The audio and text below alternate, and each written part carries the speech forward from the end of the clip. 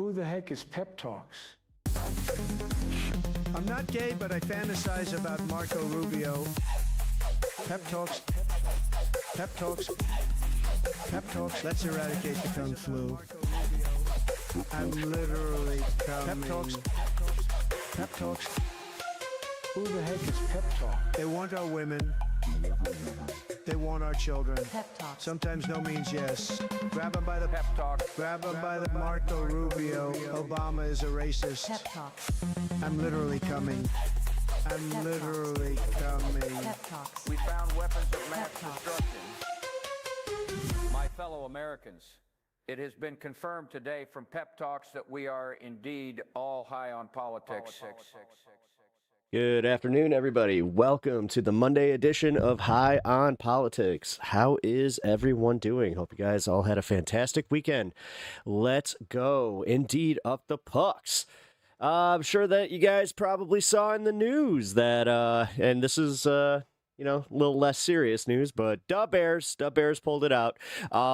It was a hell of a game. If you guys were not watching, we had, I think it was like an 8% chance of winning going into the third quarter. So, yeah, that was that was insane. But yes, had a great night that night. Got to actually talk to some This Space crew after the game was done. It was a lot of fun. Thank you, Elaney. I appreciate that. Also, Etch, what up? What up? That's why you don't do a victory lap early? Nope. No, but that's also why you don't go, we got to quit. My friend, it was so funny.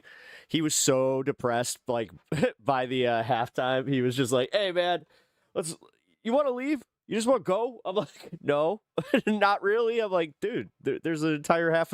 He's like, no, it's not. No, there's not. I mean, okay, so I think there were maybe like a few seconds left in the second, and he was talking about how, oh, look, they're about to go 28. I was just like, I don't think so. Didn't happen. So I was like, there's my first hint that I should not listen to this guy. But yeah, it was fun. Had a good time watching that.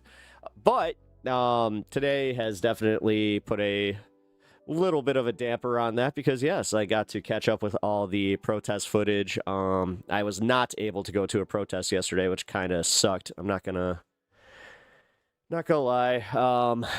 It was disappointing that yes, my plan fell through. I was supposed to have a ride and we were gonna go out into the country, but yeah, that just did not happen. But either way, I hope that some of you guys got out there. Any day Green Bay gets embarrassed is a good day. That is true. Here, let me say hello to everybody. Get the stream going. Also, Elaney, thanks for holding it down over on Twitch. The Twitch it's a fun place.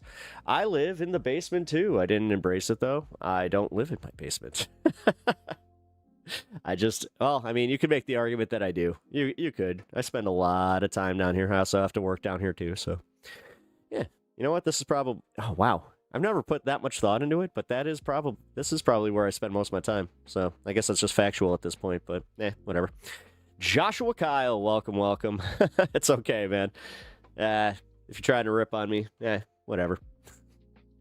Can't really rip on me when something is close to true, but it's my basement. I pay my taxes. How many protests I go to? I didn't go to any protests this weekend. I wasn't able to. Unfortunately, my plan fell through. Had I known that was going to happen, I might have gone to one on Saturday that was local. I had to drive, I drove past it on my way to go to the football game, which they were out there late, man. But yeah, good loser. Thanks. Well, no, I mean, I covered a lot of protests. There's going to be a few tonight. I know that Minnesota has another one. It's going to be a larger march. I saw that they also had something go on today at the ice facility where they dispersed tear gas again. We'll get into that. Got a whole bunch of coverage here. Got my normal coverage. I actually have a pretty decent MR segment that they did today. They did a really, really good job showcasing some of the travesties that are going on with ICE, such as breaking the Fourth Amendment. Yeah, so you know that whole thing that J.D. Vance went out and did by saying that they were going to go door to door, again, he might want to read the Constitution, because our Constitution protects us from exactly that. Exactly that. And there's a reason that we enshrined that into our Constitution, and also codified it after World War II, because we wanted to make sure that we didn't go down the slippery slope that was what we just experienced in fascist Germany. So, gay AF. Well, what's wrong with that? You know, I don't know who you had in your life that was telling you that it wasn't okay to be gay, but you could be gay, and you know what? People will still like you. Hell, people will probably even like you even more if you just start living your damn truth. Like, it's these people that they genuinely never had a opportunity to just live their lives, and then they were told by people that, you know what, they were just going to be ostracized, and yeah, they were never going to be loved. Haha, liberals and Democrats keep on cry. I'm not even a liberal, and I'm not a Democrat, so Quimby, nice going. You're 0 for 2. To imply that someone is a loser is to imply that the game was fair to begin with. So, are you saying that the game wasn't fair on Sunday? No, I think we're still talking politics here, right? Man. Yeah, well, it's like what happened at that Target. The fact that you still have people out here that are justifying the blatant use of force against that kid, when, oh, he should have just complied. He was an American citizen. He has absolutely... This is what I keep saying. We do not need to comply with them unless they have a fucking warrant. What they're doing is they are profiling people, and then they are looking at their paperwork and going, oh, none of this matches, and then dealing with it. And they're doing it in such a way, again, no masks. I doubt they have any records of who's on what shift, which I would argue that's probably illegal, but we'll see. Yeah, I mean, it was insane. Like, they picked up the kid at Target, roughed him up. He had a giant black eye, and then they decided, you know what, fuck it, we're just going to drop you off at this random Walmart because we got to get away from here, because they were being pressured by everybody in that Target. They were being pressured by the employees. They were being pressured by the manager, who he was just like, he's a citizen. I have his paperwork. He's a fucking citizen. Cry harder? No. Yes, I'm crying. By pointing out, with a smile on my face still, somehow, Paul, that these people are blatantly breaking the law. And again, I love how the don't tread on me people, like these people that were so, like, you loved the Tea Party, you loved that yellow flag with the snake, but guess what? Now you have abandoned those principles to, I don't even know. Like, did you ever actually believe it? Did you ever believe in the don't tread on me thing? Because did you believe that the government was actually fucking treading on you? Jesus Christ. Just admit that you're fucking racist. That you're so happy to see these people get roughed up because they're a different color or creed than you. You fucking pathetic losers. Jesus Christ. You can tell us to cry harder, but the only ones that cry victim when they're not actually a victim are you. It's insane. And then you see a bunch of solidarity, and then you get scared by it. I mean, I do love that part. I love that part, genuinely. It's fun. It is fun to see how many people have, like, just turned and gone full bootlicker. And they also don't have the conviction to actually go join ICE, which tells me something. It's just like, wait a minute. What are you afraid of? $50,000 signing bonus, yet you can be here on my page and tell me to cry harder, but I don't see you putting on the fatigues there, bitch. What are you one of the only consistent ones that's just like, well, they told me I have to wear a mask. They don't have principles. No, they don't. Yeah, tread on me harder, daddy. Yeah, they love that shit. They love it. Exactly. Tread harder, daddy is just, that's the new flag for them. I mean, it's perfect. What up, Chris? How you doing, brother? How is my favorite Greek doing? Also, just want to welcome everybody to the stream here. You know what to do as you file in. Hit that like button. Helps me out a lot. Subscribe to the channel if you have not already. I think that most of y'all are that are, you know, cool. Obviously, I got the Wife's Cancer Fund up still. Yeah, I actually just got some really bad news as far as that increasing, as far as the uncovered stuff. But I was told by an advocate to just wait this one out until she's done with treatment, because apparently it's going to keep snowballing a little bit. But yes, everybody give the wife some well wishes today. She's going through a lot of imaging and tests today. So, yeah, she's going to be there until late into the night. So, yes, everybody give her the good vibes, please. Hell yeah, just last week I got 6 blacks arrested. I went into Walmart, asked them to steal something for me. I went outside in the parking lot and I called the manager and got them arrested. So you're an actual, like, ghoul of a human being. Also, I don't believe a single word that you just said there. But it's the internet, folks. Everything's true. I have questions. What are your thoughts on automation? I read 800 million jobs will be lost by 2030 globally. Yeah, no, I believe that. That's the whole reason that they're... it's funny, because you know how, like, they're doing all these things to make sure that we don't have our rights and, like, to kind of enforce a massive police state and get people used to authority, like you guys are. You guys are so used to it.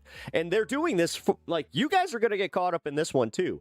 Because eventually, you're going to they're going to do something that's going to affect you financially, like take your job, and then they're going to tell you tough titties, because there is nothing to do. And they have been giving you a whole bunch of false numbers, which, again, love how you guys are so good at calling out fake news. I thought you were experts at calling out fake news. So when they feed you some actual fake news, you just eat that shit with you got the airplane coming right in your mouth. Just open your mouth for the airplane, and you're just like, the hangar bay is open.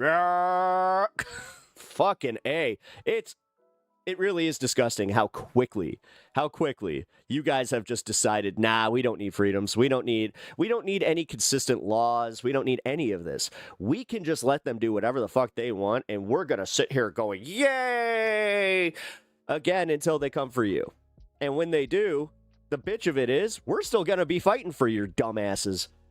Confirming all the hate biases. I mean, it really is... They're giving us everything that we already knew. Like, we knew they were Proud Boys.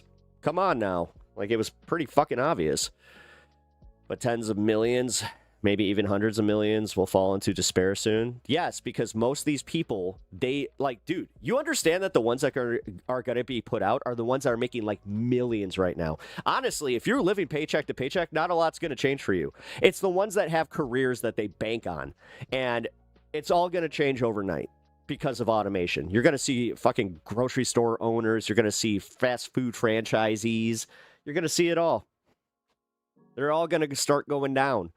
Unless the franchisees decided to get in early with the automation, then we'll see. But again, I also saw this report that because of the ham-fisted nature of them going after everybody who, you know, is brown or speaks a different language, yeah, apparently...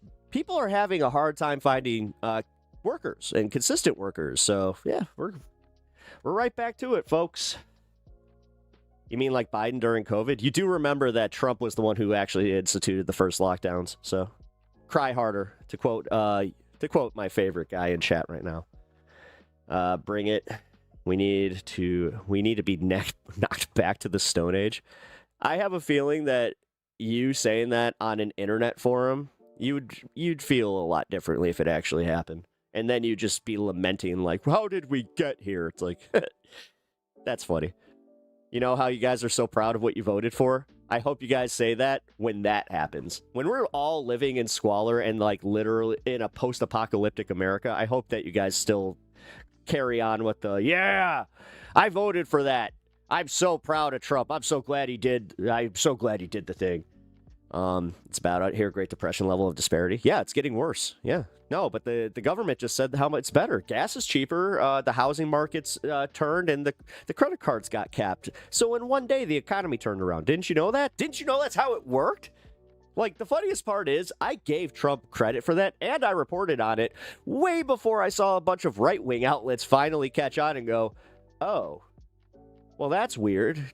Trump actually did something good for the economy, but we ignored that to just go and troll the libs. I mean, at the very least, I'm glad that's happening. Like, you guys do ignore the things that, you know, theoretically you could use as ammo to be like, well, how come you don't support, I mean, you're a pothead. How come you don't support him rescheduling marijuana? It's like, well, I do.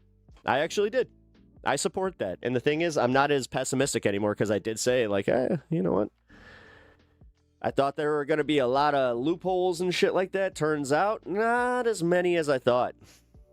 It does turn out that the big alcohol lobby was the one behind the squelching or whatever the hell it is, where they put out this, it's like this mass information thing. And I've seen, here, let's see if it's still on my newsfeed. Let's see. It is.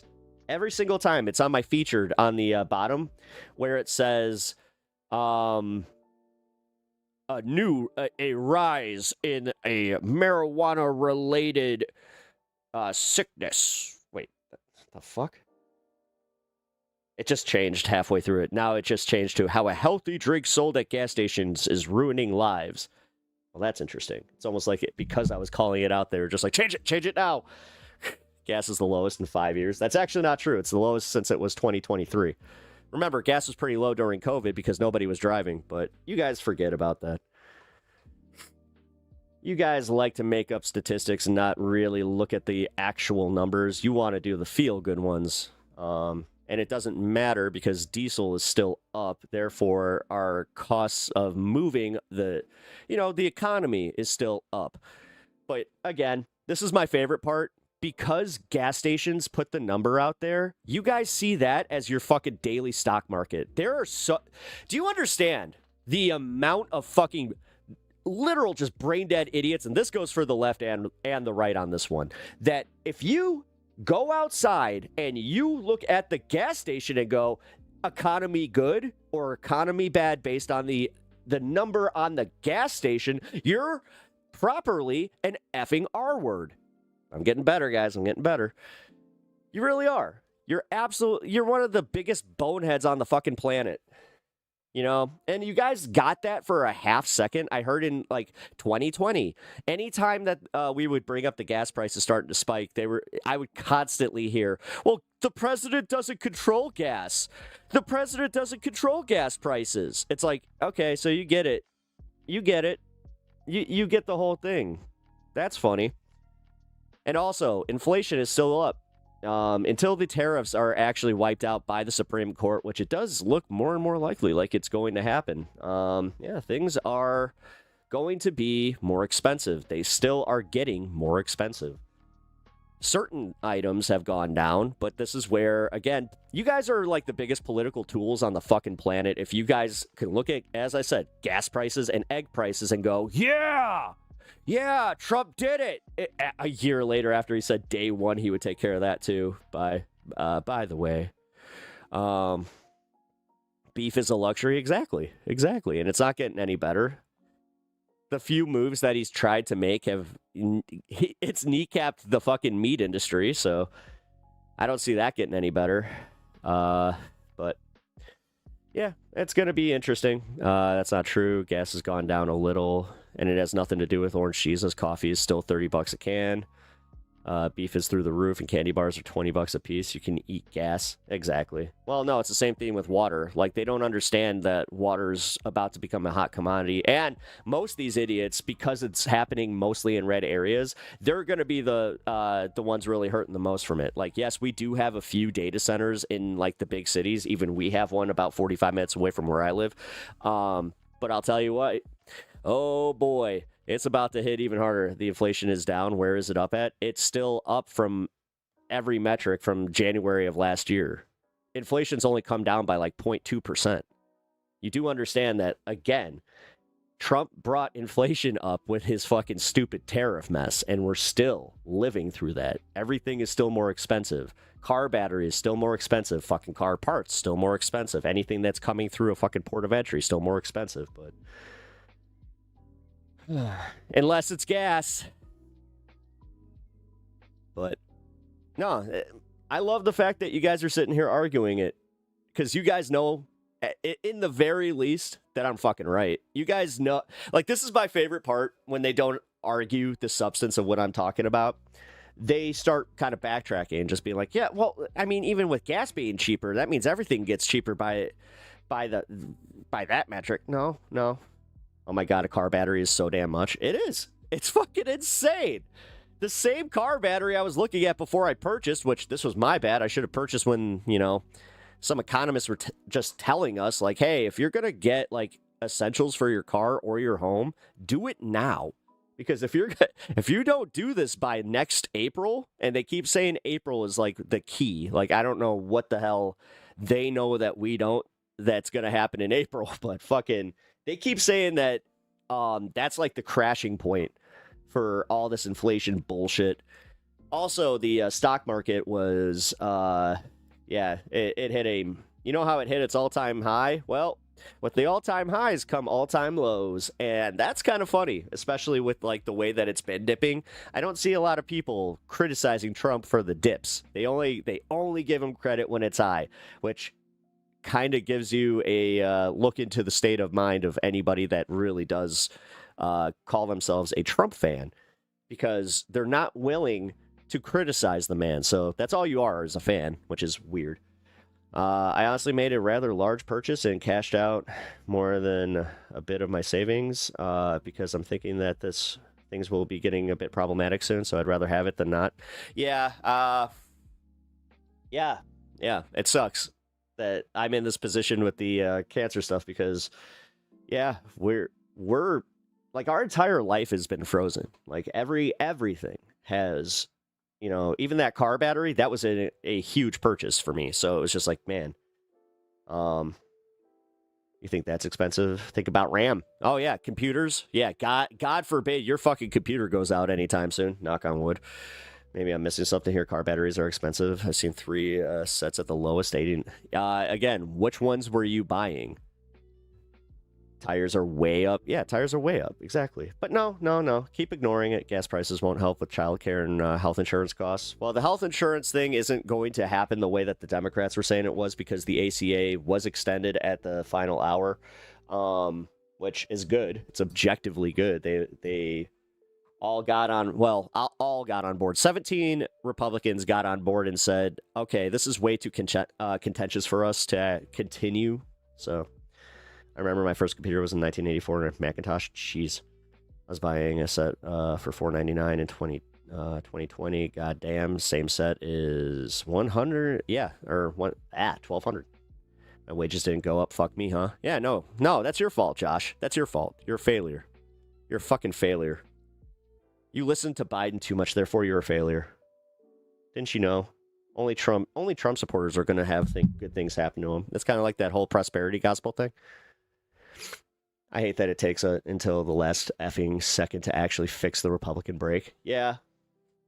Well, again, because funny enough, they needed to do it at a time where Trump wasn't really paying attention, because for Trump to come out and then, like, do his obligatory threats that he is so good at doing, be like, oh, you know what? I'm going to support your challenger in the primary. I don't like what you're doing. Yeah. I think that was the whole thing. And now, because it was the first session, he probably didn't even know Congress was in session. Like, let's be real. Yeah, that's why they did it. Either that or he did, like, no. You know what? No. He had an economic meeting with enough people that he may not respect, and he may think, like, he does the thing where he's just like, you know what? I control it. That's why he's doing the thing with Jerome Powell. Is because he understands that how bad the economy is, and everybody has been warning him for the past year. Literally, since last May, he has had every economist on his side talking about how if you do not stop with these tariffs, if you do not stop with the fucking fudging of the numbers, this is going to collapse the economy in a way that you will not be able to recover from, and you will never be seen as a successful president. Because do you understand? He can do all this shit that you guys love the second that he's, like, if he takes us into an actual depression, which I hope doesn't happen. I'm one of these people that lives in this fucking country that I just hope this doesn't happen. You know, this is why I eat crow when I do, where I'm just like, oh, you know what? Oh, he did something that made sense for once. Or, oh my God, Republicans did something that made sense for once. Hey, thank you for the sub. I appreciate that. Provocative AF clips. Interesting channel you got there. Yeah, give the stream a like, but of course, it's my fault. I'm a loser. I knew that. I shipped manufacturing jobs to China in 1976. I abolished the law in 1995 to prevent private equity from consuming the housing market. It's all my fault. Well, that's the thing. I actually gave Trump a lot of credit for going against Blackstone and just being like, you know what? No more private equity in homes. But I knew there was something else there. I knew it. It took one day for him to walk that one back and just go like, well, you know what? Unfortunately, that can't happen because we got a lot of people, you know what? So we'll have to figure it out. We'll just say no single family homes. It's like, okay, Long Way Enterprises. Oh, hey, thank you for the follow. I'm a clown. Oh, well, at least I hope I'm funny. Trump is the logical conclusion of Cheney's doctrine of we create history. Yes, it is. And that's why I think that I am still like so up in arms about this. Cheney's era was looking forward. Trump's interpretation is that he gets to decide what all of history, yeah. And learning mean. I don't know why this is happening again. Hold on. My comments are slowed down. Like this one. Yep, I got effed again. I slipped and fell, and that's it. I know there's something else there. There we go. On that dick. My fault again. Yeah, well. Well, don't you know? Oh, hey, by the way, guys, here. Rowdy Road Steamer, or Robbie. I keep calling him Rowdy. It's Robbie Road Steamer. You know, the guy in the elephant. I know my animals. I wouldn't be able to pass that cognitive test that Trump is so proud of. I can't tell the difference between an elephant and a giraffe. Yeah, the guy that's in the giraffe costume that does all like the music stuff, you know, pretty famous guy. Apparently got arrested today. Hey, you gonna sing some songs? Oh, yeah. Oh! Again!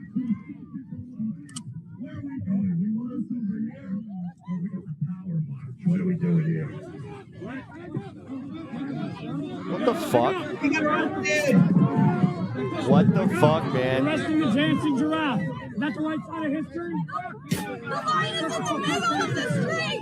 You proud of what you're doing? It's in the middle of the street! Yeah, he's literally in the middle of the street. I said he's going to get arrested. I called it. I called it 10 minutes ago. I said, this guy's going to end up getting arrested. And he's getting arrested. They're arresting Loudmouth. Loudmouth out of there. And we knew they were going to come out. Loudmouth is gone. They're like tired of Loudmouth. Loudmouth is out of there. You're out of there, buddy. Loudmouth is perfectly Have fun. legal right Loudmouth, there. So they're arresting him. In the middle of the fucking street! again, sit there, dude. Nothing's more pathetic than you fucking losers lapping this shit up. When even the fucking the cops, the boys in blue, are telling you and us, nah, this ain't the way, and this is gonna end up causing way, way more danger in the long run. Although, you know what? Fuck it. You know what? Fuck it.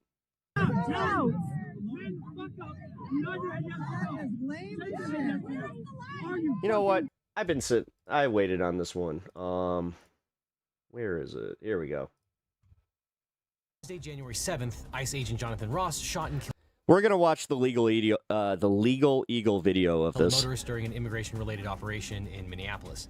The victim, 37-year-old Renee Nicole Good, a U.S. citizen and mother of 3, became involved or sought to legally observe the proceedings after dropping off her 6-year-old son at school that morning. She was shot in the head in the front seat of her car. The incident took place shortly after the Trump administration escalated immigration enforcement operations in Minnesota by deploying thousands of agents in the state. Diametrically opposed narratives have emerged over what led to the shooting, with the administration uniformly defending the agent's deadly use of force and seemingly everyone else saying he was 100% guilty of murder.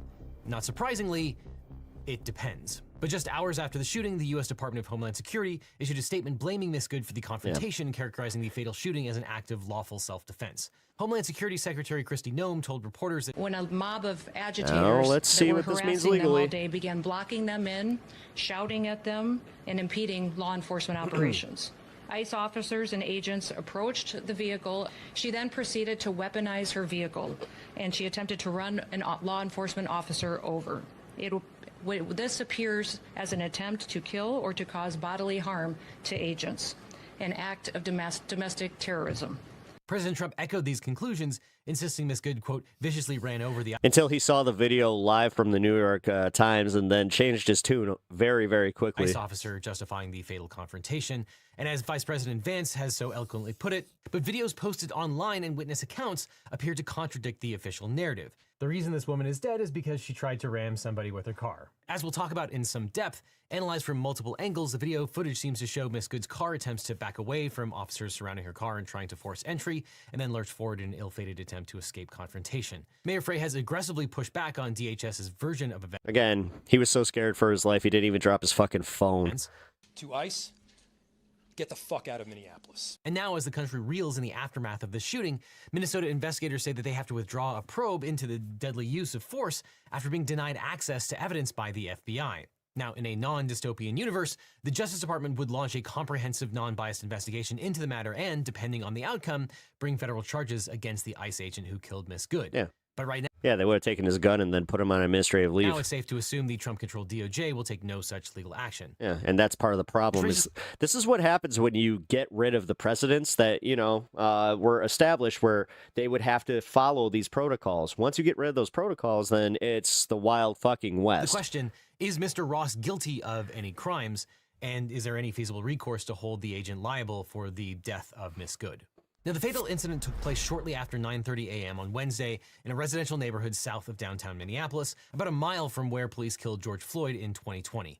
A frame-by-frame analysis of bystander video footage raises serious questions about the administration. No, they don't. No, they do not, actually. Narrative that This is the thing. Most cops have come out and condemned the way that he got in front of the vehicle because most cops would not get in front of the vehicle. Anyone that has just a modicum of police training knows that you're supposed to stand to the side of the vehicle. You're supposed to stand off to the side and kind of keeping their steering wheel in your view because it gives you a better view of the car inside. Also, makes it so it's a lot harder for you to be put in danger of getting hit. Agent Ross was forced to fire defensive shots. Also, if you have multiple police the way that they did, they're supposed to form an L. That guy walked around the car. To protect the life of himself and others. Video taken by a witness shows Miss Good's vehicle, a burgundy Honda. And no, they do have consequences. Anytime that an officer discharges his weapon in the field, they have to give up their weapon to their sergeant or to one of their superiors, and then they will be put on administrative leave pending an investigation. This guy got in his car and walked off. SUV stopped in the middle of a one-way, which also flies in the face that he got ran over. Road, its engine idling. And we're now starting to see more videos from the moments leading up to the shooting. It appears that the SUV was initially parked on the side of the road and was only in the middle. This video shows she wasn't even obstructing the side of the road. I mean, I've seen every video that I need to see. A relatively short amount of time before the incident began. The video taken from Mr. Ross's own cell phone. The problem is you got a lot of people that are putting out AI videos now to kind of fit their narratives. And I've seen it on both sides, guys. Shows him filming the vehicle trying to apparently record the license plate. Stay off X for any information on this one, by the way. Of the SUV. It's Good's bad. wife, Becca, was also using her phone to film him. She says, That's okay, we don't change our plates every morning, just so you know.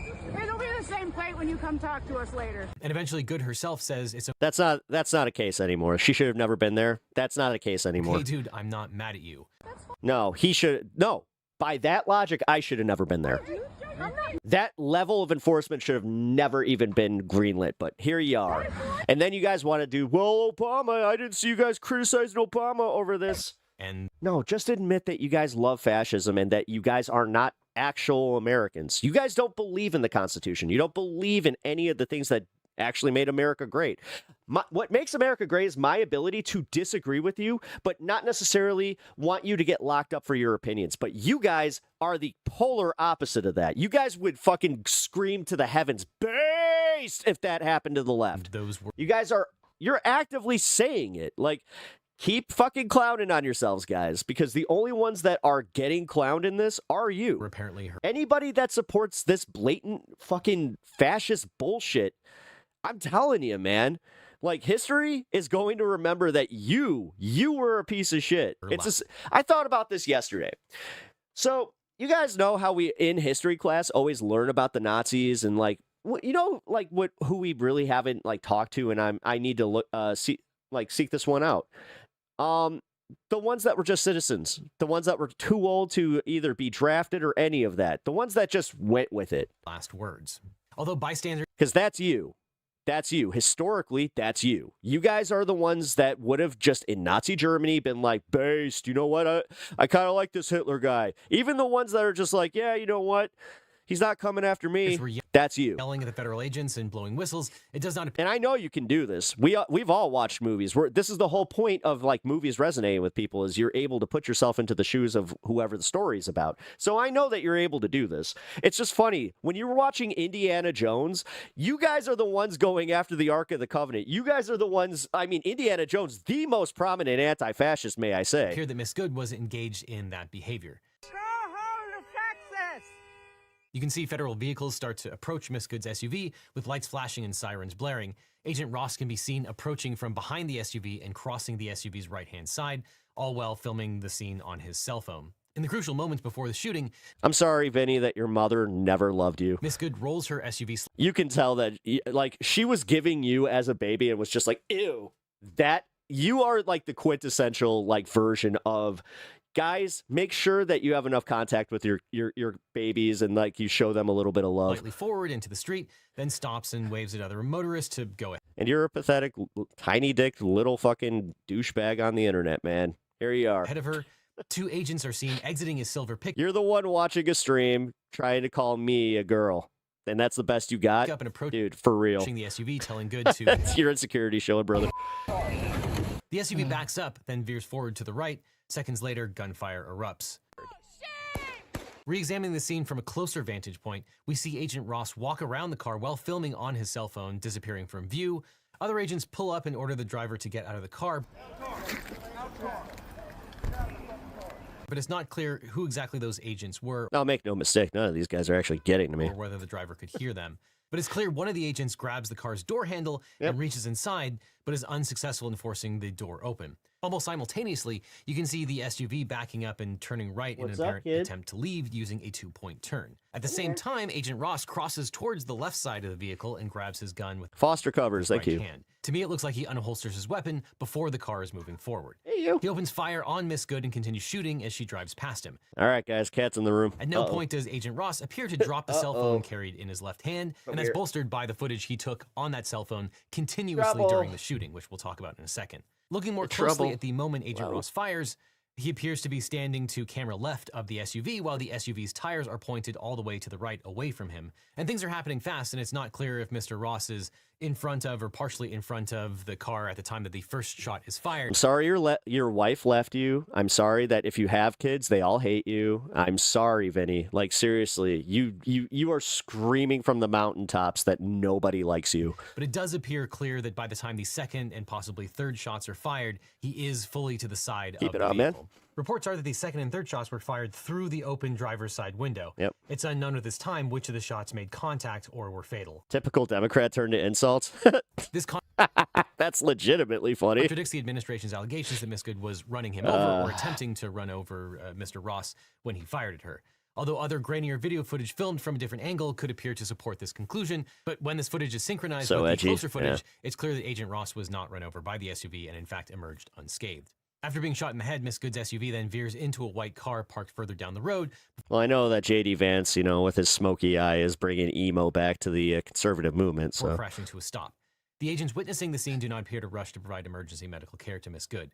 Eventually, Agent Ross approaches... Again, guys, if this is how they see the Democratic Party, this is a good example of how the Democrats need to wake the fuck up. ...the vehicles and instructs his... Because nobody on our side is looking at this anymore and just being like, oh yeah, Democrats are here, they're going to save us. ...colleagues to call 911.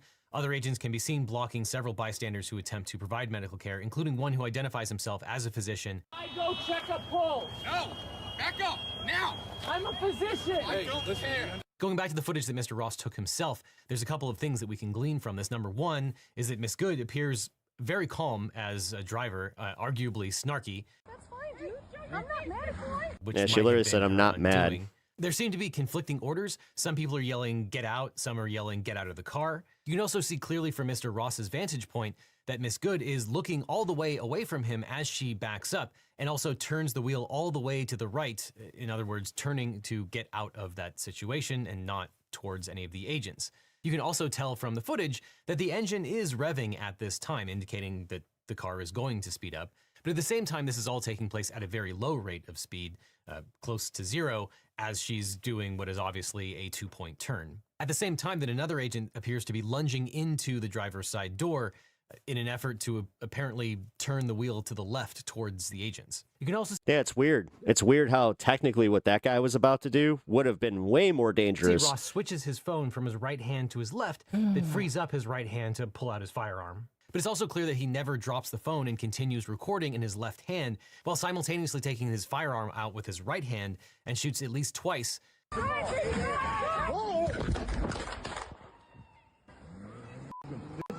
It also seems pretty clear that the reason he was arguably in front of the car was for video recording purposes and that at any time he could have gotten out of the way.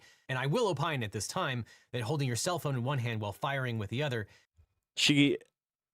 Oh my God. Guys, this is why I use the word retarded, because these fuckers are retarded. Seems pretty reckless. I can't. I'm sorry. If not depraved indifference to the human life. Apparently, it's the only words they understand, you know. You want to come at us?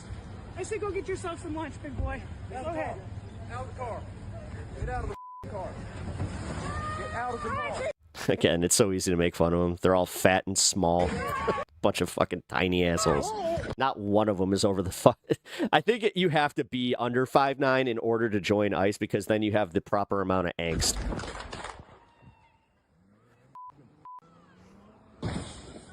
Now, given the Trump administration's refusal to participate in the investigation, filming and still popped her, yep, and the fact that this video comes, yeah, it's almost like he wasn't actually afraid for his life. Weird. Seemingly directly from Mr. Ross's cell phone, it's extremely likely this video was leaked by either Mr. Ross himself. Get out of the car, said 4 times. That is not a fucking cop! You bootlicking fuck! It's not a cop! They don't have the ability to enforce that shit on us, the citizens. That's why we are calling them Gestapo fucks, you asshole. Seriously, I'm done fighting for anybody. Like, if you want to make it to where, like, you truly want do you want the retribution? Do you want us to do the thing that you so clearly think that Biden was already doing? Honestly, at this fucking point, we shoulda. Biden shoulda locked you all up. He shoulda gone for all the fucking deplorables, apparently, because honestly, we were playing the good faith game, thinking that you guys genuinely thought on the same level as us, where it's like you respected the Constitution. But no, you guys don't give a fuck. Someone in the... It's all about, we need to smash the libs. We need to get rid of leftism. We are so anti-American that we just want to have a white ethno state, but then we're still gonna fucking push out minorities and fucking any woman. Or you guys just want it to be white men have all control. Chain of custody at the Department We get it, man. God damn. Homeland Security. Probably because they think you insecure fucks. You never amounted to anything. So you got mad when you saw somebody else do better than you. You got mad when the fucking jock fucked your girlfriend in school. You got mad when you saw a black dude that was cooler than you. Dude, we get it. We get what type of people you are.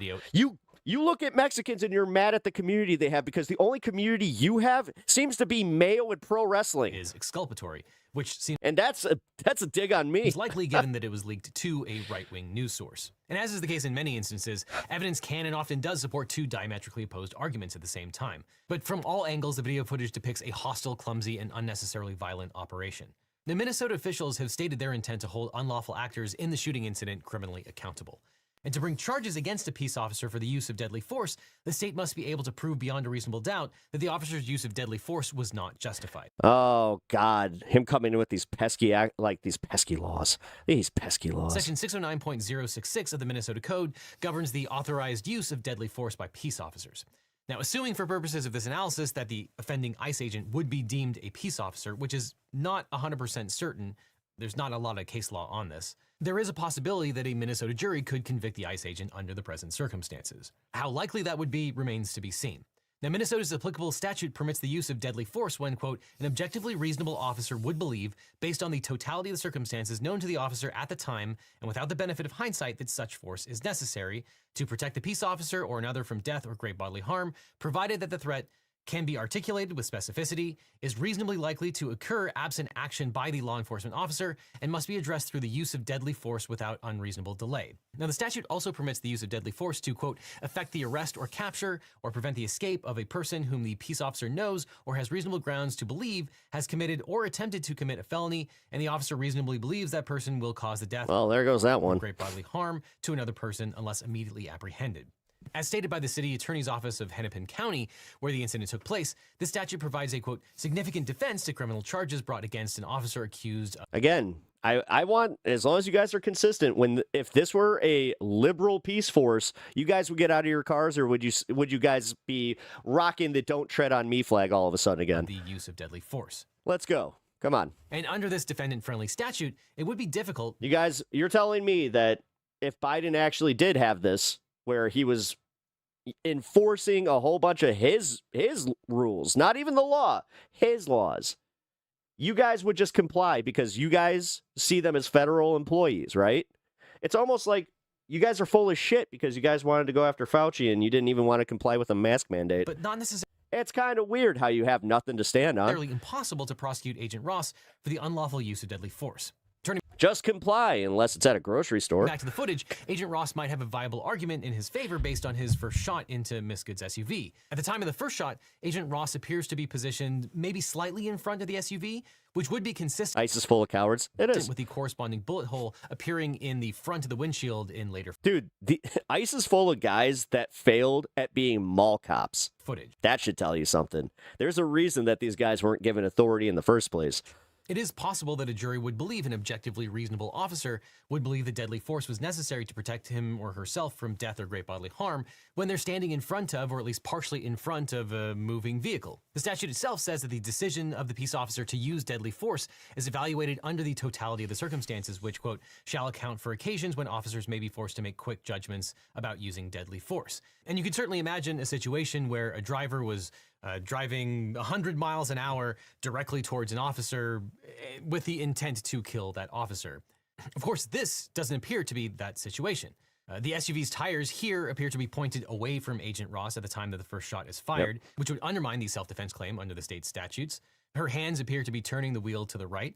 Further, at the time that the first shot is fired... Again, I don't want to hear about it. If you were not compliant during COVID, you can shut the fuck up. The car is not speeding towards... And I have a feeling that's like 90% of you. Agent Ross, but rather... 80. At least 20% are people that do actually like me in here. Pulling away at an extremely low rate of speed. Thousands of motorists are pulled over every day. Revving the engine doesn't give the highway patrol license to murder the driver. And it's much harder to make the argument that you were acting reasonably and fearing for your life while recording video continuously in one hand and pulling out your gun in the other like akimbo deagles. But certainly nothing is a given when prosecuting law enforcement officers, just ask Rodney King. And section 609.066 is extremely favorable to the officers themselves.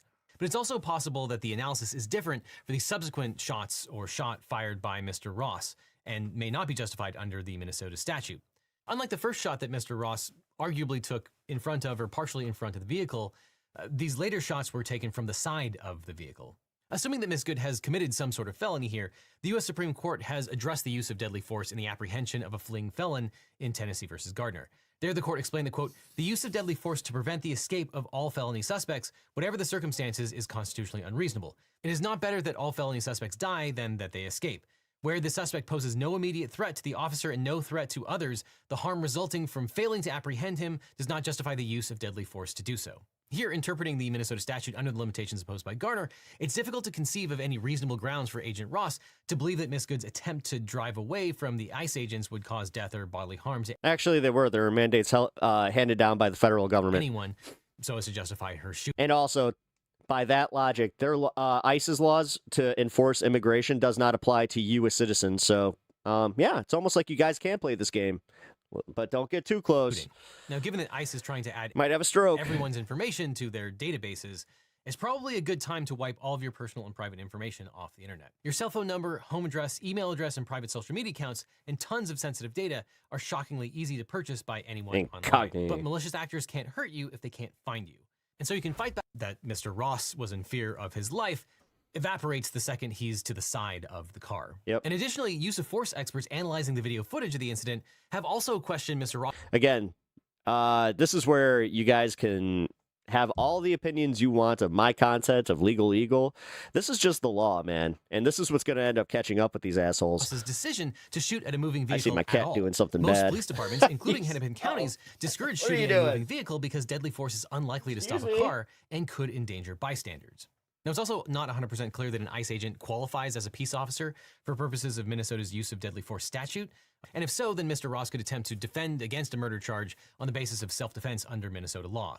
But under this scenario, the state would bear the burden of proving beyond a reasonable doubt that Mr. Ross was not acting in self-defense at the time he shot Miss Good. But under these circumstances, Mr. Ross would find it difficult, if not impossible, to prevail on a self-defense claim, given that Minnesota's self-defense law... Oh, trust me, LA law would break these fuckers' minds. How you can actually, like in LA, it is perfectly legal to go stand in a roadway applies only where the accused was and not use lethal force. not the aggressor, and imposes a duty Mischievous kitty. Yeah, he's in a bit of a mood today. to retreat. To defeat a claim of self-defense, the at state him. must disprove beyond a reasonable doubt that at least one of the 4 elements of self-defense, the absence of aggression or provocation in the part of the officer, to the officer's actual and honest belief that he was in imminent danger or chewing death on those or great things. bodily I gotta harm, and that the get 'em action outta here. taken was necessary to avert that danger, the existence of reasonable grounds for that belief, and the absence of reasonable possibility of retreat to avoid James, where the fuck are you from where you're calling everywhere else a the shithole? danger. It's weird. And I think a jury would be hard-pressed to I find have that this feeling that you live in an actual shithole, but Mr. Ross did not engage in the what do aggression you got? 2 gas stations and 1 McDonald's? or provocation that ultimately resulted in the shooting. Video footage shows Mr. Ross approaching Miss Good's SUV, encircling it on the right side as he takes video with his phone, and re-emerging near the driver's front side. If you know of the anything car. about people, there's no way that she wanted to run over the officer. No, her demeanor, like that's the thing. A study in the demeanor of both these people kind of gives you an idea where their heads were at. She was trying to de-escalate. He was all about escalating. And he first draws his gun as the SUV reverses away from him. And Yep. while the aggressor in an incident Yeah. The thing is, again, drew the gun while the car was in motion. It doesn't matter that it was in motion backing up. generally has no right to claim self-defense under Minnesota law, an Nope. original aggressor can still claim self-defense if he actually and in good faith withdrew from the conflict and communicated that withdrawal expressly or impliedly to his intended victim. Ain't that a bitch how the law does not actually work in favor of the ICE officer? It's maybe why he's decided to go into hiding. But here the video footage shows no And I'll tell you what, he ain't ever going to be able to come out of hiding. withdrawal or communication of withdrawal. To the contrary, it shows Mr. Ross originally If there's instigating the anything that's going to happen, that's it. They threw him under the fucking bus. incident and then proceeding with the escalation He of ain't going back on duty. tactics, nearing the vehicle, drawing his weapon and aiming it at Miss Good. And another hurdle facing Remember how he had PTSD too, so that's the logic that they're using. Mr. Ross in a self-defense Excuse analysis me. is his failure to That's retreat. it. Come A on. valid self-defense Now, claim I requires saw the, that. quote, absence of a reasonable I saw possibility of that. retreat to avoid the danger. And the Minnesota Supreme Court has explained that a reasonable opportunity to retreat exists There if you there are, go. quote, options for escape or avoidance of peril rather than directly confronting someone. And here the video footage shows that Mr. Ross The agent's father docks his name. Good. had time to get out of the way of the SUV because he did. Mr. Ross was not trapped. He was not unfettered in his ability to escape, back away, or otherwise protect himself. And in fact, he had the opportunity to take out his gun Those with PTSD shouldn't be on the streets. Yeah, it's almost like he had no business being there. and shoot the driver. If I was the prosecutor, I would certainly argue He'll probably be cleared in a court just because people are stupid, but civilly, he's fucked. that a reasonable officer would have done everything that they can to get out of the way first before even thinking of unholstering their firearm. And of course, maybe put the video camera down too. Mr. Ross did neither and still was seemingly unscathed. This failure to retreat or safely avoid the confrontation before resorting to force likely dooms any claim of self-defense in a And if he doesn't, then are you going to go out and protest because you have such strong convictions that he was right? police officer scenario. On top of that, Or is it almost like everybody calling me a fucking keyboard warrior or like any of that bullshit? You guys don't have anything you would stand up for except for just this, what you're doing. Like you're sitting on your phone or you're on a keyboard. You're literally the definition of a keyboard warrior. the state could argue that Mr. Ross did not have a reasonable Biggest bunch of bitches online. basis to believe that he was in imminent danger of death and that the discharge of his Making fun of firearm the was left. necessary Yeah, to at least they're avert that doing danger. something. That's because an objective standard applies to the amount of force used. In other words, the force must be proportionate to the threat and limited to that which would appear to be necessary to a reasonable person under the circumstances.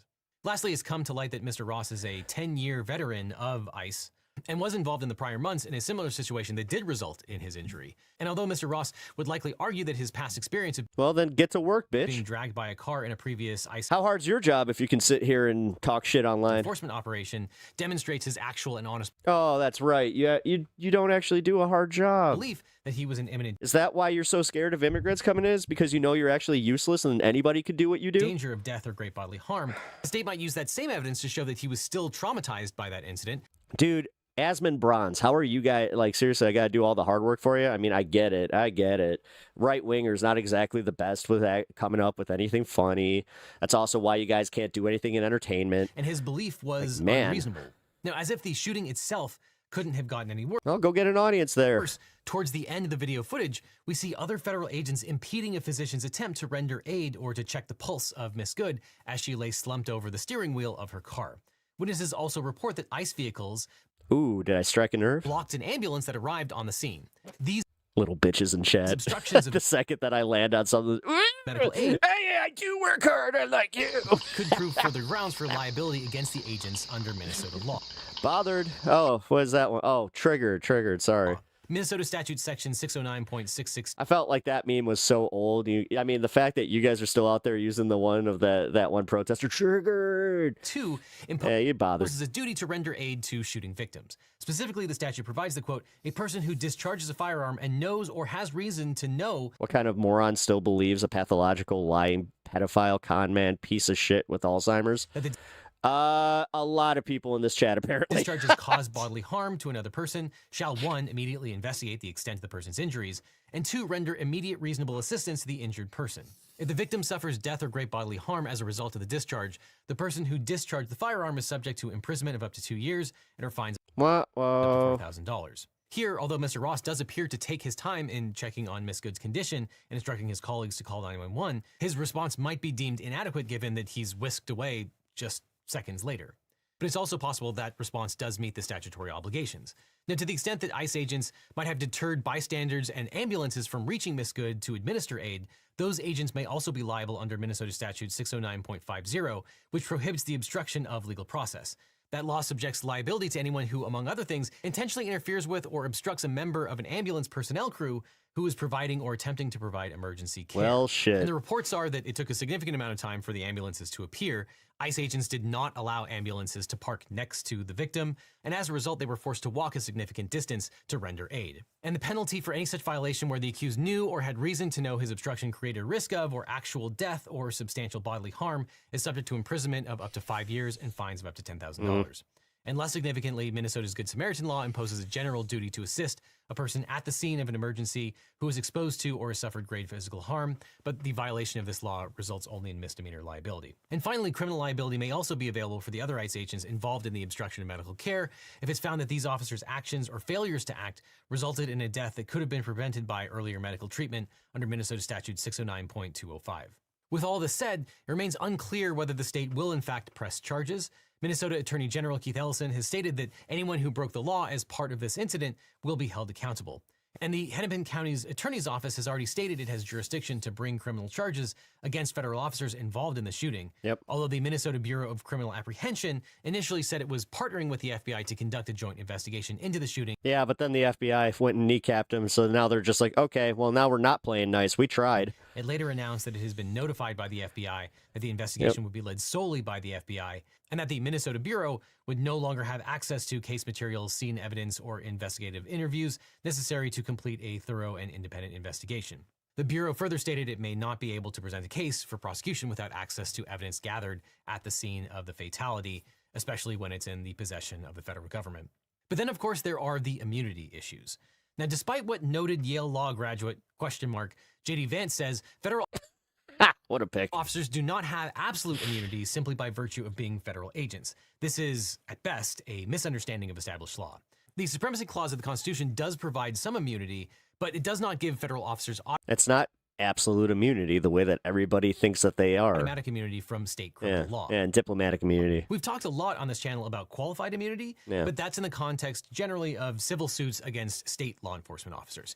Here you have the potential of state criminal law applying to federal officers. That doctrine comes from cases that we've actually talked about many times, like In re Nagel, which held that states cannot prosecute federal officers for actions that were authorized by federal law and necessary and proper to carry out federal duties. But there's one thing that I've learned about this Supreme Court and just any of these court cases is they don't mean dick anymore, because apparently all we need is just a few justices that are left-leaning, and then they change all of that. Isn't that how that works? That so protection might be, might not be tomorrow, but another few years, unless you guys actually do the coup, you better hope that the pendulum doesn't swing the other way.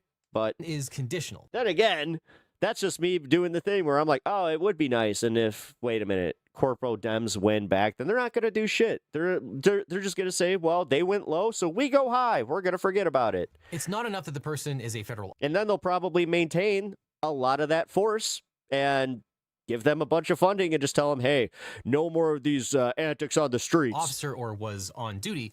Courts ask whether the officer was performing a federal function and whether the specific conduct was reasonably related to that function. If the conduct was excessive, reckless, or unrelated to legitimate enforcement needs, the Supremacy Clause arguably doesn't block state prosecution. So the legal question is not, was this an ICE agent, but was this killing necessary and proper to carrying out federal immigration law? The Supremacy Clause defense is fact-intensive and usually cannot be resolved just by holding up a CBP or ICE badge. States may prosecute federal officers if they act outside of the scope of their federally authorized duties or violate state criminal law in ways that are neither necessary nor proper to carry out their mission. But there aren't really many recent examples of state law enforcement charging federal agents.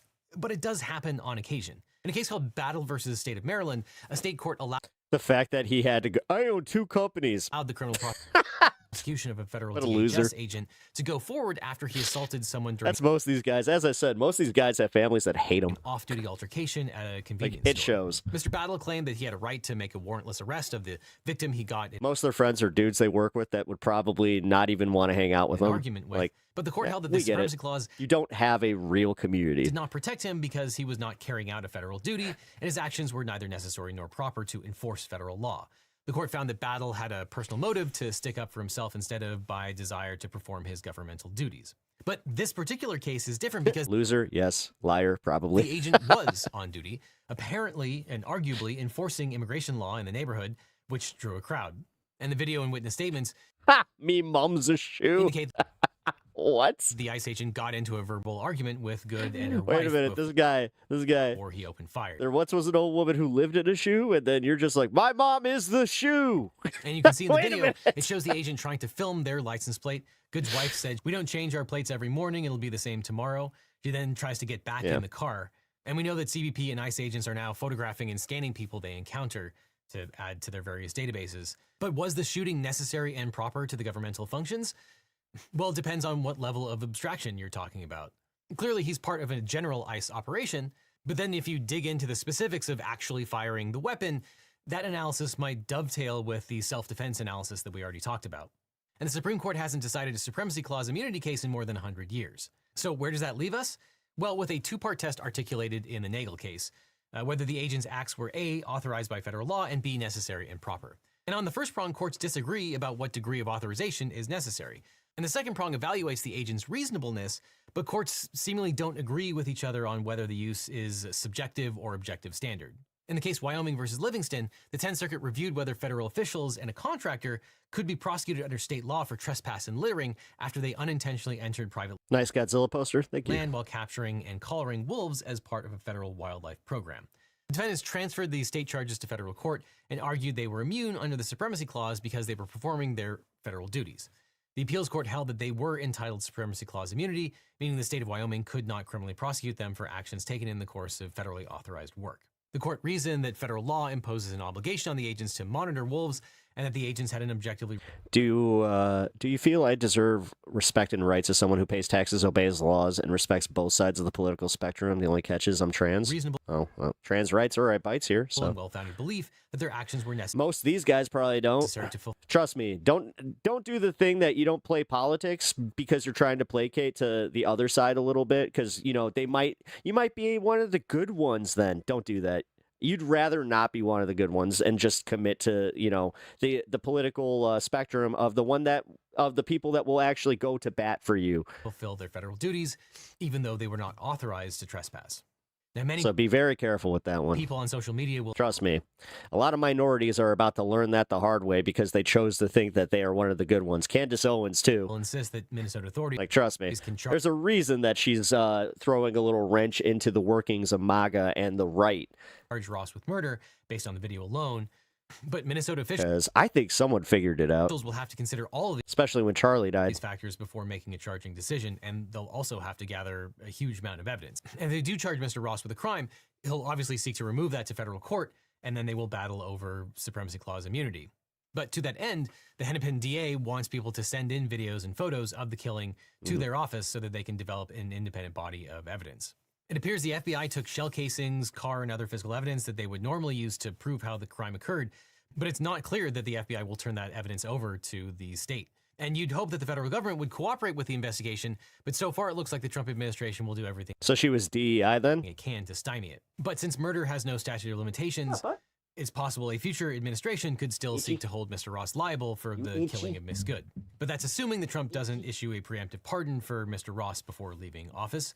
Though, ironically, a federal pardon wouldn't stop a state prosecution, but then we go back to federal immunity. Oh God, not the mom's basement burn. Oh my God, guys, someone in chat was so creative. They told me, get this, that I live in my mom's basement. They told me I live in my mom's basement. I don't know how I'll ever recover. Questions. But even if the Trump administration obstructs the state's access to evidence, the video footage may already be enough to secure conviction. It's certainly not an easy case. It never is when you're trying to prosecute a putative law enforcement A lot of politics officer. are based on the same division tactics found on the early and Reagan administration using minorities to leverage. But sometimes it's worth the risk. Now, the thing is, that never went away. Like, a lot of these people were Reagan Republicans that turned into don't tread on me, fucking, Tea Partiers. I almost forgot their name. This highlights why it's so important to get Like the Darth Maul, thank you. great lawyer Appreciate when that. you're dealing with your own case. Now, after I started this channel, every week I'd get hundreds. All right, this is ground news. Let me see. Oh, no, just in general. All right.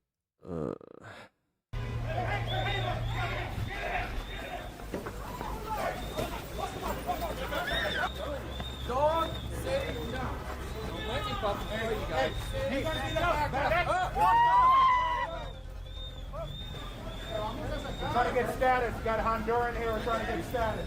Texas Tech. That's fine. Open the door. I'm break the window. On 1, 2. I'm gonna break it. Open the door. Open it. Last warning. You can help build the only independent news outlet, always on the ground with the people, for as low as 16 cents a day. Corporate media, they've been lying. This one that you're watching, it turns out that he was a citizen. For years, and you're going straight to the people. Flint, Michigan. Brooklyn, New York. Yeah, again, this whole show me your papers thing. You know how they said that they can profile? Well, guess what? The Fourth Amendment makes it so they really can't. So this is going to end up seeing some Supreme Court challenges that if they want to abolish the Fourth Amendment and 14th Amendment, well, guess what, guys? That means illegal search and seizure. Bye-bye. That means that you guys, anytime that you're up for DUI, which we know you guys, that happens to y'all a lot, you might find yourself in a different position. Your government sending one more you to the residents of Chicago. We need as many independent voices as possible, and that's why what you guys do is so important. Fuck yeah. Covering what the corporate Status media coup. covers up. We're trying to get status. We got a Honduran here. We're trying to get status. Texas Tech. That's fine. Open the door. I'm break the window. That's funny. I'm the only one in this situation right now still standing up for your constitutional rights under what we live under. But I don't know, man. You guys are kind of making me rethink my position on this one. Because why? Why should I put any energy into wanting to protect a bunch of assholes that would gladly want to see me in a fucking camp. It's almost like, honestly, it's like, oh shit. Okay, now I kind of see the whole merits behind making these guys kind of feel that shit. But since you guys are perpetual victims, though, we know how that will work. Like you'll scream that you're already being victimized the second that a Democrat wins. Like, God forbid a Democrat wins the presidency, you're already victims. Open it up. Open it. Last warning.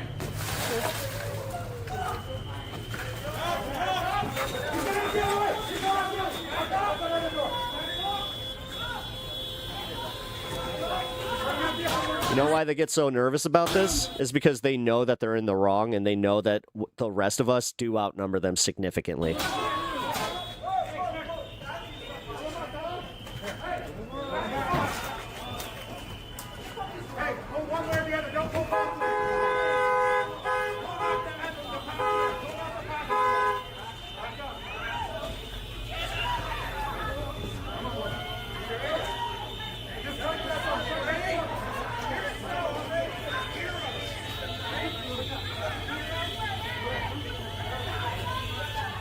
Bunch of tyrants. What up, Devil's Advocate? Good to see you. No, you're trying to get on the keyboard. Stop it. Back up.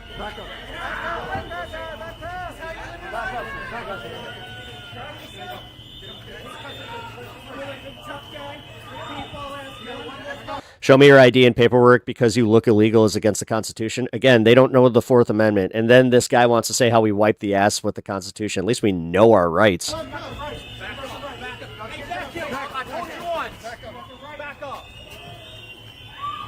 God, look at Benito. He's fucking 4 foot nothing. Look at all these guys. Not one guy is a head above the car. The rest of these guys literally head at the car. We all know that these guys love some big trucks because they're very insecure. At just $2,142.02, one group of 50 armed protesters could stop this. Yeah, and that's exactly what the Trump administration wants. The thing is, you would think, like, as an American, you would think that people outside of our country would think that that's what would have happened anyway with all the pew-pews we have. Like, since we're, such advocates of the Second Amendment, which I myself am. I believe in the Second Amendment. No reason to let you all guys have the fucking pew-pews. Nothing scares a right-winger more than a lefty who can shoot.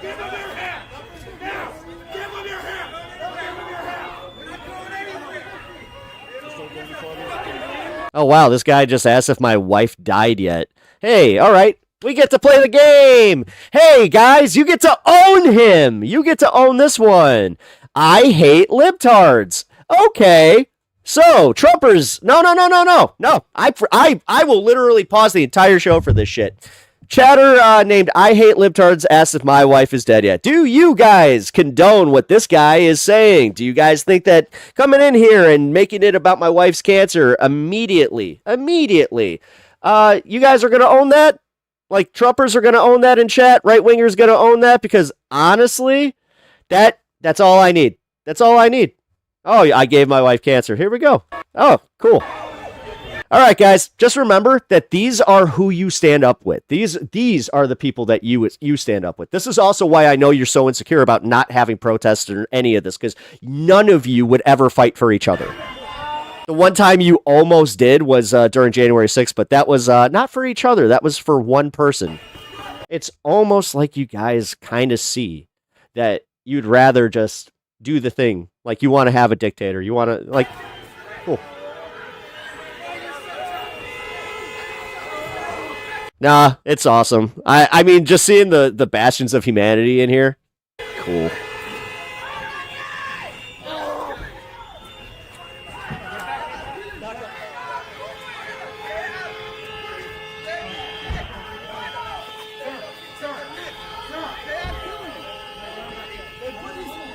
New subscriber. Hey, welcome. You don't agree? Well, then maybe tell him to get fucked. I don't know, guys. It's almost like when you see stuff like that, if you genuinely care and like you want to like you got the platform here, you might as well tell them to get fucked and like, hey, I like Trump and I like ICE, but you're a piece of shit. I don't know, but you do understand that these groiper fucks, like that's when they do that shit and they see all you guys doing this, they automatically think that you're with them. So just remember that.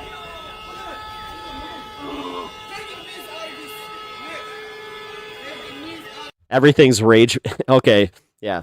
Showing ICE doing exactly what they do is rage bait. That should tell you something. If you're outraged, then maybe you should do the thing where you feel the outrage and go, oh fuck, oh yeah, this isn't good. Oh yeah, you know what? This also doesn't look great. Because just remember this one too. For everybody that thinks this is good optics, it's not. Because do you understand that during 2020's presidential race that they had to use a whole bunch of footage from the George Floyd stuff, which again was under Trump, to try and be like, this will be Obama's America. Well, this is Trump's America. Gestapo jackbooted fucks that you have to sit here and worry about your fucking rights if you just happen to be the wrong color. Oh, it's awful optics. Now, again, outside of your little bubble, which you guys don't get out of very often unless you want to come here to troll. Like, that's the only time you get out of a bubble. It's not like you're actually listening to me. Most people don't like this. Like, this is the thing. I engage with real people out in real life, and I ask them about these things and just say, hey, do you think that ICE was out of hand? And everybody, short of one Trump supporter that I talked to this weekend, said that this was completely out of line for ICE to even fucking stand up for. But that one Trump supporter was just like, it did kind of look like she was aiming for him. But go ahead, guys. I know that you're insecure. It's okay. Most of the numbers you even see online are bots, so that should tell you how much like support you actually have. Back it up, don't you understand?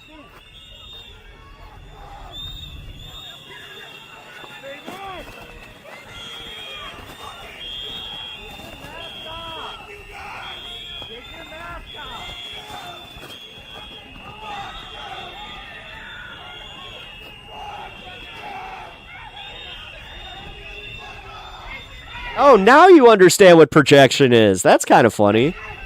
That's kind of funny. Then maybe you can look back through all the Trump shit, and then you could tell us what which one he was projecting on. The Epstein stuff, maybe? Maybe the fact that you guys protect a pedophile, like a bunch of billionaire pedophiles, and you guys are 100% behind it. So, i.e., you protect pedophiles. Cool. Oh, trust me, we're getting back to that next week.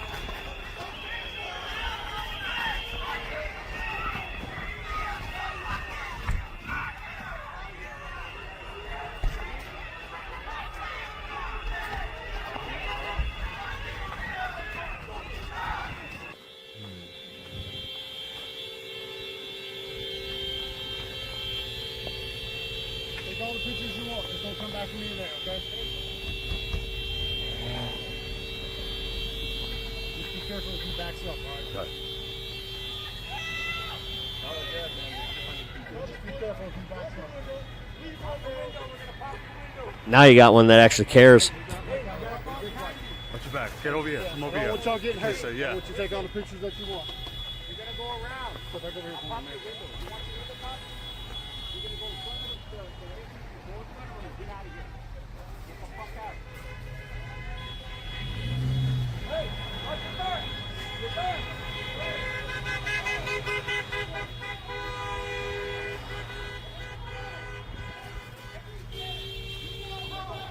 You're going inside?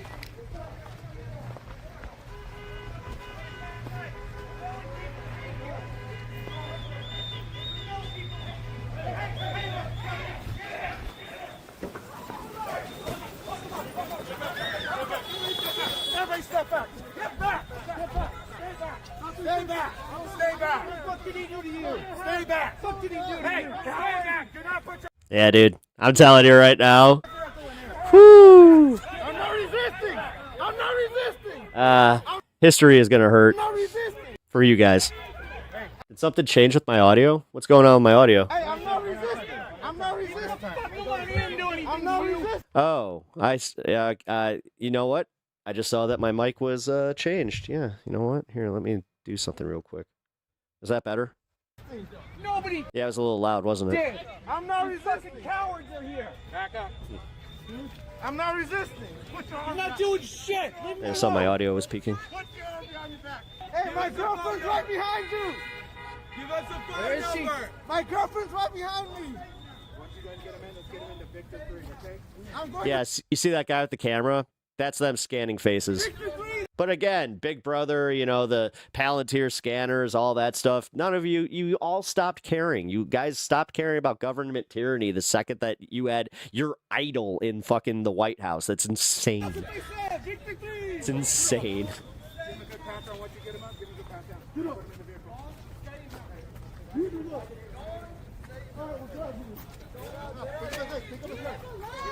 Back up, you guys. That's a fucking bitch. Hey, Max. Dog say none. Dog say none. Don't let me fucking tell you guys. Hey, you gotta get up. Back up.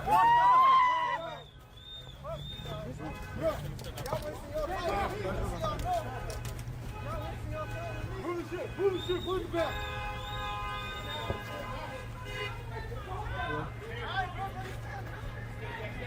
Sorry? I don't even call them Republicans anymore. They're the FPA. Sorry, I cannot hear. Fascist Party of America.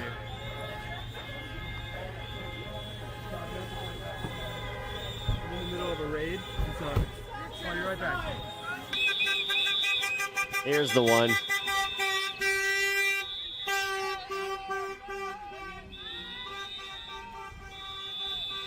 The more people that see these raids, by the way, and it doesn't matter if they agreed with you before, once they actually see it in their neighborhoods and they see just how fucking ham-fisted you guys are, no proportionality.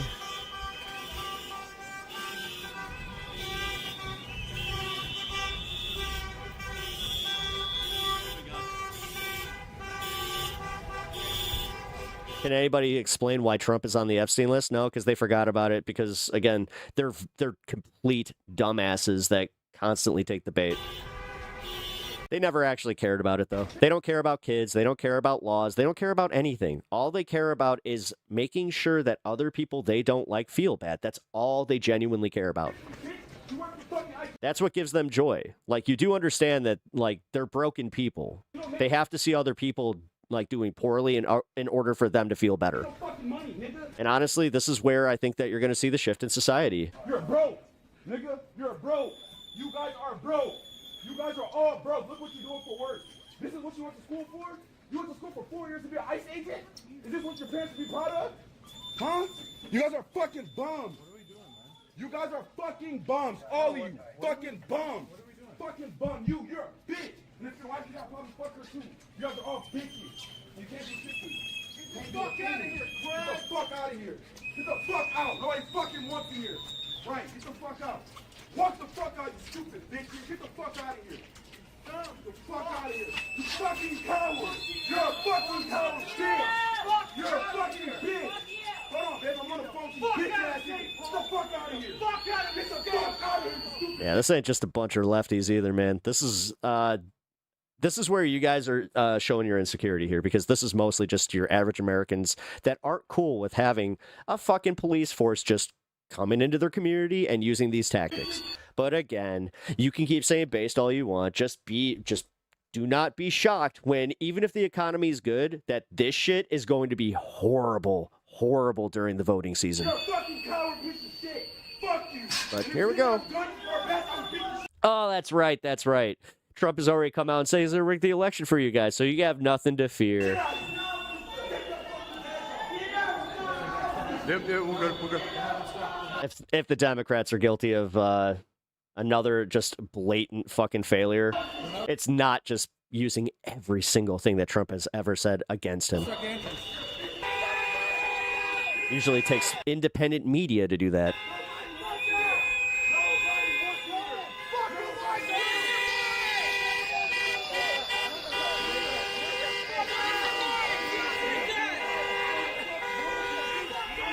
You know, I usually wouldn't even answer, but I've already sold a decent amount of my shit, so. Yeah, sorry, nobody wants old Warhammer stuff. Unless you do, if you guys are interested. Like, for real, I should have probably done that. Yeah, if you guys are interested in old Warhammer stuff. Unbuilt. You're new here, you're wondering what kind of cancer my wife has. Colorectal.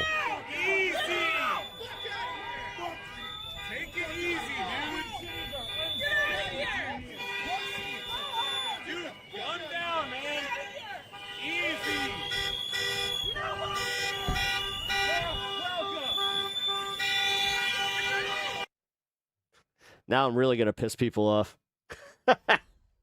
MSDNC, what? Being physically attacked. By this standard, would any of those officers be justified in shooting and killing the people causing them physical harm? Every single situation This was hilarious, watching her fucking dodge this. is going to rely on the situation those officers are on. But they know that when people are putting hands on them, when they are using weapons against them, when they are physically harming them, that they have the authority to arrest those individuals. Sorry to hear that. Thank you. Pardoned every single one of those. Proud atheists. Appreciate that.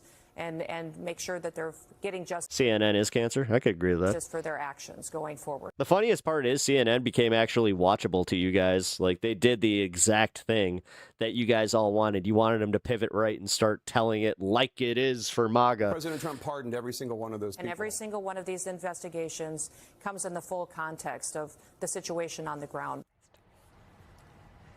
Homeland Security Secretary Kristi Noem pressed yesterday on the apparent double standard. Again, if you guys got the, with all the plethora of stuff that I have given you to go after me on, if you go after my wife's cancer, then that just shows me exactly what type of person you are, shows you what type of person you are to chat. And again, chatters, you got to own them. If you guys are on the right, you're owning each and every one of these fucks. For Capitol Police. Good job. Police officers during the January 6th Very riot. good job. And ICE agents currently on the ground She says in U.S. it cities. depends on the situation on the ground. Well, does that mean it's okay if police officers have the hell beaten out of them? Because That is fucked. My uncle died from cancer. The amount of people that come into my streams and use that is insane. they buy into Lots of a lowlifes in bullshit chat. conspiracy? Oh, yeah, no, today's a special one because usually I see like a mix of ones that are kind of like, yeah, they'll just go after my politics. But no, this one, they've been blatantly trying to go after me. Theory, I don't see that in police regulations. I don't see that in ICE regulations. I don't see that in any regulations in Washington, D.C. But people that were beating the hell out of police officers, people who were found guilty by a jury of their peers for beating the hell out of police officers on January. How'd the football game go? The fucking Bears won. They pulled that shit out. Did you not see it? If you guys don't even like football, that was a fucking hell of an ending. Noem is now sending more federal officers to Minneapolis Especially if you're a Bears fan. as protests continue there in response to the deadly shooting of Renee Good last week by an ICE agent. And while the Trump administration is trying to crack down on protests at home, President Trump is showing support for demonstrators in the Middle East amid growing unrest across Iran. Meanwhile, the president says he may block ExxonMobil from operations in Venezuela after the company's CEO called the country, quote, uninvestable. Now, where did we hear that before? We heard it last week. Yeah, it's almost like that whole thing where there's not a lot of trust there. David Ignatius reporting the day after. Cancer Fund is halfway there. At least right now, almost. It is uninvestable because it's too dangerous, and it's going to take a on, my while to cat. bring No. stability to the country. And when stability comes to the country, then they'll send oil executives down there, but they don't want their oil executives beaten up. They don't want their families, if they go down, or other people kidnapped by motorcycle gangs that are in the streets right now. I mean, there's been a warning sent, Mika, over the weekend that if you're an American, watch out, get out of Venezuela because they're coming for you. So why would an oil company, which again, at some point, I mean, they want money. They're in it for the money. They're in it for the bottom line. They just understand that if America's telling Americans the American government that you need to get out of Venezuela, why would they send their people into Venezuela right now? It's going to take a while. Uninvestable. It comes as he continues to talk about taking God doesn't cover six-figure medical control bills. of That is true. Greenland, one way or another, God, if despite you only knew. warnings. We just got another wave of bills. What that could mean for the future of the NATO partnership. Plus, crazy. federal prosecutors have opened an What's crazier is the way that they're just like, yeah, we're covering this, and then they're like, never mind. investigation into Fed Chair Jerome Powell. Will show you how he Yeah, this is crazy. I mean, I hope you guys understand this. You guys can hate Jerome Powell all you want, even though Trump appointed him. You do realize that he doesn't set interest rates. As a man, he doesn't set interest rates. This is that elementary school fucking child version of looking at America and being like, you know what? Powell, it's all his fault. Like, and you guys buy that shit instead of just looking at the complexities of the American economy. funded. A lot going on this Monday morning, and with us, NATO's over, dude. I hope you understand that we are now positioned to lose. You do understand how geopolitics actually work better when we are like the superpower. Like, I thought you guys wanted imperialism. Now he did the thing where he just wants it to be like Western Eastern Hemisphere, which it's almost like he had a previously worked out deal with somebody. we have Who would he make a deal like that with? for it, staff writer at The Atlantic, Frank Foer, CEO and co-founder of Axios, Jim Vandehei. Good to have you both. Let's get right to it. Thousands of people, both in Minneapolis and across the country, hit the streets to protest the recent deadly ICE activity. Nearly every major city. Powell's just one vote of 12. They think that because he's the chair that he can override it, though. Because, again, they understand how, like, how a president of a situation works. Demonstrations marching in opposition of the immigration crackdown and the death of Renee Nicole Good last week. The progressive organization Indivisible said there were more than 1,000 planned events scheduled over the weekend. It was crazy how many there were. Minneapolis police said more than 24 people were detained after a Friday night protest. Most were cited and later released. Friday night, I know which one that was, though. That one was we watched that one happen live here. They got arrested outside of the hotel, and that was the half dozen that got arrested. They didn't even make arrests for the ones that broke in because apparently there was a door inside that they could not get past, so they were just standing in a corridor. While Homeland Security Secretary Kristi Noem, which arguably they broke the door open and entered, therefore that is technically breaking and entering. says hundreds of federal officers are being deployed to You Minneapolis. saw 3 separate protests in Chicago all over the weekend in different neighborhoods. Some of the officers Yep. arrived yesterday. Others will be there today. Noem told Fox News the extra I'll be honest, I was thinking about going yesterday. It was just reinforcements are needed to support ICE couldn't get my ride to the one that I had planned, and then and Border Patrol operations. She also defended her statements Nothing about the ICE agent near me, who so. shot and killed Renee Good. And I'll be honest, the only reason I want to ride is because I fucking hate looking for parking anywhere near where a protest is. Last week. Because, they come in with those flatbeds real fucking fast, even if you're legally parked. If they conduct violent activities against law enforcement, if they impede our operations. How do I know this? That's a crime, and we will hold them accountable to those consequences. I'll remind Best of luck, bruv. Love to the missus from London. Thank you for the kind words. I appreciate that. Maria, that every single thing that I've said has been factual about what's been going on in Minneapolis, what's been going on in Minnesota, and with the incident that we had where we had a tragic Hey, Cassandra. Welcome. loss of life. Good to see you. When you lie about your lies, and this is a trick that over the past 10 years, as we've gotten into this new Orwellian sort of sense thing, you'll have podcasts saying, here comes the most honest person of all time, or here comes the greatest historian of all time. And then they'll say that, like, World War II was Churchill's fault. Or they'll say, this is the most honest person I've ever seen in the world, or everything and the thing is, you all suck it up. say is true. Christy MAGA sucks it up. Noem right there, Frank Foer, says everything I Hey, horizontal have friends. said about ICE and everything, she says it's true. No, it's just the opposite. You go back to her cowboy hat press conference. Everything she said was a lie. Absolutely everything. And The fact that she went out there looking like Yosemite Sam is hilarious. while we're looking at the head Tarnation of DHS, Anytime you got to wear a hat where you get asked a question, you got to go, a couple of things for President Trump to keep in mind while looking at the person who is running this agency into the ground and running. Oh, just like Ashley Babbitt. Oh my God, wait a minute. So Ashley Babbitt, if she was minding her own business and wasn't in the Capitol, she would have not gotten killed. His number. Crazy. You guys can apply that, and now that you guys can see your logic, you can agree, right? So now we agree that Ashley Babbitt was in the wrong. Down on the issue of immigration, approval of Kristi Noem's ICE itself has plummeted 30 percentage points since she took control. I read it in Axios, so I know it's true.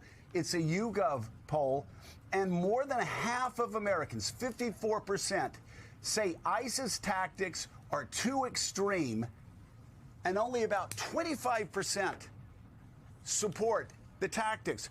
Isn't that fun being in a massive minority, but cool.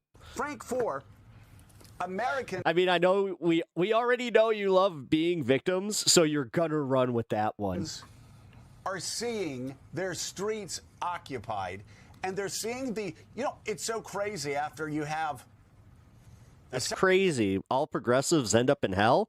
Man, where'd that Jesus guy go then? God.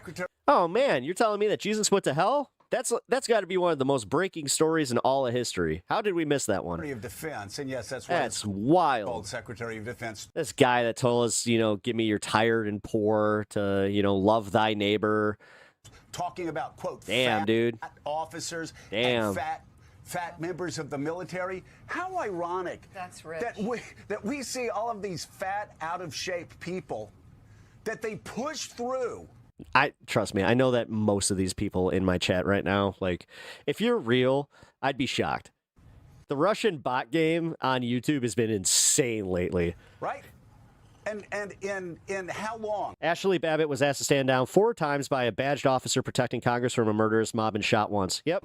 Instead of 5. No. She was targeted, guys. Don't you know that she was just touring the White House and they didn't make any threats? Months, they talking have these about shortened training sessions, so they go out there and they're ill-equipped to handle. Here, to the bots in chat, I'll get this out of the way. 1000110001. What professional law enforcement officers, beep boop, the NYPD or the LAPD or any of our law enforcement agencies are equipped to do. Julian Fry, thank you for the sub.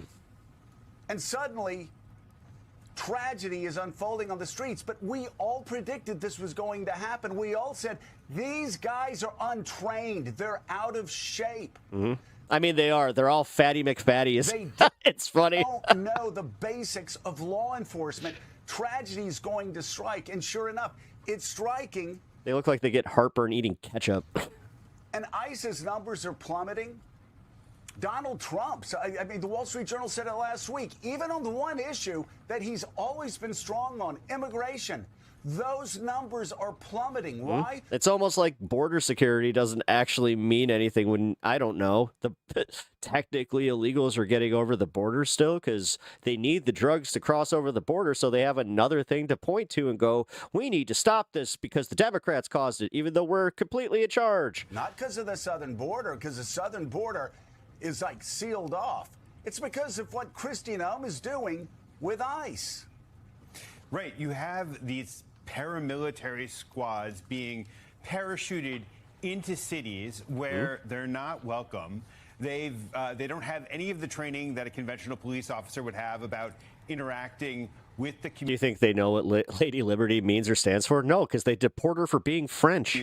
They feel besieged. They don't tell them because then they're going to get rid of Lady Liberty, which, I mean, France has offered to take, well, not even offered, they demanded it back. Vowed to Still operate happy. Thank you for with the sub. this alternative set of rules where their faces are covered, they're operating in these vehicles that are stealth and are intended to blend in, and they feel as if the community around them is hostile to them, which in fact it is hostile to them, and it's a terrible cocktail where you have Misty Lane. police Where's the MAGA? They are in the vertical chat. officers who aren't up to the job being thrust into There. an impossible link situation it. where they have make infinite it easy on you. authority and are suddenly confronting huge numbers of citizens who aren't comfortable with the presence of this alien force operating in their streets. It is something that I think you could only say has been designed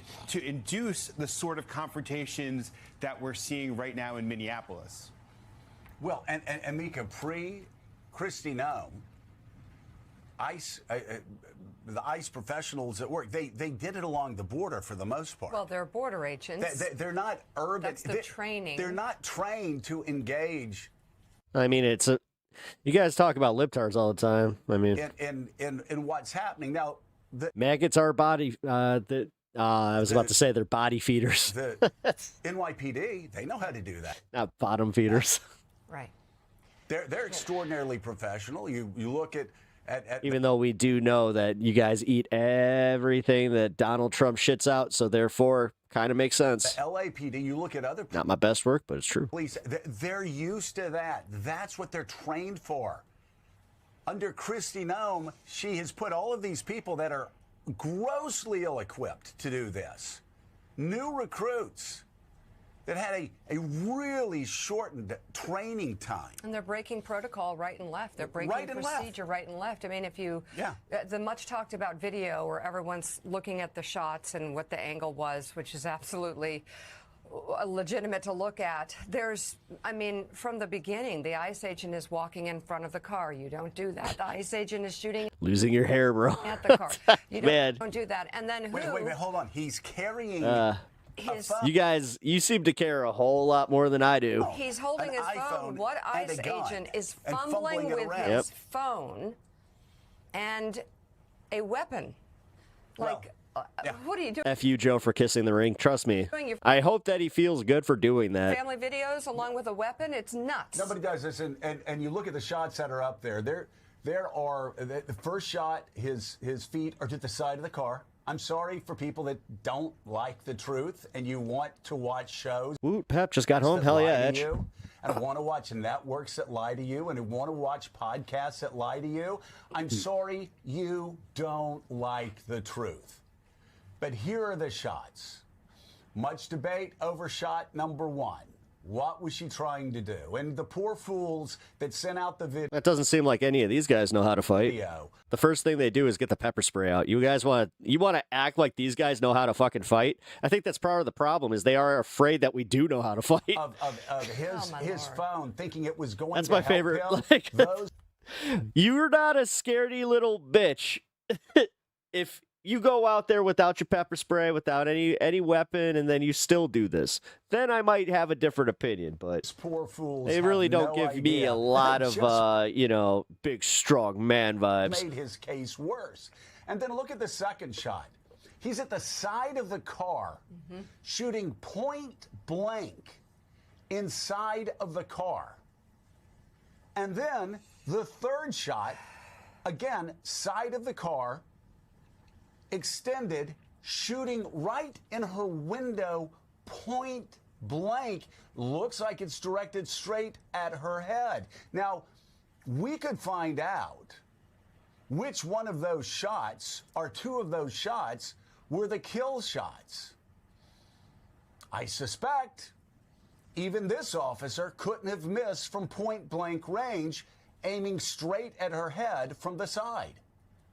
That would get any police officer with any investigation in deep, deep trouble. But what's happened here, Mika? What's happened here is the feds have swooped in and basically shut down any real investigations. When you have Kristi Noem off the top saying, oh, she's a domestic terrorist. What's my opinion on AIPAC's influence on American politics? I mean, for anybody that was saying that Joe Biden was bought and paid for and thinks that Donald Trump is not, is insane. The same woman that said, hey, I'm not mad at you. I don't know, or is that the reason that we all of a sudden care about protests, in Iran? Her last words were good. I'm not mad at you. If we care about all these other places that were, apparently we have to be the arbiters, why don't we accept, like, for everybody that's rah-rah about the Venezuela thing, okay, well, I hope you're prepared. Like, I've heard or seen a bunch of people saying that they would like me to open my house to an immigrant. I implore you to do the same to a Venezuelan, specifically. Since you guys are 100% convicted that, this is good for them. The woman in the video is not screaming. If you're still using gay as a slur in 2025, that tells me that you're the one that thinks about sucking dicks, dude. She's not being like we know. A radical extremist bent on You've wondered if dick tastes yummy. You might as well just go find out. killing an ICE agent, says Charlie Sykes. Her very last Twice? Twice with the same one? God. On this it's almost like you're a bot. Earth were conciliatory, not threatening. That's fine, dude. Oh, 2026. My bad. I'm not mad at you. Oh, my God. Did you just call me a moron when it's literally January? And even when you... Oh, we're not doing that thing? We're not doing that thing where we even give a little, even the month to just be like, oh, yeah, that's right. It's a new year. See her turning her steering wheel sharply. You know the thing that we all did in elementary school the first week where if you were turning in an assignment that you're just like, oh, yeah, my bad. To the right. Yeah. To avoid him. Look at this. That's how wheels work. Look, that's what Kristi Noem called a domestic terrorist. Right here. The last second. Another mom's basement. All right, I need to start counting these. Of her life, she's sharply My mom is hungry. turning her steering wheel to the right to... this is for me to say, but my mom's dead, so... Okay. Avoid... I saw somebody up there saying they were fucking my mom, which... That's problematic, and I think we should call somebody. I'm not even sure if it's the cops. I mean, you guys got bigger problems if this guy's out there fucking a corpse. The ICE agent, who, of course, is standing to the side of the car now because she's... The sweet basement? Fuck yeah, it is. Sharply to the right. And slowly. Surprised that everybody could tell it's a fucking basement. And he shoots her despite the fact she's turning sharply... When I first started, people were just like, is that a basement? Now you're so sure. To the right. And then... just for good measure, shoots her at what appears to be at her head at point-blank range. Now, my mom was based. She hated Trump, hated people like you. Of the car. Was a good person. When he's at the side of the car. He's a community organizer. So when he's completely... We all know what you guys think about community organizing, though. We all heard what you said about Obama when you found that out. You used it as a slur. He's a community organizer. Of danger. Completely out of danger. And again... kind of funny how that works. Like, you guys demonize people that are, that have community, good people. Who's justifying this? What's the common thing? What's one thing that they don't like that they have in common? Oh, yeah, you're not invited to the cookout. That's why. Ghouls are justifying this? Never been to a block party in your lives, so you have no idea. Is that where America is? Because I'll guarantee you this. If there was a 27-year-old Iranian mother that was trying to drive out of an area of protest... They're not showing body cam because it wasn't body cam. The guy actually had his phone up. That wasn't his body cam, by the way. So that should tell you that, because it wasn't stationed on his person, he was holding it the entire time. And a member of Iran's security forces stuck a gun to the side of her car and shot at her head in point-blank range? Oh, my God. The world would be up in arms. And Donald Trump, as you will see when we play the clip, would use that as justification for invading Iran. But here you actually have people calling this woman. I wasn't even going to answer the father one, but it's just like, where's your father? It's like, not watching my podcast. Who raised you? What? I've got to ask that question. Who raised you? Yeah, I mean, who raised you guys? To celebrate Yeah. No, honestly, this is great. This is a great, like, call the out. shooting of Yeah. The fact is, you guys are out here saying based about somebody dying in general, which, man, that's crazy that you have just such a lack of humanity that you can't even put it away for a second. You guys are that jaded. Again, insecure. You guys are so insecure in your standing in the United States that you would rather celebrate this shit and be the opposition. You would rather just cause more fucking division with all of the civilians and prop up a fucking regime that doesn't give a fuck about you. These billionaires don't give a fuck about you, but here you are lapping their balls. You guys call me gay. 37-year-old mother, fucking A. whose last words were 37-year-old, whose last words were conciliatory, and who was trying to leave the scene. And not just shooting from the front side of the car, but just for good measure, aiming twice in her window at the side for 2 kill shots. Look at shot 2. Side of the car, leaning Diabala, thank you. in to shoot at her. And then look at shot 3. Again, completely clear of the car, still aiming to shoot at what appears to be her head. A final kill shot? Well, we really wouldn't know, would we? Because the feds have desperately tried to clean this up as quickly as they could. Taking the investigation. And taking the investigation away from people who actually might conduct an honest, fair, and straight investigation. Instead of having an investigation done when you have the secretary, the only one drinking sperm for this, and doing it openly, and it's his sperm, is RFK. He likes to felch. If I have to know that he likes that, you guys do too. Terrorist. And this is on record, by the way. And talking about snowbank. Look up RFK felching. Have fun. Like, right after this happened. Getting Hey, that's your Health and Human Service guy, right? everything wrong. Well, listen. Mika thinks I'm too optimistic. But I do think. I just gotta say that I really like sucking out the cum that I made in my lover and having her blow it back in my mouth. The wheels of justice do grind finally, and I do think those that are Oh, he loves to play with his stuff. Responsible. It's gross. Yeah. I had a bountiful harvest for this kill. It's all for you, baby. Will ultimately be held Yeah, RFK's love letters were extra cringy. accountable in the But come on, guys, he's like the guy, like he's the testosterone guy. court of law. I just do. We're still. You know, he took out the what is it? Or he put beef tallow. Now you could go Steak and Shake get beef tallow fries, which taste like ass, by the way. Despite the fact that Christina Literally, it tastes like you're eating a candle. thinks that ICE agents can shoot whoever they want to shoot from a side window. Hey, that literally an exact quote. It was. Yeah, the bountiful harvest. It was. Oh, I love the fact that I just got a whole bunch of people with that one. That's not what we are at. What you should be doing right now, what Donald Trump should be doing right now, what the administration should be doing right now is saying this guy screwed up. We're going to do, you know what they should do? They should actually do what Tom Homan did.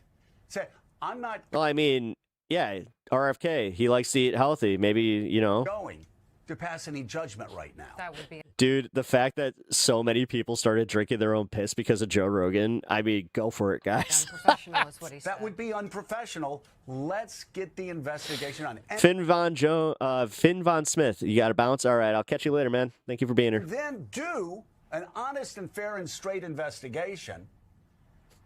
And then after doing that, let the chips fall where they may. And if there was somebody who was untrained, somebody who made a mistake, somebody who made a deadly mistake, well, you actually announced that in your investigation. And I know this is hard for people You never met a MAGA who didn't offer to orally pleasure you. in the White House to understand. Well, you're obviously not a woman. That would actually make people trust you more, that you are an honest and fair broker, instead of lying immediately, talking about snowbanks, talking about people trapped, talking about domestic terrorists for this 37-year-old woman who is being conciliatory until she drew her last breath. And then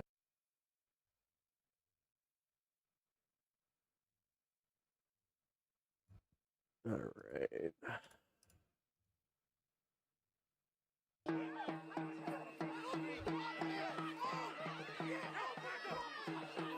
Here they go.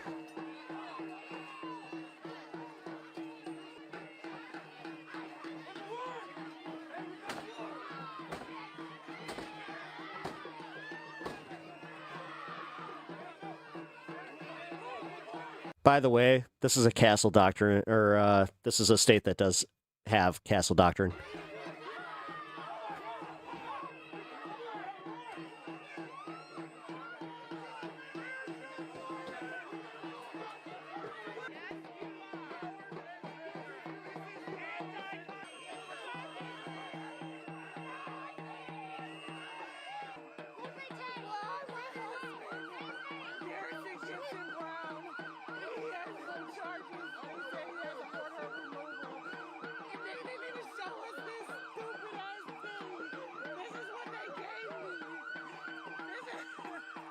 It's not a real warrant. I can already tell from the top.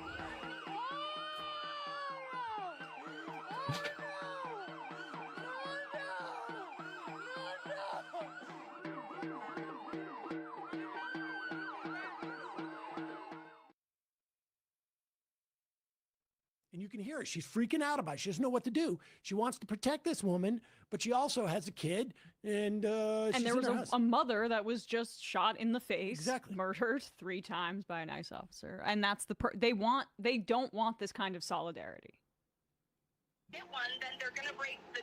That's fine, but I don't want to open the door if they don't have a warrant. Because this was my DoorDash lady. Must be signed by a judge. I Yep. don't even know the lady. She just ran to my house. Yeah, the problem is the ones that you've been seeing, like the ones that ICE is even showing on their social media, is not signed by a judge. I have a baby here. Like, I really don't know what to do. I'll open the door if the police, say that I have to open the door. But, like, Trump I don't mercenaries? know Yeah, what to that's do. exactly what they are. This lady just was shot yesterday. Now, I ordered fucking food, and there's people outside my fucking house. Cheyenne, I'm on my way, okay? I wouldn't be surprised if we lose the World Cup over this shit. What do I do? What do I do? I'm so scared. Because once enough people cancel their tickets, that could cause a major problem for that. James, come downstairs.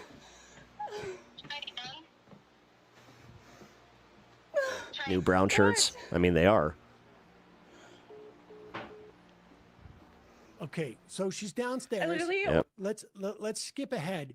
She basically asked the woman to come up. She feels horrible. She doesn't Yeah. want to force the woman out into the street, but she feels horrible because she does call the We will. police department, and supposedly the police department said, Knowing our rights, building a community that actually cares about each other.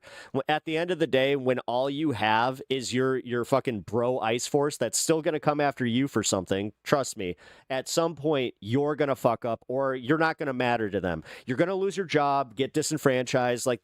Just remember, guys, you're going to be on that docket too. You just might not be out there with us, but we have a sense of community where we all hate this. We all think this is anti-American, and we're all here for our communities. you gotta kick her out. Which include, brown people and people that don't necessarily think like us. But the more and more that this is happening, that doesn't include you guys anymore. You guys are it's a self-fulfilling prophecy. You guys are truly pushing yourselves out of a functioning society. All right, so here's Have fun with it. They come up to her. And honestly, you guys are in a self-eating, you guys eat your own way worse than the left does. Sure. I am mad at leftist infighting, and I thought it was a much bigger problem until I saw the problems that you guys have. Right, here we go. That's hilarious. Just wait. I don't think the police are going to do anything. 'Cause If you're a woman or a minority and you're supporting MAGA, they're going to come for you next. I don't know what to do. I'm just waiting for the warrant. Ladies, if you're if you've ever been unhappy with your man, just remember that these guys want no-fault divorce laws stricken. I don't know what to do, man. This is scary. But there's a reason that they're not Can I just just get busting a down warrant? this guy's door because they don't have a warrant. Warrant. I just want a warrant, man. I got my child in here. Zero red This shit hats happened yesterday and don't believe in, or wait, Solo red hats don't believe in laws and morals. If we wait, it's going to get worse. Our SWAT team's going to come. We have an active warrant. They are totally going after legals. They've arrested plenty of like legal people and held them for extended periods of time, which they don't have the authority to do. Why do you make it worse? We don't want to deal with nothing with you. Do you have your ID? She said she has her ID on her. We saw her. She's a delivery woman.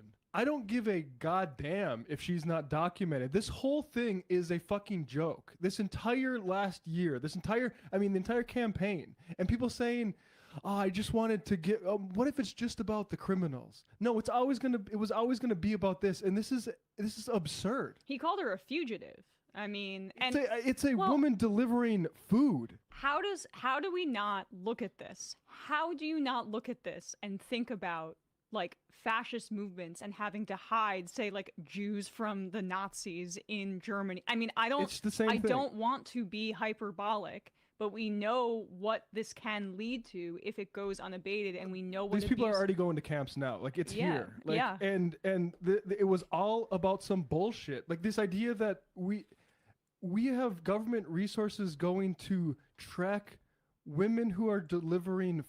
All right, so the person that just commented, that person is making it their problem. Banks8292. We already know that you're on the wrong side of history with this one. Specifically, for any of us that read The Diary of Anne Frank, well, I guess you were on the side of the Nazis then, huh? Food. Cool. She should have just complied, huh? Cool. Suburbs in Minneapolis. Cool. Yeah. That's the only reason for The only hyperbole here is that we don't have gas chambers, but the thing is, we haven't even been allowed into the ICE detention facilities to really do an audit on that, so we don't even really know. or that to People are getting disappeared. People, when they go to look for them, it turns out that they are indeed dead. So yeah, we're gonna start finding this out too. put that much of the state toward that is you are a Nazi. And Yeah. your main concern is Yeah, and it's not hyperbole. And if you guys are all butthurt about being called Nazis, stop supporting Nazi shit. white demographics. Yeah, yes, you are. You're supporting a fucking dude that is using the tactics straight out of Joseph Goebbels' fucking playbook. So yes, Andrew, you are. If you support what is happening right now and you support what happened in Minnesota, you're a bootlicking Nazi fuck. And like that needs to be called out. The idea is this is for fucking jobs. God. Well, and skip this. My brothers and 5 uncles and grandfathers served. Yeah, but 550. And go ahead and just briefly, just to say, like, they are borrowing, I think, from the Nazis specifically. Like, even with the stripping Jews of through Nuremberg laws of citizenship and well, even if you served, so did you not take the oath? So technically, stuff like that to remove their legal protections. This is in many ways exploiting those same very systems to target an other so that we can distract from the policies, or not. It's a part of the policies. It's not a distraction. It's other than like actually materially benefiting people. It's the immigrants. That's who? Why don't you go find it? Since you guys are so good at providing evidence for anything that you claim, go find it. Okay, and so let's. Because honestly, no, that's how you guys work. I'm working the same way as MAGA now. We're jumping. I'm gonna just claim shit. You guys can decide if it's true or not. Ahead here, and she, the woman, the police had said basically, it wasn't unclear whether they were going to help or whatnot. And so she asked the woman to come upstairs. You can see how much this is really, really painful for this woman. But she has a kid. She's nervous. And she, again, watched another woman get shot 3 times in the face, has no idea where ICE will stop in this instance. All right, so pick it up from here. Kara, you're on my stream commenting. Thanks. You need to come with me. I always need to remind you people who are just like, what a nerd. This guy's wasting his time on the internet, blah, blah, blah, blah, blah, blah, blah. Family, I'm sorry. Well, we see how you've chosen to spend your time. You need to come You couldn't even spell dork right, you dummy. with me, man. Come There's on. nothing we can do. Come on. You can't even insult right. God. There's nothing we can do. Come on, just come on. Ma'am, I am so sorry. You have free time? Yeah. don't want Because you're jobless. to do this. Come on. We come get on. it. We I get it. don't know what to do. I'm Native American. This is against everything I stand for. What the fuck do I do, man? I mean, she's about to comply. I need you to come up. I'm sorry. Ma'am, I need you. Come on. I can't.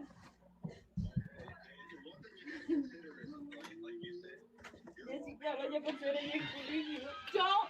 No guns. You have a farm and successfully. That's funny because then you're about to feel the hit when you don't get your payment from Mr. Trump there. No guns. Anybody. Trust me, you're about to get put out because he's got a sweetheart deal with some Chinese farms. No shooting anybody. You got to make that. You got to make that food cheaper somehow. Look at what you did with the cattle farmers. So have fun with that one. No guns. I don't know what you farm, but I hope it's not cattle. Hope it's not soybeans. No guns. No nothing. I'm so sorry. I don't know what to do. I'm so sorry. There is no such thing about being chicken shit to serve your country. When the country has proven time and time again since the Bush administration that they're willing to support a needless fucking occupation of places and use you for cannon fodder to go and serve the interests of corporate billionaires, mostly oil barons. I have TikTok But followers. cool. I have this going on my TikTok. I have 11,000 followers. The thing is, with all you serving, that doesn't mean dick if you're supporting ICE. That actually shows that you are a traitor. You're the ones who took an oath to uphold the Constitution. You're watching these guys break it. Nice one, dipshits. I will let everybody. What is your name? What is your name? But keep going. What is your name? Let me see. What's your name? Gotta defend yourself in some random dude's chat. Tells me that you have a lot of conviction in what you actually believe. Okay, ma'am. The police said I have to let you go. Ma'am, I don't know what to do. No, Wait, I'm a few minutes behind, but FIFA and any other events that the U.S. has done, no more, not safe. Why should people who have money to travel, why pick the U.S.? I mean, the tourist, that is another thing that they're not talking about in Trump's economy. They're not focusing on how tourism is taking a massive hit. Pause it for a moment. Now, what's starting to happen here? She's at the front door. The like it or leave it people. The police have I love these people, the ones that don't criticize America, like it or leave it. said you got to let her go. She doesn't want to do that, but she's torn because she needs to protect her child. Really, what the police should have done is stay in your house. Do not open the doors. We will be there shortly because the law is whoever these people are, if they are actually have any authority to come onto your property to grab another individual, they need to have a warrant signed by a judge that specifically says who they're there for. They can't come onto some rando's property, search around for someone they think is there, or even someone that they know is there, but they don't know who that person is. And yeah, how many watch your live streams? and so they need to have, yeah. have a written warrant signed by a judge. Fuck it. And what's going to be I'm in an engaging mood today. here is, and it's unclear to me exactly what, at one point, the woman makes the decision she's going to stand firm. And I think part of it is because you start to see neighbors come out and start to surround, not that many, but start to surround the ICE. And ICE knows, they know what they're doing is illegal. They know that all they can do is ask and cajole to get onto that property in terms of legally. If you say okay, then they can come on. But if you're saying no, and there's enough people around. Well, every right winger on here would just let the cops in with their fucking, arms wide open. With arms wide open. Instance. Let the cops in. Get intimidated. And tell me which boot to lick. How could you do this to your own fucking people? That's insane. The fact that they unironically brought Creed back and tried to convince us that they were somehow good when Creed has always sucked. Like, come on, man. I don't fucking care. Y'all didn't have no fucking warrant. Just give her some time. Just give her some fucking time. Y'all just shot someone in Minnesota. I ordered DoorDash.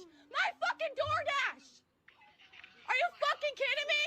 I'm Native American. Hey, Get the Keith fuck Mello. off my yard until she comes that way. Oh, honestly, I'm just in the mood to. You don't even have a fucking warrant.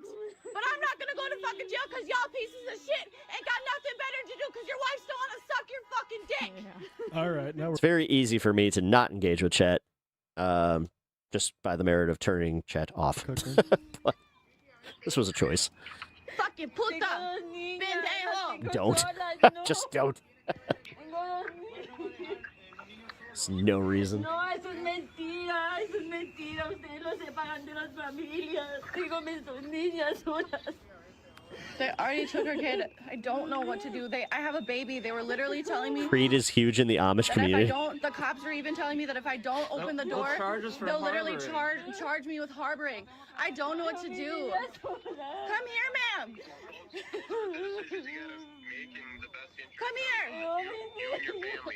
I ordered DoorDash. This lady ran into my house. They don't have a warrant, but they told me I was going to be charged with harboring. She's now speaking to They were the going to break down my neighbors door. who are starting to come across from across the street, or they've stopped in the car.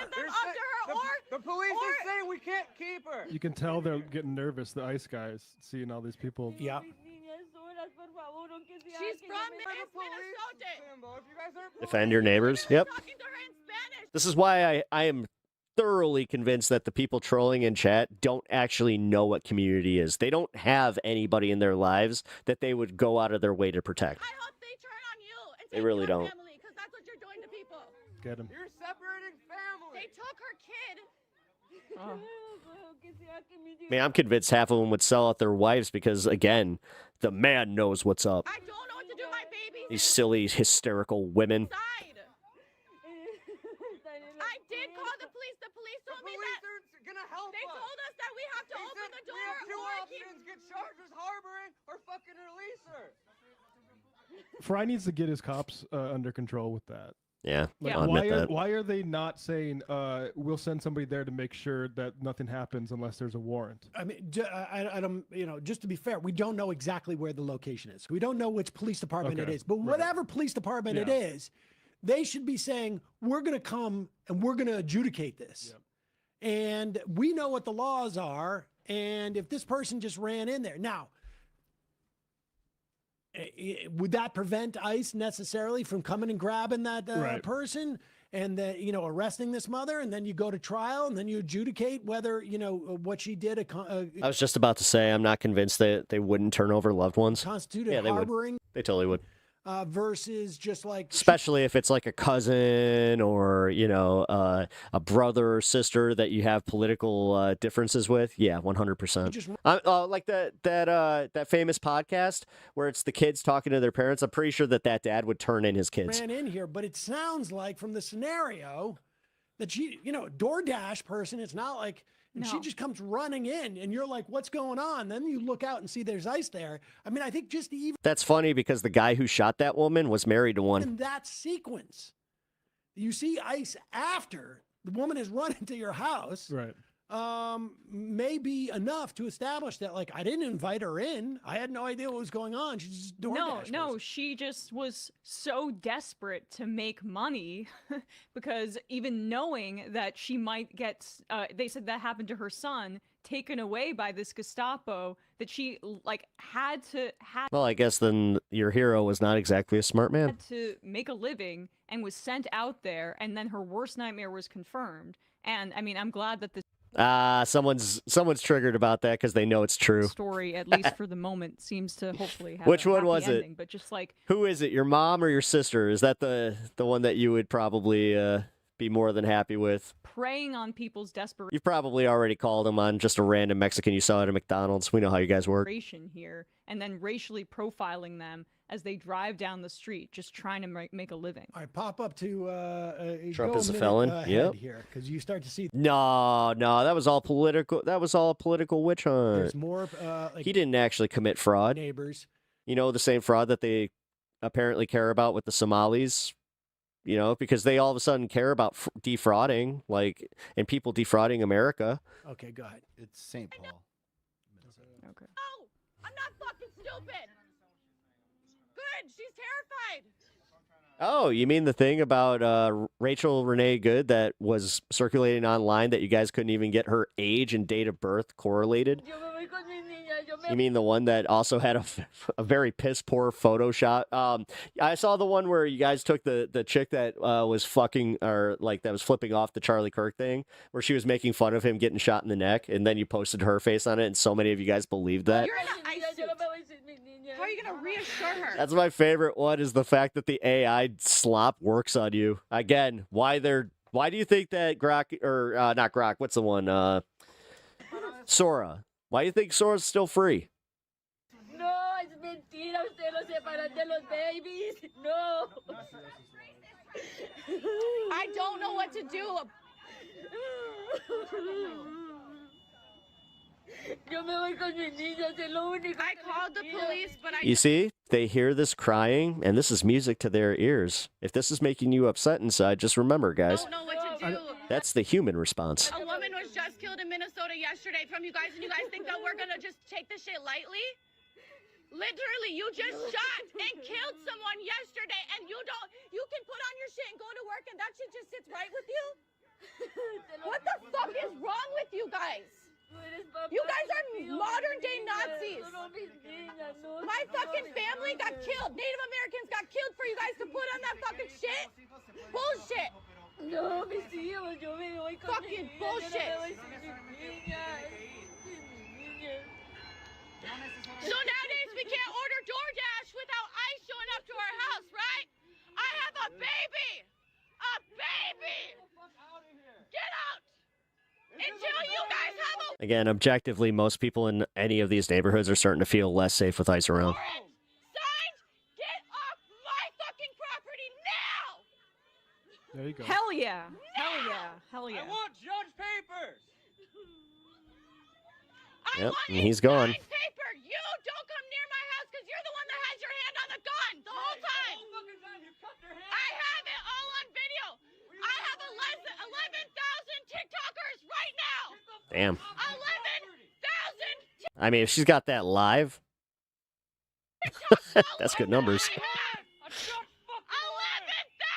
followers I have on fucking TikTok. Hell yeah. Get in your Yeah. Bye. fucking cars. Off my yard until you have a judge's signature. Off my property. Yeah. I love how nervous they get the second that people start coming out of their houses. beautiful. Because again, they understand that the optics are bad. Once they go into a neighborhood, like, and most people are aware of it, nobody wants to see their neighbors getting taken. And once you do, once you see this happen in front of your eyes, and you experience it in real life, you got people that are changing their they agreed with you up until that point where they're just like, oh shit, this happened in front of my kid. Then I had to explain it to my kid. And then my kid kind of challenged me because my kid actually even said well, that's not being a good person, Daddy. You hear those whistles though in the background, it's clear. I hope you guys sleep real good at fucking night. Don't ever come back to my fucking house, cause I will sue you. I can't believe. Gee, I wonder why the threats on ICE have gone up by 8,000%, even though it was only a couple thousand%, but whatever. Love how you can pull numbers out of your ass and immediately expect people to believe it. Where's your badge? You ain't got one. Where's your papers? Where's your badge? You guys are illegal on stolen land. You guys are illegal on stolen fucking land. Damn. Illegal on native fucking land. I am Mitwaukee, Dakota. Mitwaukee, Dakota. Do you know what that means? I am not illegal. Get the fuck out of here. All right. I mean, She got that adrenaline rush. Yep. Yeah. Oh man, Awesome. when you hear like you point out the whistles, it's like this this hum beneath the Oh, yeah, this is fucked. to like leave as she was on the toilet. So just to give people a sense of like that this is sexual abuse is happening.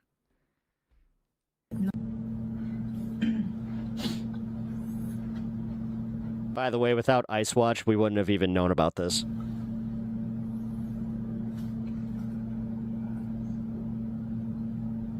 There's the woman.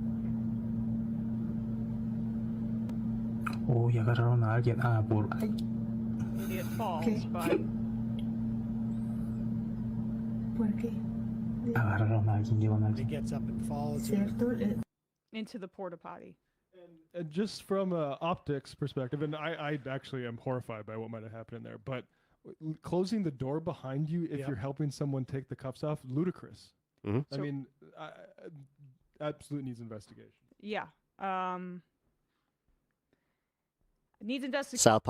South Park's take on Ice was pretty legit. Yep. Who knows what? Even being in there with her should not be allowed. Yep. They should have. I mean. Yeah. Well, filming them's considered a threat. Saying "fuck ICE" is a threat. At the very least. Again, victim complex. Some sort of like process to. Yeah, I mean, I don't even know what I'm the saying. idea that they're doing any type of protocols here is also absurd. Like there's no protocols associated with any of this. They're completely freelancing on everything they're doing. Yep. All right, I got more coverage here. I want to get to. Say her name. Renee Good. Say her name. Renee Good. And I say her name, Renee Good. Renee Good's name was chanted all across the United States this week. And you have multiple police departments coming out and saying that they're not going to allow this anymore. And what's been called the Ice Out for Good movement, with people going out into the streets of Minneapolis, New York, Los Angeles, Houston, Philadelphia, Boston, D.C., and on and on. And in total, you had the activist group Indivisible saying that there were at least 1,000 events planned just for Saturday and Sunday. Stand up, fight back. No hate, no fear.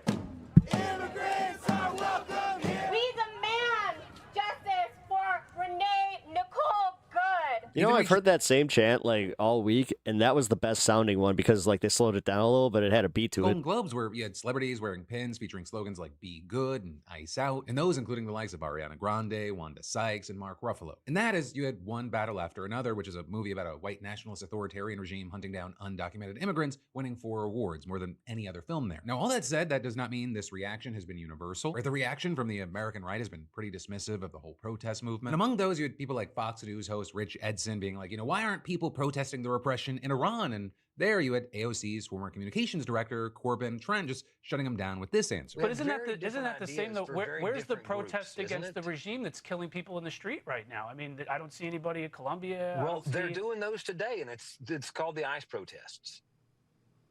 Well, but they talking about Iran at the ICE protests?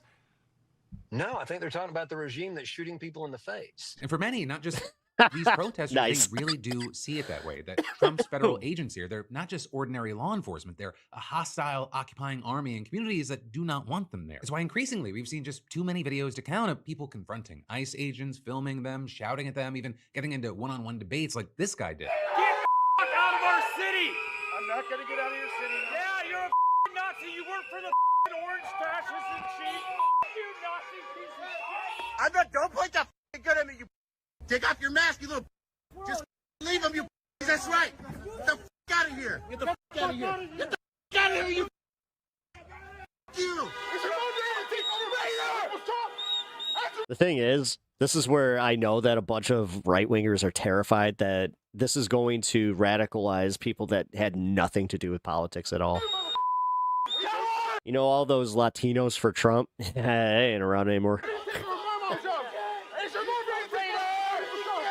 Now, Trump's allies, they insist that these people, they're just radical fringe activists saying that the majority of Americans actually back what they're doing, but the data, it just proves them wrong. Right back in February of last year, ICE's approval rating was actually plus 16. But now, as of the day that ICE shot and killed Renee Good, it's minus 14. And maybe more important than that, from September of 2024 to just this month, the share of people who support abolishing ICE more than doubled from 19% to 42%. And that is, you've got poll after poll showing clear majorities of Americans disapproving of how ICE has done its job and say that the agency's tactics are just too forceful. All while, when Americans were asked, do they believe there is a war or conflict happening in U.S. cities, nearly 6 in 10 Americans said yes, with 16% saying they're not sure and just over a quarter saying there's no war, no conflict. And it's really not hard to see why, right? You've got local and state officials in Democratic states openly condemning ICE's conduct and refusing to cooperate with them. You've also got countless videos circulating online of masked agents brutalizing people or threatening them for seemingly no reason. I can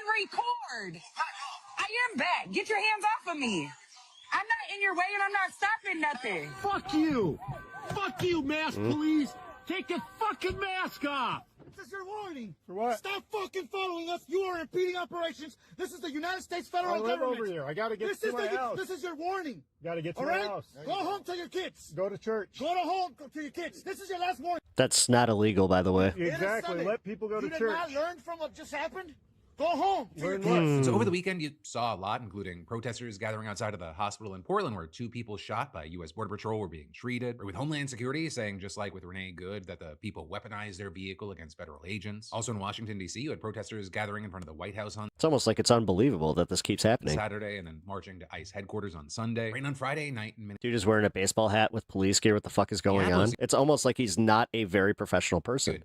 It's almost like you don't need to take him seriously because it could just be anybody. It's almost like the fact that these guys can just, anybody can put on a mask. And again, you don't have to show a badge. So do we arrest all of them for impersonating federal officers? Like, hotels where ICE agents were supposedly staying, and they chanted, played drums, and banged pots to keep them awake.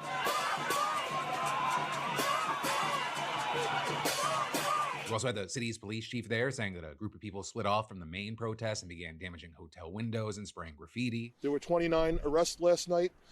We are aware of 1 police officer that was injured from a chunk of ice that was thrown at them. You also then had the mayor adding, the vast majority of people have protested peacefully. This is what Donald Trump wants. He wants us to take the bait.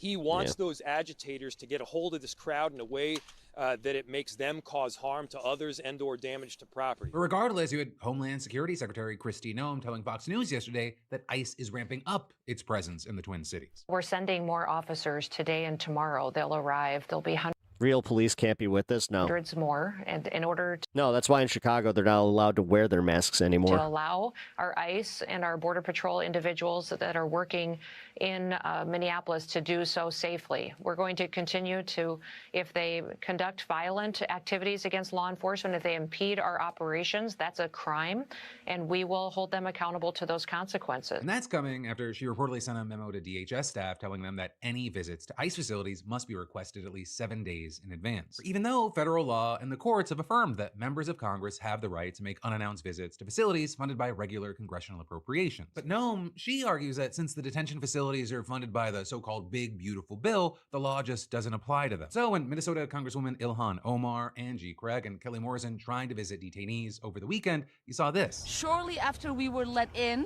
2 officials came in and said that they received a message that we were no longer allowed to be in the building and that they were rescinding our invitation to come in and declining any further access to the building. It is our job as members of Congress to make sure that those folks detained are treated with humanity, because we are the damn United States of America. Also, I'll say while we're talking about Kristi Noem, we should also talk about this moment and this clip that's been making the rounds from her interview with Jake Tapper. Because Tapper, he played these clips of January 6 rioters attacking Capitol Police officers and then asked, by this standard, would any of those officers be justified in shooting and killing the people causing them physical harm?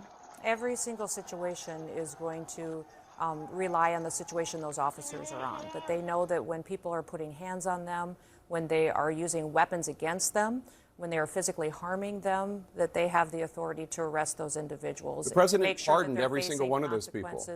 And make sure that they're getting justice for their actions going forward. President Trump pardoned every single one of those people. And every single one of these investigations comes in the full context of the situation on the ground. With two other figures, J.D. Vance and AOC, sparring off over Renee Good's killing. God, when she has so much makeup, she actually starts to look like Edward James almost. You have a woman who aimed her car at a law enforcement officer and pressed on the accelerator. Nobody debates that. I can believe that Tomatoes her death is for the word salad. tragedy, while also recognizing that it's a tragedy Botox of got to her making brain. and a tragedy of the far left who has marshaled an entire movement. A lunatic. I find it funny that they sent him out and Trump didn't handle this one because, you know, Trump is slipping. Fringe against our law enforcement officers. I understand that It's almost like you can't do the job. Weird. President Vance believes Again, could you imagine if something like this happened and President Biden wasn't the one speaking? that shooting a young mother of 3 in the face 3 times is an acceptable America that he wants to live in, and I do not. I do not believe that the American people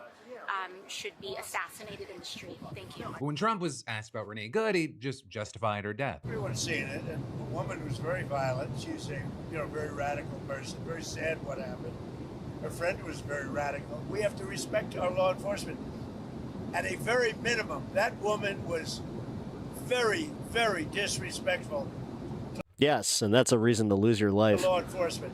And you heard the same noises. You saw the same crunch that I saw. You can't do that with law enforcement, whether it's police or ICE or Border Patrol or anybody else. But with many hearing that going, what, so the penalty for disrespecting law enforcement's execution? But as Yeah. scary and No, concerning as again, Trump's we have ears. federal agents are to the country right We're now. not supposed to, people saying that apparently. It's just one component of a much broader effort to consolidate power around the presidency. Disrespecting the police is free speech. And with Yeah. that, you actually had a New York Times reporter asking him, when it comes to Actual First Amendment, you know. law and order, the military, Not these assholes crying that they got their Twitter taken away. etc. Do you think that the judges have no right to stop you on anything within those categories? And at first, Trump replied, no, I didn't say that, then going on to complain about how judges have stopped him. But then he added, now, I will say, if I feel it's important to invoke the Insurrection Act, which I have the right to do, that's a different thing. Because then I have the right to do pretty much what I want to do, but I haven't done that. Right? And actually, regarding Trump attempting to exercise his right to do pretty much whatever I want to do, one of the huge areas we're seeing him try to do that right now is regarding economic policy. Yep. And this is where you guys should probably pay attention because what he did today, he undid 2 weeks of planned policy as far as like trying to boost the economy. Right, because yesterday, Federal Reserve Chair Jerome Powell released a highly unusual video announcing that the DOJ had opened a criminal investigation into him. And in addition to this whole situation being absolutely unprecedented, making you think, what the hell is going on? I cannot understate how insanely consequential this is for you and all Americans. But where we have to start here is with the allegation, the investigation, because according to Powell, the Trump administration claims that the investigation concerns a $2.5 billion renovation of the Fed's headquarters that went about $700 million over budget, as well as the testimony that Powell gave to Congress about the project last June. You see, Powell, he says this is just a big pretense. It's a smokescreen. Where Powell says that what's really happening here is that Trump's threatening him with criminal charges because he just won't fall in line and cut interest rates to the levels that Trump wants. Right? And despite Trump's repeated What's that, Tennessee pickle liquor? threats to fire Powell, the president only has the authority to remove a member of the Fed for cause, which generally has been interpreted as serious misconduct, legal violations, or dereliction of duty. So Powell appears to be saying that the Trump administration is just launching yet another frivolous investigation in order to give Trump cause to fire a Fed leader who won't do his bidding, with Powell describing this as an unprecedented challenge to the Fed's independence. I have deep respect for the rule of law and for accountability in Just a reminder that Trump was the one who put this guy in power in the first our place. democracy. No one, certainly not the chair of the Federal Reserve, is above the law. But this unprecedented action should be seen in the broader context of the administration's threats and ongoing pressure. This new threat is not about my testimony last June or about the renovation of the Federal Reserve buildings. Those are pretexts. The threat of criminal charges is a consequence of the Federal Reserve setting interest rates based on our best assessment of what will serve the public, rather than following the preferences of the president. This is about whether the Fed will be able to continue to set interest rates based on evidence and economic conditions, or whether instead monetary policy will be directed by political pressure or intimidation. Which, again, if you guys are for that, don't be surprised when your 401k goes bye-bye. So again, you might hear Like, that completely. and think, wow, Which big- it's already likely to do if the stock market holds with this AI bubble. big shocker, Trump challenging the independence of American institutions. I'm so surprised. But I really cannot emphasize how significant this is. First of all, it is just House of Cards is falling. incredibly It is. unusual for a Fed chair to come out and make a public statement rebuking the president like this. So the fact that Powell felt like he had to make this We're not even a full 2 weeks into the new year. Statement it just underscores how seriously this ploy would undermine the Fed's independence and how high the stakes would be for just the American people. Because for some quick context here, the structure of the Fed is actually very unique. She's not like other government agencies. The Fed is a central bank that is part of the government, but Congress has given it broad autonomy to set interest rates and other monetary policy. There's a very good reason for that. It'll get 401k'd. Independence. It's to prevent exactly something like this from happening. Congress explicitly gave the Fed this kind of power in order to protect it from presidents who might act in their own self-interest to lower rates in order to boost their economic favor with the American people. And presidents, or at least presidents like this, they have a short-term outlook when it comes to interest rates. They might just be caring about what's going to make them look good to help them in the next election. But what might help the president now could hurt the whole When the billionaires start shorting and retreat to their bunkers, it's too late. Because it risks long-term inflation. You've had a whole bunch of people that tend to lean right that are primed for this, though, because, again, just getting pumped and dumped is something that they're very used to, which... everywhere. I mean, it fits. Now and historically that when presidents control the central bank, it can definitely show Trump their ass enough that he would definitely use it. Hyperinflation and financial crises. And actually, to get a better idea about this situation, I talked with economist Kyla Scanlon today. Right, and Kyla noted that there are real-world examples of what can happen when political leaders meddle with the central bank and cut interest rates. So if you start cutting rates like crazy, you can look at what happened to Turkey, where Turkey, they lost central bank independence and then started cutting rates. Inflation skyrocketed because too much money entered the economy, things were too easy, and that's just functionally what happens. Like, we pretty much know the consequences of what could take place if the Federal Reserve does lose independence. So to prevent that from happening, Congress specifically required the Fed to take actions that encourage low, stable inflation and a healthy labor market. Or with Kyla explaining that the whole point is to have a central body that makes sure that the economy is growing faster. Again, nobody's listening to this stuff because it's not sold to us the same way that Trump's bullshit is. It's not flashy. It's not sold to us with a bunch of fucking idiosyncrasies that don't make sense. In a sustainable way for the long run. The whole goal is really, to protect. But somehow, some way, people take his numbers and they're like, that's what it is. That's what the jobs numbers are. Protect the public and make sure things can continue to grow. So in other words, you have Powell But they listen to someone like that and they're like, well, she's boring. And you know what? She's probably a liberal. I can't listen to that. He's doing exactly what Congress has mandated that he do and ensure economic stability rather than caving to political pressure from a president acting in his own self-interest. And that's a hard thing to do, right? I mean, it's been a massive undertaking to keep prices and the labor market stable amid Trump's constant flip-flopping on tariffs and sweeping immigration crackdowns. And actually, according to most experts, they've done a decent job given the hurdles. I mean, they've already lowered the rate from 5.5% to about 3.5%. Yeah. But Trump, he's been publicly pushing Powell to push rates down to 1%. And while just that public pressure alone is unusual, Trump has gone even further, continually targeting Powell and attacking the central bank's autonomy. And actually, in addition to his repeated threats to fire Powell, the president has also tested whether he can remove another member of the Fed's board in a case that made its way all the way up to the Supreme Court. Going back to Powell, Trump's even previously threatened to sue him over the Fed renovation. Trump administration officials even alleging this summer that Powell either lied to Congress about the renovation or grossly mismanaged it. Though then also with this, you had Trump telling reporters yesterday that he actually doesn't know about the investigation while it's actually held at 2.7, but okay. Also criticizing Powell's Go Steelers. saying that he's, quote, What's up, certainly Rowdy? not very good at the Fed and he's not Dude, that had to suck for you. not very good at building buildings. But then also, in addition to saying he knew nothing about I mean, I thought that game was over at halftime. what was happening, I'll admit he it. claimed that the DOJ subpoena I wasn't like my friend that was like, let's go. Let's not even watch the rest of this. I'm like, nah. to do with the interest rates. Adding, I wouldn't even think of doing it that way. What should pressure him is the fact that rates are far too high. That's the only pressure he's got. But with all this, a lot of people, including people at the very top, very notably lawmakers on both sides of the aisle, they appear not The to average is 3%. In what world? mind this. It was 2.4 under Biden when we were coming out of the fucking, when he was coming out of his presidency. So Banks, explain that one to me. Explain. So you're telling me that Biden actually did good then by having 2.4% inflation at the end? People slamming the criminal investigation. You even had multiple former Fed chairs and Treasury secretaries from both parties signing a letter denouncing the move, calling it, quote, an unprecedented attempt to use prosecutorial attacks to undermine that independence. But then even more significantly, we also saw some Republican lawmakers coming out of the woodwork to condemn the probe as politically motivated. And that includes top officials who will directly have a say in how the situation goes down. Or with Republican Senator Tom Tillis, who sits on the banking committee, vowing to oppose the confirmation of any nominee for the Fed until the legal matter is resolved, including the upcoming vacancy for the chair. Because you see, Powell's term as chair, it ends in May, though his term as governor of the board, it runs through January of 2028. And with all this, you had Tillis taking a swipe at the Trump administration's efforts, saying if there were any remaining doubt whether advisors within the Trump administration are actively pushing to end the independence of the Federal Reserve, there should now be none. And that was actually also echoed by another Republican, Senator Lisa Murkowski, who wrote on X, "It's clear the administration's investigation is nothing more than an attempt at coercion." Right, and a huge thing here is that Murkowski then went on to back Tillis's blockade of any nominees for Fed positions. So overall, you just have this super messy, tangled situation, and like so many other things in Trump world, what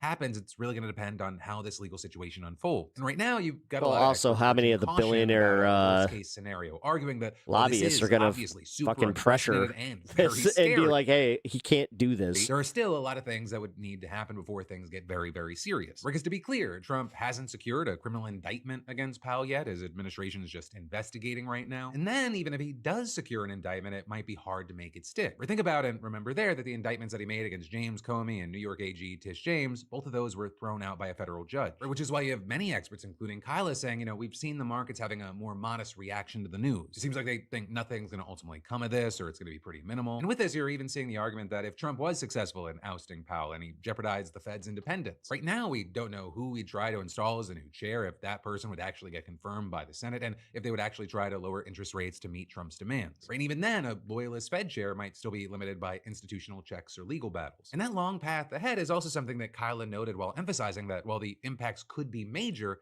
everything is very speculative, and it's important that people not jump to conclusions or panic yet. All of this has to go through the legal system before anything does get confirmed, and I think if, you know, it does go through the legal system and does get confirmed, the U.S. has some pretty big problems to face, because what this would show is that there really isn't a reason to have faith in the U.S. dollar. There's not really a reason to have faith in the. I have a feeling that he's been convinced that these will somehow strengthen the U.S. dollar when he's being played. Treasury market. This is the world. This is the other world powers, you know, China, Russia, trying to make it so the U.S. isn't the petrodollar anymore. I think that's a very extreme circumstance, and I very much hope that. Which, who does that benefit? That does not happen. But that's the risk, is that the U.S. loses a lot of its superpower status. And somehow that's going to be Biden's fault. Because you can't trust them economically anymore. And then there's more we've got to dive into in just a minute. But first, let me say, you know, when I signed up for today's sponsor, Rocket Money, it All right.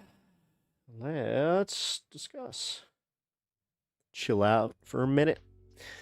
What up, Bloodstone? Sorry, I missed the normal time that we usually go here, but my bad. Yeah, welcome to stream, everybody. If you're new here, I'm Pep. Nice to meet you.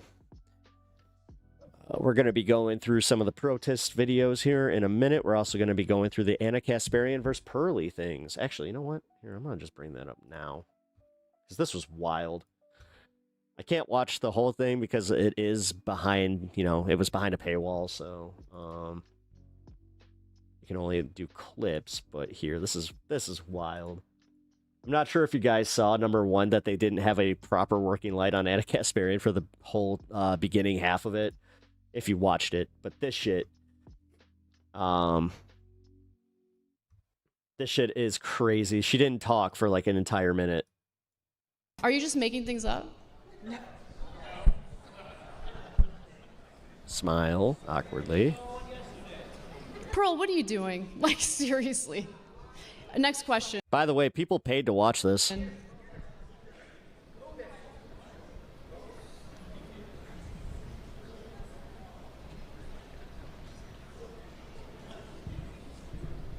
How many women die every year during childbirth? Not many. This country has the highest maternal Waste of money. mortality rate of any I developed agree. country. So a lot of women do die as a result of pregnancy and childbirth, yes. Yeah, and the only video that she's released on her channel is the one where apparently she dunked on Anna and said that if I said this about my husband, Kami, it's like, what? Again, this was Pearl's response. This was, again, the live response. Pearl isn't saying anything. What? You got this, Pearl. What the fuck? Are you just Dude, making things again, up? how fucking weird is that? Shouldn't get married. That instead they should shack I didn't say up. that. You did say that with did Trent not say Horn, that. word for word. You said it makes more sense for them to shack up, live with a girlfriend instead of getting married. Do you think the advice that you give to men is the type of advice that will fulfill their lives? Because I'll tell you one thing, the best part of my life is my husband. I love my husband. He's my rock. He's my foundation. And no, my husband is number one. I love my career, but you know what my career did? When I met my husband, my career was already established. He, on the other hand, was couch surfing, he was in debt, and didn't know what he wanted to do with his life. I married him anyway. You want to You know know what's why? funny? She used to Because I sell had the it like he was some take big care of me. successful baseball player because he played for a AAA team. How tall is he? Oh, he's 6'1", about your height. She's 6'1". None, I don't want kids. Let's not do shouting questions from there, please. Allow these two to debate each other. Okay, what's your question? I mean, you don't really have much to answer, so I don't know what else to ask you. Do you think you're helping men by discouraging them from entering fulfilling marriages? What happens to men if they don't pay child support? I mean, what happens? What happens, Anna? How many men do you think get What arrested? happens to I don't know men what the when they number don't is, get- but the What idea that happens there's to like a men when huge they number don't- of men getting arrested for not doing what they're supposed to do 15% and take care of their children, it's not a huge issue. What happens to men when they don't Really? pay child support? Only 60%. Did the trad wife girl really just ask how You gotta allow her all to her answer, husband is? not them. You gotta stop yelling questions Look, at her. You can minimize men's problems all you want, but I don't think you understand how privileged of a position you're in. In what way? How am I privileged? Men are the ones that are on the hook for child support. Men are the ones that are on the hook for alimony. It's easy for you to tell men to just take the risk when you're not in that position. So are you asserting that men Meanwhile, the shouldn't pay statistical child support anomaly, following a divorce? women that pay the husbands are just like, oh yeah, bitch. Do you believe that Feminists- women should feminists be wanted- financially feminists- responsible 100% after Feminists divorce? wanted to be equal. So I say be equal. If you guys want equality, 50-50 You can get the full custody, debate. No child support, no alimony, no Natalie special Marie. privileges. I'm interested in it here. You know what? I'm gonna link the Discord for you. Put it in the Discord, and I'll see if I can run it through my checks. Because realistically, I'm already kind of playing with fire here, even using the Twitter stuff. From my understanding. Alimony is paid out in 10%. I mean, yeah, like somebody was telling me that this is gonna get like worse than like Jubilee videos, which they're already pretty intense. Doesn't matter if you're part of the It does matter. 10%. It does As far matter as, like, because coming it makes after it you. seem like Part of the 10%. it's a widespread issue when it's the tender only years 10%. doctrine is a sexist law against men. That's sexist. How is it sexist if a have you woman guys- decided it assumes- to it forego assumes a that- career, decided to be a stay-at-home Did Anna mother, really think that this would be a and the great thing to marriage do? doesn't work out? I just gotta say She it. has no job. She has no income. So you think it's unfair This was to get stupid. support from her ex-husband so she can raise the kids, so she can 60%, pay. 60% of kids under 5 Oh have God, what did daycare. you walk Daycare is an into? option now. You Anna wanted to be Kasparian men. Do you know how much daycare costs? You debating just pearly things. wanted to be men. Here you Do you know how have much it. daycare gotta let- costs? Do you think You're it's not free? letting her answer. Let her answer. A lot of things are expensive. I'll be honest. I thought Pearl was kind of out of That's- like that's not an influence. answer. So Women have 85% of consumer spending. Women spend money all the time. You spend money on hair dye. You spend money on Botox. You spend money. You should on think the- about it. On the that was good. I sure am. That was you funny. spend money all of the time. Yep. I'll admit it. You should think about it. Bitches call her ugly. It's a nonsensical debate. Yes, I'll even agree with that. Don't agree with you on anything, but I'll agree with you on that one. Whoever wins that debate, we all lose. It's true. It's true. It's true. All right. Tim Dillon Tim Dillon gave his take on what happened in Minnesota. Let's hear what Tim Dillon has to say, since, a bunch of MAGA podcasters tend to love Mr. Tim Dillon now since he became one of them. Is he still one of them? Let's see. But as far as this woman, what's her name? Her name, Renee Brown? Renee, this is very sad. Renee Brown is a motivational speaker. That's not who we're doing. I couldn't tell if he was trying to do a bit here. What's her name? Renee. Remember that song, Just Walk Away, Renee? Let's not play that because it's a copyright and people will say I'm being insensitive, and I am not. What is it? Renee Nicole Good? Renee Nicole Good. Again, this is a unfortunate, horrific situation. I don't think, listen, if you disagree with ICE, as many people do,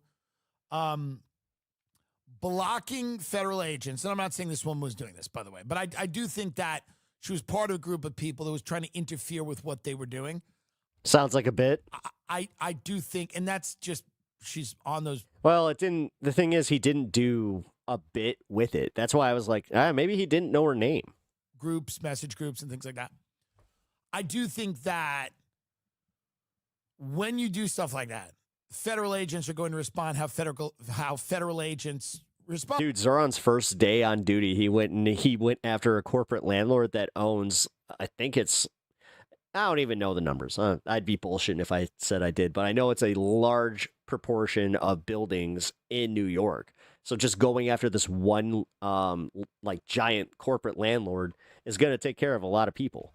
You cannot So obstruct law enforcement, physically use violence, try to intimidate law enforcement. Now, the extent to which she was doing that obviously is what everybody's debating. I don't believe the cop was justified in shooting her 3 times in the face. By the way, I've always believed this, and this is something that I've caught heat for, but I've literally believed it since I'm a kid. I don't believe you should ever shoot someone in the face more than once. Seriously, I just think it's you're a good streamer. This is fun, but go now. Ridiculous. So that they did that, and they, he's doing a half bit. Yeah. These are not well-trained law enforcement people in ICE right now. We're taking people that did backyard wrestling. The people that are in ICE right now this is your cousin who was in backyard wrestling. This is tough.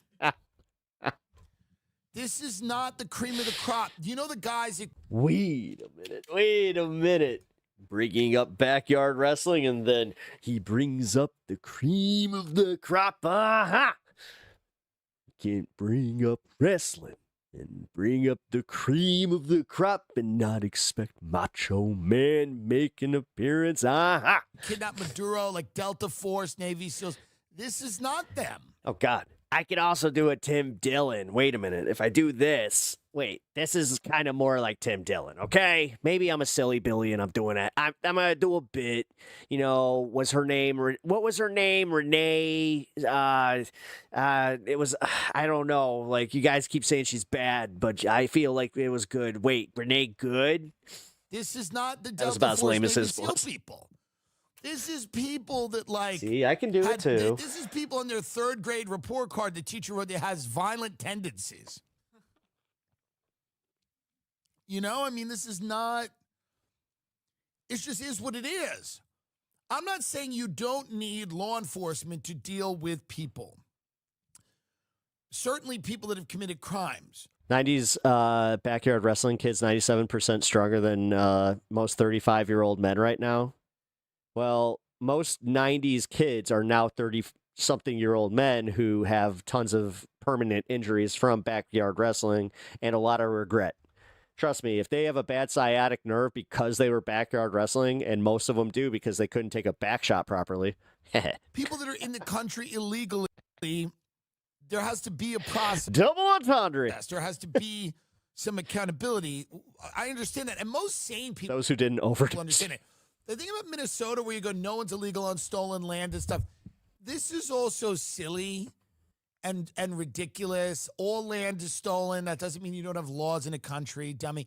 These people are not like serious people. But the same people that are saying she deserved 3 shots to the face are also not serious. The country desperately needs serious people. They desperately need people. Meanwhile, Tim Dillon, the one telling us that we need serious people. I mean, to be fair, I myself have admitted that, I'm not exactly the most serious person, and that other people probably have, more people that are not like justification to be talking about like certain news stories in a different light that I do. Completely off the chain. That's why I showed AKA I'm a bit of a silly Billy. The video to a 6-year-old at the Cheesecake Factory to get some perspective. Show your children the video. Show your... Yeah, I watched a few of those that did it, and like the kids just came out and said, yeah, no, I saw what I saw. Children the video. You have too much baggage. You are to one side or another, you've been too radicalized. Show it to your child. Go, hey, bud. Hey, bud. Hey, bud. Don't touch the dog like that. We don't touch the dog by the eye. We don't do that. You know that. You know we don't touch the dog by its eye. We don't touch his face. We pet him, okay? But we don't touch his face, and we don't put our face near his face. Now, Mommy wants to show you a video right now, okay? That tells me that he's actually dealt with a kid before. Now, it's because we want to get a fresh pair of eyes on this. Don't put your face near the dog's face. And your father have been That's fighting how about it you for get half a big face. We want to get a fresh pair of eyes. All right. Would you like to watch a video? Bluey. It's not Bluey. It's not Bluey, and I want you to look at me, and I want you to focus. Do you know what a civil war is? What? Well, we're on the verge of that. It's a war, okay, between people that live in our country.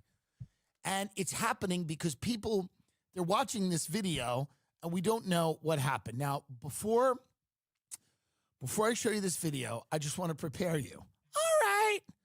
The woman who drove this car got shot in the face 3 times. What? She was shot in the face 3 times. And I want you to watch this video and tell me what you think. Now play the video.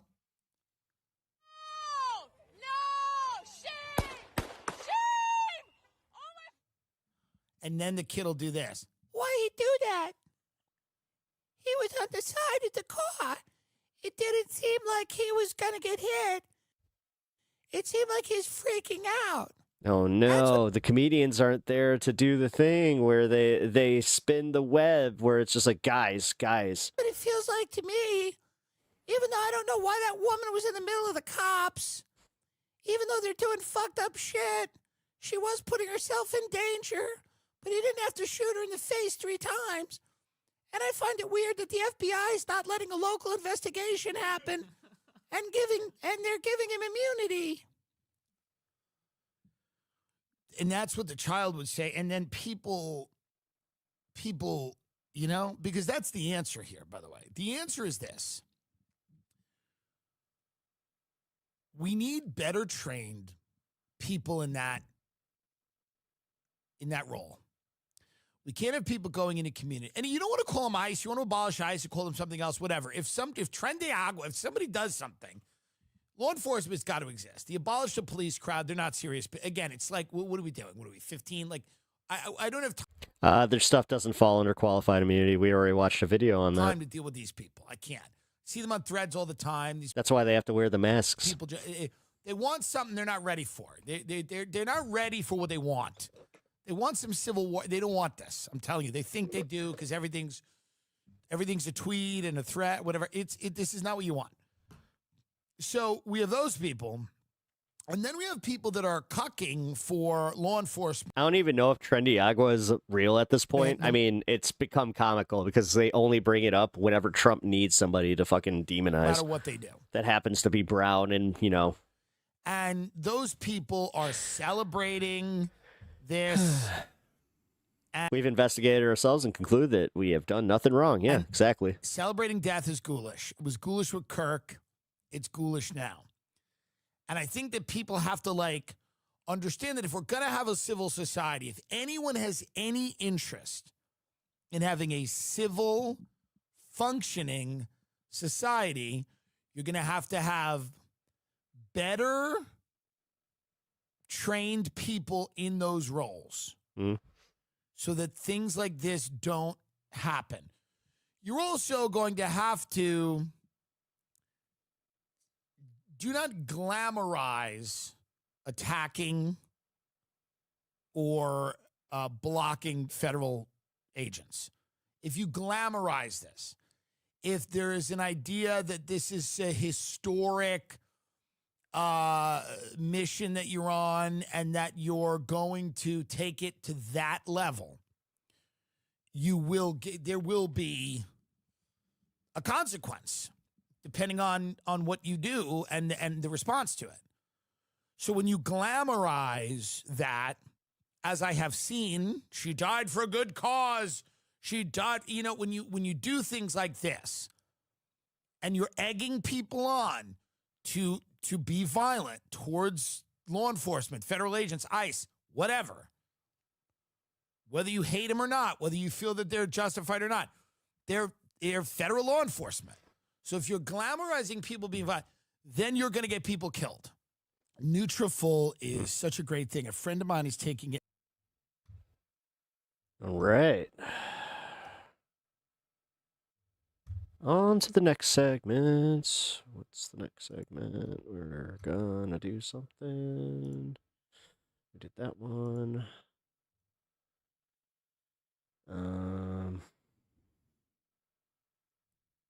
Wait, is this live now? No, it's not. Damn it. I like to check in with live volcano videos occasionally. Although this was live earlier. Kilauea. Look at all that. That's a lot of lava. Alrighty. Let me... Let's set up my next segment here. Just give me 1 second. Let's chill for a second. Talk difference, National Guard, and active duty.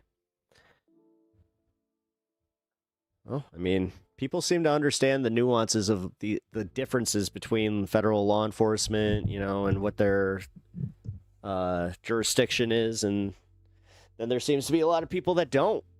It's kind of crazy. Holy shit. We actually did it, guys. We quieted down chat. Oh. The vertical streams getting the numbers up are always nice, but god damn does it pull. It pulls in some of the worst, I'm gonna say. But did everyone in Vert get banned, or is it Algo doing Algo's things? I think it's Algo doing Algo things. I don't know. Honestly, I'm fine with it because I needed the break. So what I'm gonna do? You showed that video and all of them dipped out. Yeah, that is true. That is true. Interesting. Yeah, I'm fine with that. No one had jokes like you called them out for.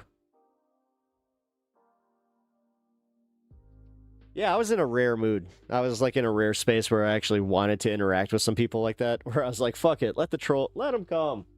Let's let some of the trolls do their thing. Let's see what they are like. What's their best? What's the best they got?" And they didn't really have that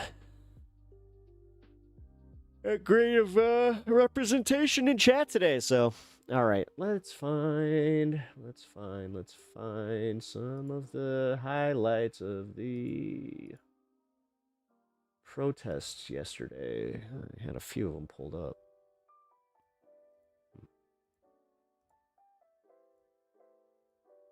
There we go. Let's do this.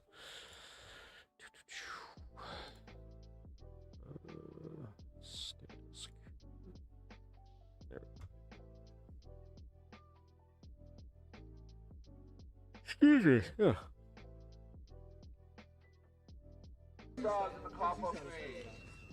Thank you.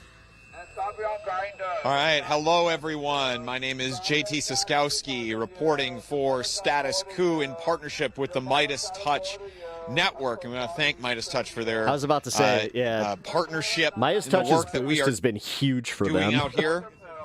That have been helping lift up and support the on-the-ground reporting that we do here. And a lot of what we do, reaching the audience, is that tear gas that is already of the vehicle. The sheriff's deputy is now walking away. He had originally seemed like instructing the crowd to move back, and now walked away. You got the protesters directly standing and barely touching the vehicle, and there you go. Federal police there coming out and physically pushing the protesters back from away from the vehicle. And these officers here are labeled as DHS police. You'll see a mix of these agencies and these officers out here. We're seeing now some more militarized police. I'm trying to get a sense for these are actually ICE agents. And it seems like maybe even some other agents that are coming out here from different, from the Federal Bureau of Prisons and elsewhere, forming now a line across against these protesters and press on the other side. You see them there outfitted in all of that tactical gear. They're already starting to pull back some here. Pulling back there across the road to the other side, and the crowd shouting, "Shame, shame."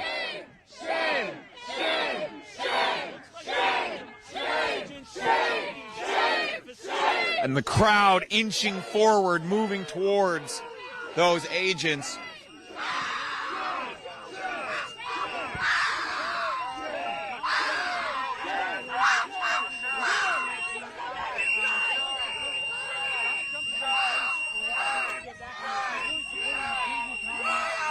And you see many of those agents, what they're armed with. They've got guns that fire pepper balls. Many of them are holding pepper spray or mace canisters in their hands.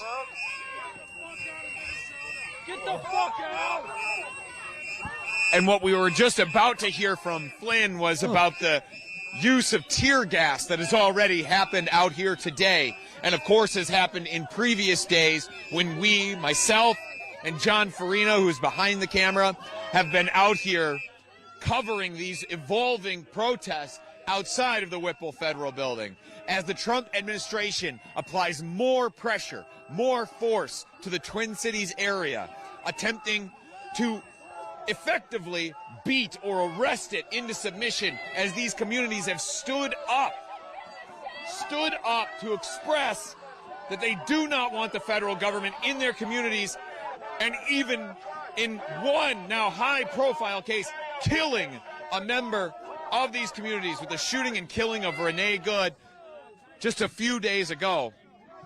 You see the agents now coming back forward, telling the protesters to move back. Another shove there. Someone brought an Aztec death whistle to an ICE protest. One protester off to the side of the camera here. Yeah, somebody brought one of those to the one in Broadview. Big man with a big gun! What are you gonna do? The people back here! Traitors! Traitors! Traitors! Traitors! Traitors! Traitors! Traitors! Traitors! Traitors! Traitors!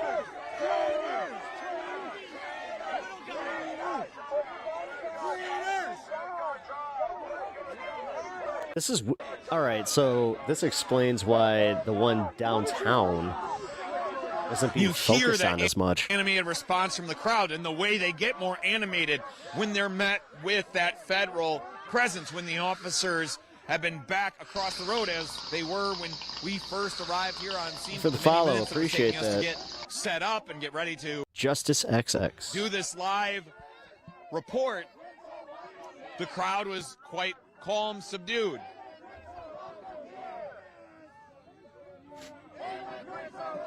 That's part of a pattern that we've seen not only here but in other cities.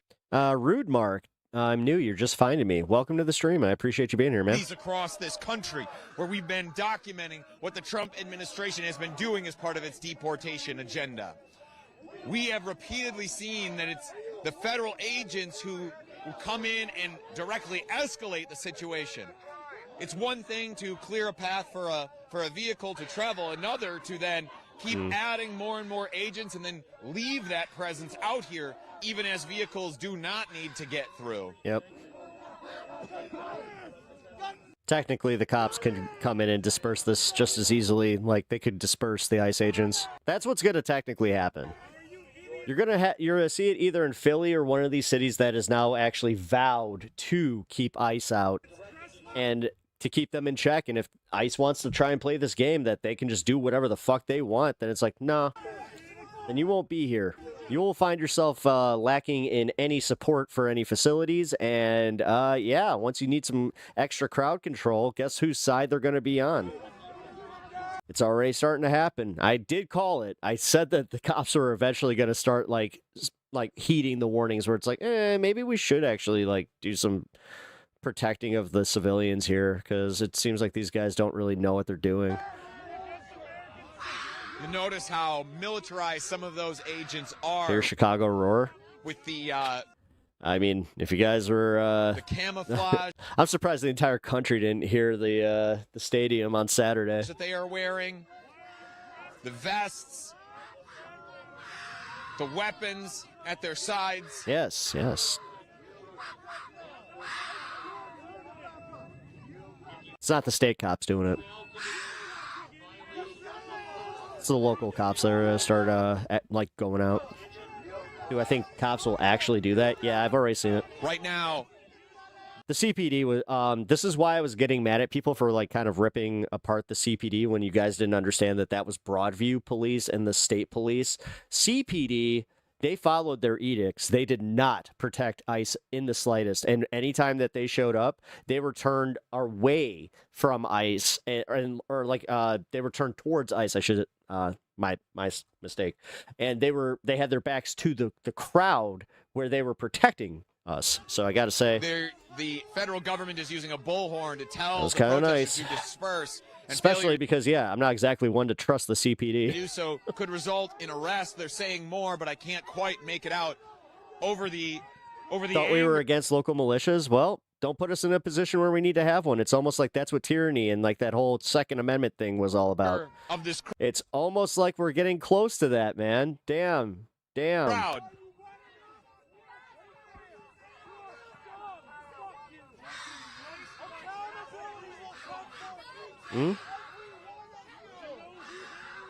As I've been saying this entire stream, guys, you're gonna have enough people in the independent sphere that see this shit and they just see it for what it is. They see it as being worse off than what they originally had under Biden, like they are financially too. And then they see that their neighbors are scared. They see that like they're going into schools, they're making things just objectively less safe. You know, this whole war on crime it's kind of easy, I guess, to keep those optics up when it's like, oh, the ones committing the crimes tend to be the ones that you hired. Weird. And they have proven that a bunch of these guys were ex-January 6ers. Go figure.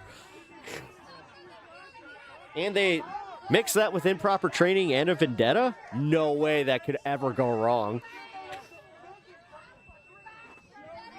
And you see here some more another federal vehicle moving past here. Looks like several of them, or at least a couple. But what we've seen is a real pickup. We've been on the ground here in the Twin Cities, with aside from a break that we took around Christmas, we've been on the ground here since early December. And that's enough time where we can see patterns develop and change. And we've been here at the Whipple Federal Building. There weren't these kind of protests here back in December.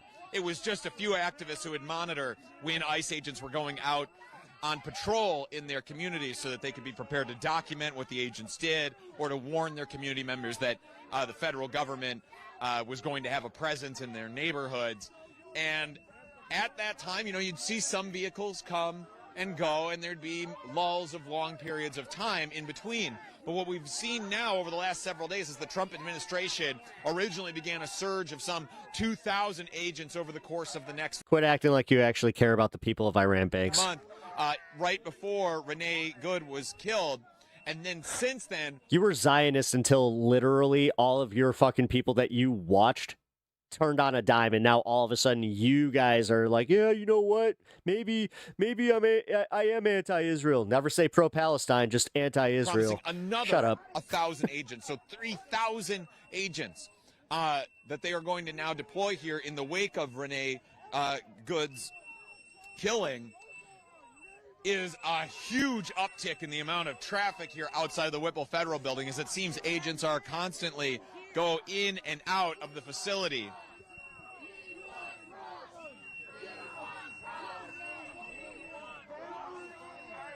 Some of the protesters chanting, "We want Ross, we want Ross," a reference to Jonathan Ross, the ICE agent who shot and killed Renee Good, and who is now the subject of a federal investigation led by the FBI into his shooting to determine if it was just. You see a big van now moving past this crowd. You get a sense for how animated this crowd is. John, I'm getting the sense that things are probably stable enough where I could probably do an interview. We always like to hold off on doing interviews when it's a dynamic situation, not only for our own safety, but for the safety of the people we might be talking to. They need to remain aware of their surroundings in case tear gas is going to be deployed, or they're about to be shoved by an agent or jostled by the crowd. So we always try and pick those moments carefully, but right now things have kind of settled into a new normal. So I'm going to go and grab somebody to talk to very quickly here. Shame, shame, shame, shame, shame. All right. So I'm standing here with Graham. Graham, can I have you start by spelling your name for me? Graham. And Graham was one of these demonstrators who I had, right before we went live, I was talking to him and Flynn, getting the sense for what they'd experienced here on the ground. And you see some of the protesters moving back seemingly by themselves to just clear a path here on the road for some what seems to be non-governmental traffic that needs to come through, making the path there so that those vehicles can pass here on the road. That's why the crowd moved back.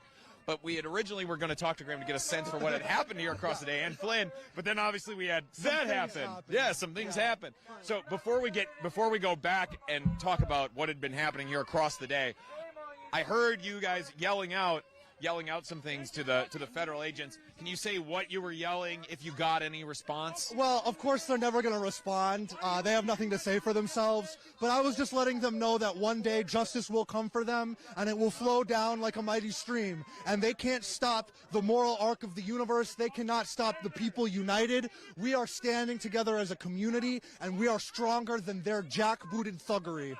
When you say that justice is coming, what would that justice look like to you? What do you want it to look like? I mean, it's going to come in the form of indictments. It's going to come in the form of, public accountability and transparency. It's going to come in the form of unmasking some of these people and putting their names out so that they can be held accountable. Honestly, let's be real here. We've gotten so used to the idea of what's your badge number? What's your badge number? Get your sergeant. We kind of have an idea, especially if you've ever gotten pulled over. You have an idea of what your rights are. So the idea that we've gotten so comfortable with these people wearing masks and not having their badges, dude, shut up. It's not about doxing them. The cops are apparently at risk of getting doxed all the fucking time. Then Banks, shut the fuck up. Accountable by the government and by the military. They don't get to wear fucking masks like that. Community. So. And their families, because not just to protect their identity. What do we have? It's weird. Every time that I look, it's weird. You got these little rip-off patches things, and one of them tends to always have your fucking name on it. They're ruining lives. They're traumatizing children. They're tearing our families apart. So it's almost like you understand the logic of this, where it's like, no, you're supposed to keep that on, and they need to be held accountable for that. Flynn, is there anything you would add to what you were forced to wear a mask? Where? Justice could look like in the event. And are you talking in like regards to operations, or are you talking like you're a bitch boy that didn't want to wear a little face diaper? That it is ever able to come there it is. This guy's a fucking joke for these communities. This guy, seriously? It's gonna be, the first step is them leaving, is them going, is we don't want them here. They are not welcome here. Oh, yeah. The city of That's easy. Minneapolis, the state of Minnesota, we don't want them. We are proud of our immigrant neighbors. Well, it's also like to the point I was getting at before, like we've become accustomed to the idea that not only do we know who our police are, we can demand it. We can literally demand on a dime. Give me your badge number. Who's your commander? These are things that are just baked into the policing of America. That's why a lot of us are just repulsed by this. Half the people that see the heavy-handed tactics, it's not even the fact that, they're doing immigration. Half of them, they probably even voted for Trump, but they don't like what they're seeing because there's zero accountability here. You have cops now coming out and saying how they don't support any of this because it's making their job less safe. I've had to say this multiple times. And our community. We need to take a sovereign citizen seminar. Well, at this point, I think all of us need to become sovereign citizens. If this is how they're going to treat the fucking Constitution, we might as well just go back to the Magna Carta. For the audience's benefit, just so you know what's happening. I'm traveling. I am traveling, and I am not in the middle of commerce. Therefore, I am just traveling, and let me be on my way. Happening here just off screen. The agents have taken a few steps back. I suspect also to allow that traffic to pass. And the protesters are basically holding their space. They're just chanting, "Ice out now, ice out now." So if you're hearing some of that come across through the mic and wondering what is going on. Who'd you campaign for, DeSantis? Oh. The crowd, the federal government is back on that bullhorn now, announcing that this is the demonstrators' second warning to stop blocking the traffic of federal vehicles in and out of that facility. Or else they'll be met with arrest or with force. What's your reaction when you're hearing to the extent you even can hearing those warnings from the federal government that they're going to use force, going to potentially arrest you for demonstrating? No, but they still want to use those roads. On, and then they'll bitch if they hit a pothole. Trust me, I know the type. Is public property, the street. Yeah, this is our city. We walk these streets. We know. These neighborhoods, they are invaders in our city. They don't know us. They don't know our city.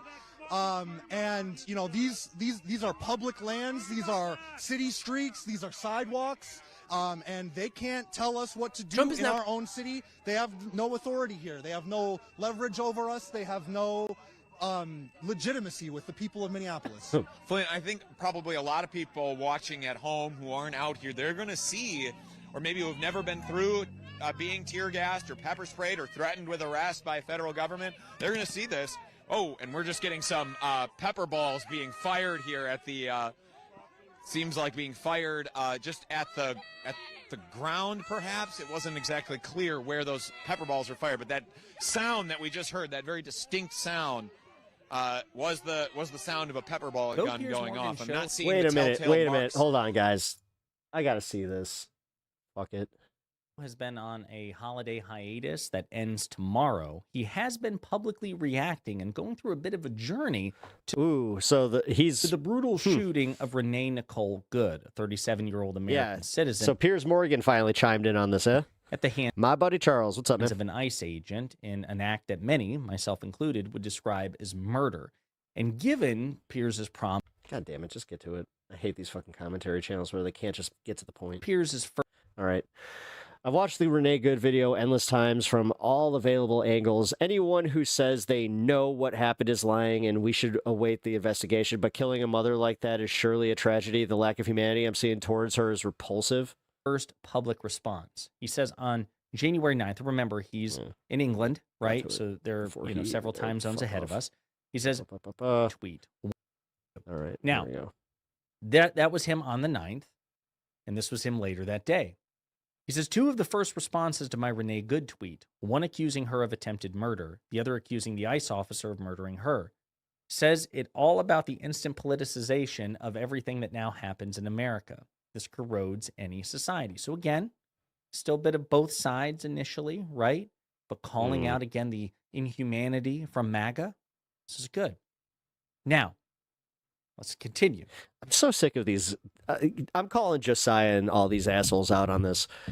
I am getting tired of Kyle Kulinski and Josiah, the way that they play games. He wants Piers Morgan to come around because I guess he enjoys his content and he doesn't want to constantly disagree with the guy. Kyle Kulinski does that with Joe Rogan, and it's gross, dude. Get over your fucking Stanism and just either like the guy or in his his opinions and just be like, yeah, sometimes he has shit opinions, and just still like the guy, or just be like, no, I hate watch the fucker. This shit where you're constantly just like, okay, you know what? Okay, well, this is a reason I actually might be able to like him again. Okay. I did that with Vosh for a little bit, and I'm just like, you know what? Fuck it. I'm just gonna watch his content. I don't agree with the guy on a lot of shit, and that's just how it goes. Later on. Same with Hassan. He's responding to somebody from MAGA. Somebody said, don't know who this is. He's a political commentator. It was okay to block ICE. She thought it was okay to block ICE agents. Pretty big in this Sad, space, especially for her kids. But the main story is how insane these activists are. I can't imagine trapping police officers with cars, let alone federal agents. It's insane and a direct result of the rhetoric on the left. So again, a pro-Trump, pro-MAGA person. Piers responds with, again, some both sidesism, but pushing back a little bit. I think a lot of mistakes were made that day by everyone involved. Again, very clear. He's uncomfortable. All right, so this is interesting. I will say this much. It's going to be an interesting, return show for him. Those would have hit, or if they were actually directed at somebody in the crowd.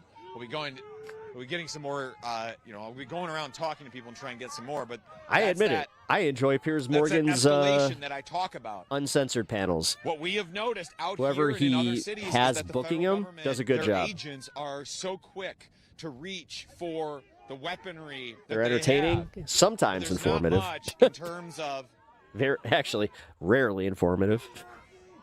There's not much in terms of dialogue with the crowd. America. Aside from a couple this of is warnings, America. That's it. And then it's immediately to the use of tear gas, the use of pepper spray. Yeah, I mean, they've already used pepper spray. First, which as we saw down in Chicago and was even the subject of some court cases, is that in that case it was largely Border Patrol agents were not issuing those warnings, and a judge actually had to step in and attempt to force those agents to use those warnings, and still it was found that the federal government was in violation of that court order. We'll see. But now you see here an even larger I think I hear him. Between these agents and where they are standing, and these demonstrators and where they are standing here on this side. And I'll note that this entrance that we're looking at here to the Whipple Federal Building, it's not the only entrance. There is here he comes. He was upstairs. Two more. But where were you? This was not the original site of the demonstrations outside of the Whipple Federal Building. There's at a secondary entrance down the street from where we're standing, down the street in the direction you're looking, is another entrance where the protesters. Thank you for the $2. I beat you to it. At HBX $2. Demonstrating out there. Stand treat time. You get double. You know what? I'll match that one. That entrance was very quickly. Thank you for the $2, Etch. I appreciate it. It was even. Had look how happy you are. Gate installed across that entrance. All right, stands in. Across that entrance he's very happy. To, I guess, make sure that the protesters could not walk in. Thank you. To through the gate or down the driveway, and you see and hear a car drive by, laying on its horn, and giving the finger to the Trump administration and its immigration enforcement agents. Another here driving down, holding out a sign. I cannot see what the sign says. Wow, they got like a little procession. Interesting. Is a whole convoy of he's just like more vehicles that Stan. are also against the federal government rolled by as part of this demonstration that was met with cheers from the crowd.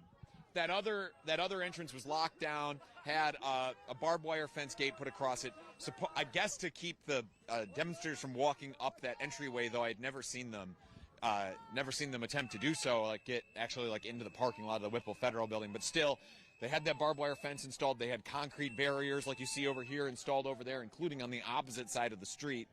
And there the federal government was kind of holding a line of which side of the street. Like they were allowing the protesters to be in the street so long as they didn't cross the yellow line in the middle of the road. Otherwise, they were very quickly met. Oh.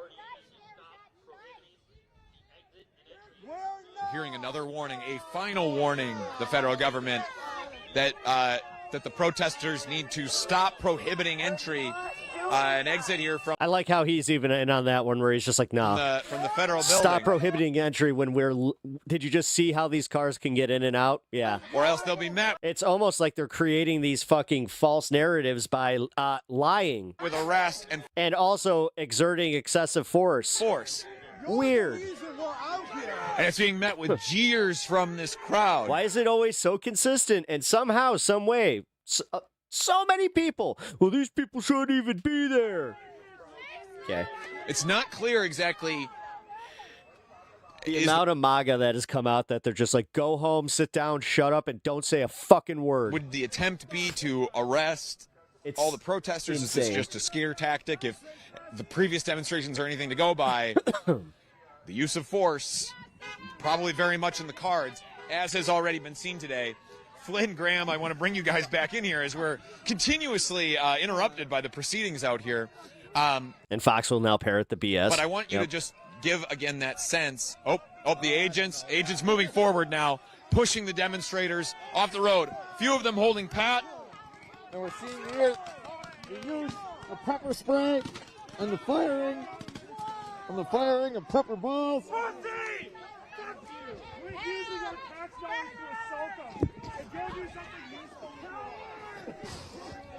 Seeing a lot of coughing right now.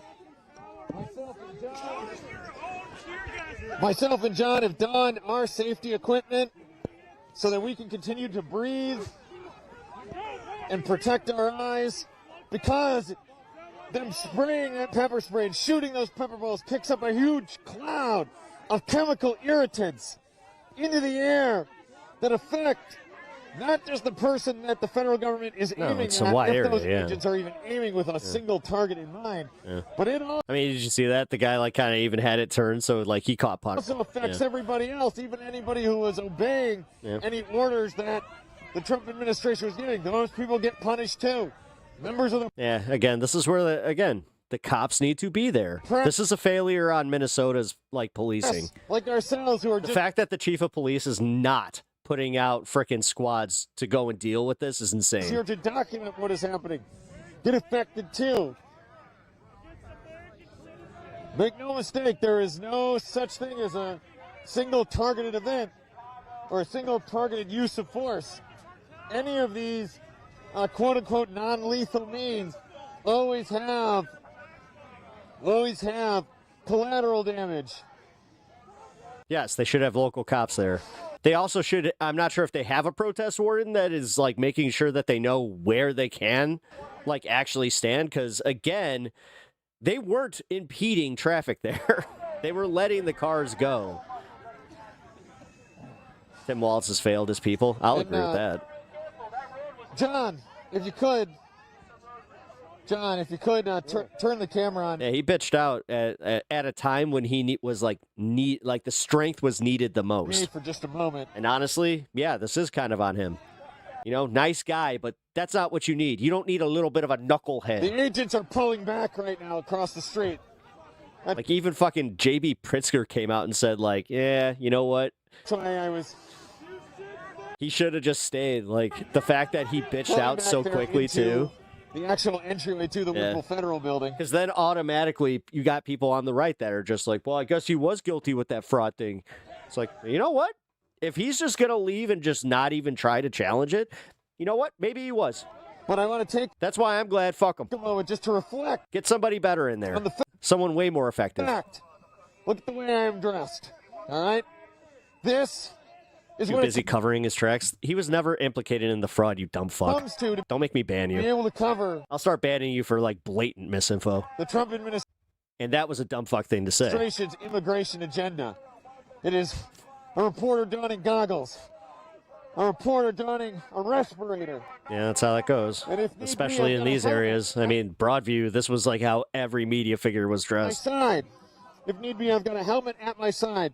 These are the necessary tools of our trade just to be out here to hear from demonstrators, or some of the same things that the demonstrators themselves need to wear just to be able to exercise their First Amendment rights. I disagree. His family was attacked. He's not up for re-election. Because of how quick the federal government is with a I thought he is. No, he is up. No, you're wrong. He is up for election. trigger use He had to quit the election. Klobuchar, she went in. of force on these. I'm sorry, you can like the guy and you can disrespect all, or you can disrespect. You can disagree all you want, but no. Agents out here. Yeah, they have a governor. Yeah, the governor is being voted on this year. And I learned a long time ago that we need to be prepared. Minnesota needs Jesse the Body back. For whatever. I mean, he's arguably one of the most successful governors, not just in Minnesota, in American history. They come our way. So when we come out here, we've got this gear already on, ready to go. I wanted to talk about this because you can't follow the money because half of it is already been investigated, and the one that you're focusing on, the Leaning Center, which again, stupid. John. Yeah, that that didn't turn out to even be the one that had some actual fraud. And I have been through this so many times now, just in the coverage, John, for years. Also, you wouldn't be so disingenuous and you'd be talking about how the ringleader of that exact, like the daycare fraud specifically, she's been picked up and she's been arrested and charged. Don't get me wrong, has been this is Comet Pizza all over again. Covering scenes where there is authorities Fuck you. I'm done using with them. force. And I'll just point out really quick across the road that a lot of the agents are even walking even further back now. This is the pattern that I keep trying to tease out in these interviews before we're interrupted by more use of He was annoying me. force that we need to cover. But this has been the pattern today. The pattern has been Talk about Homan. these agents. You mean the guy that even agents said, largely like, hanging fuck back it? until I actually, the protesters my bad. I meant to put you in apparently time out. merit another round to of ban force, you. and it seems to be somewhat regularly. We were hearing perhaps every 35 or 45 minutes or There we so go. that these agents will come out and use this force again. But I want to point out that I'm making such a point to talk about this use of force out here because I was reflecting when John and I were last broadcasting, after we had last broadcast here outside of the Whipple Federal Building. I was reflecting on the fact that we got tear gassed that day. It was just a couple of days ago. We were tear gassed out here along with everyone Pep the who was Merciful. out here demonstrating. As the feds that day were using a lot of force against the people who were out here, and we're seeing a taste of that already. But I had become so inured to it just from our coverage down in Chicago and the months and months and the To be honest, I didn't want a hard ban. regular use of force Didn't do anything to deserve that. out there that I barely even mentioned the fact during the broadcast that we got tear gassed. Like if you weren't watching, if you would have just been listening, it would have been such a fleeting mention, such a small thing. And I got to feel the need to really emphasize. Oh no, he took 50K. Yeah, I know. That what you were just seeing And then they investigated it and determined he did nothing wrong. It's literally the fucking meme. there, that We're living in a really stupid time. cloud of chemical irritants that was kicked up by the Trump administration out here. I don't want to normalize it. That use of force on Americans using their own tax dollars to buy weapons to use against them shouldn't be something that's normalized, especially by the press. And just because I'm dealing with it as a regular part of my job, I should not be falling into that trap either. So I want to emphasize that is... By the way, guys, I actually want to let you know I was able to do a new chat setting, so you in horizontal chat have priority now. So what is happening out here in these places, these front lines in the fight against the Trump administration's immigration agenda and its other policies that it is implementing that are leading some truly cruel outcomes for people. Jesus. Not sure if you guys heard that. Cannot be kicked under the rug is that use of force, including deadly force. Sweet. Yeah. Like what was used against Renee Good on Minneapolis' South Side on Wednesday. Yeah, I wasn't sure if I could actually get that to work, but yeah, my horizontal chat is my OGs, you best chat. Graham, first of all, Thank you. We'll get this interview done in about 40 parts across the next 8 hours.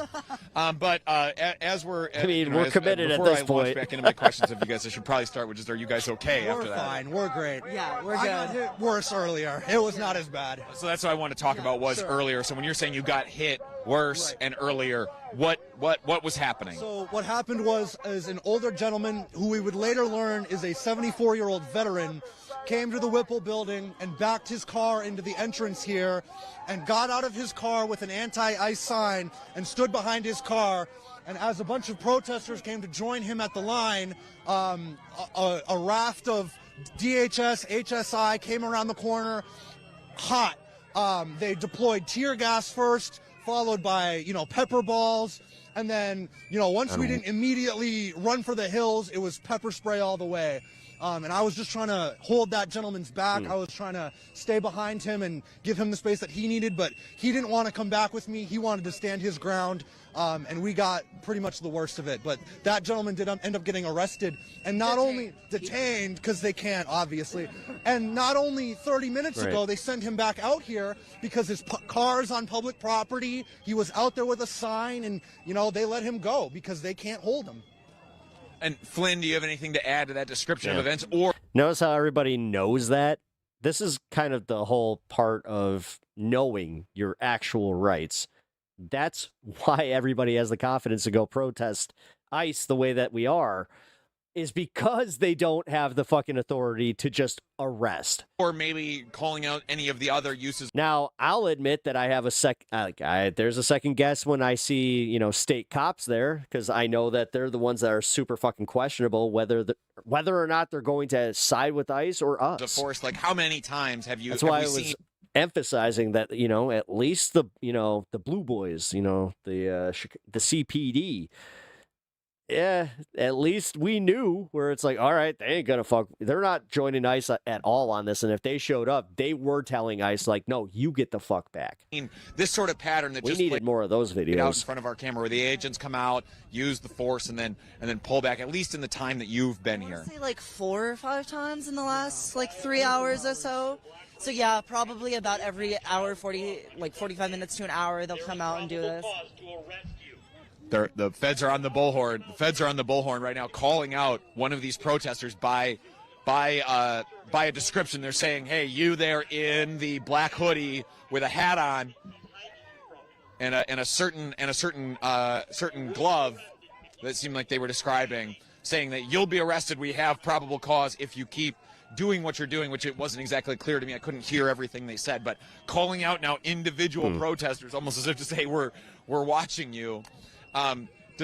You were talking before about how the display of force out here was not intimidating to you, but even that, when no, you can only be detained by them. Calling out individually, describing what somebody's wearing, like you don't feel you're not cowed by that. I hope they do arrest me. You there in the pepper hat? I hope they do. We've been watching you. See. Pep talks. You know what?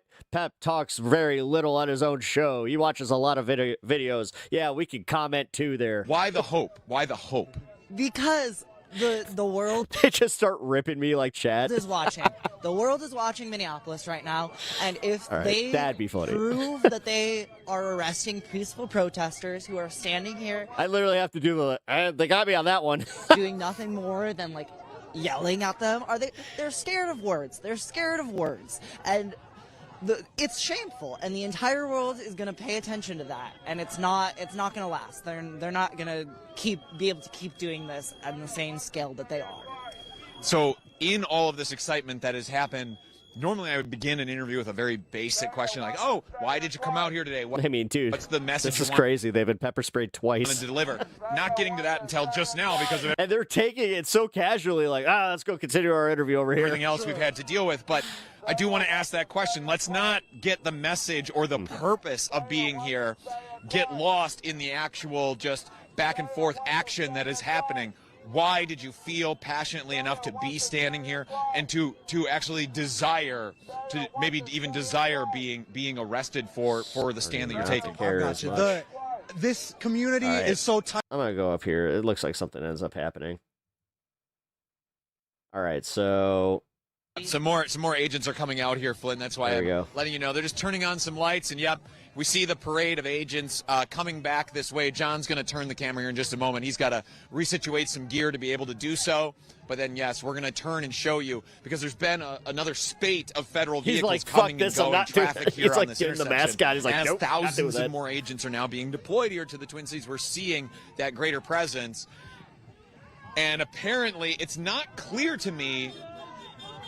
I guess it's where the protesters stand in the street, because it's always so hard to tell with these things. It was the same way in The lick-maxing is something Chicago, else. outside of the Broadview, Illinois ICE detention facility. We're seeing a lot where of it, we man. were regularly lick-maxing live.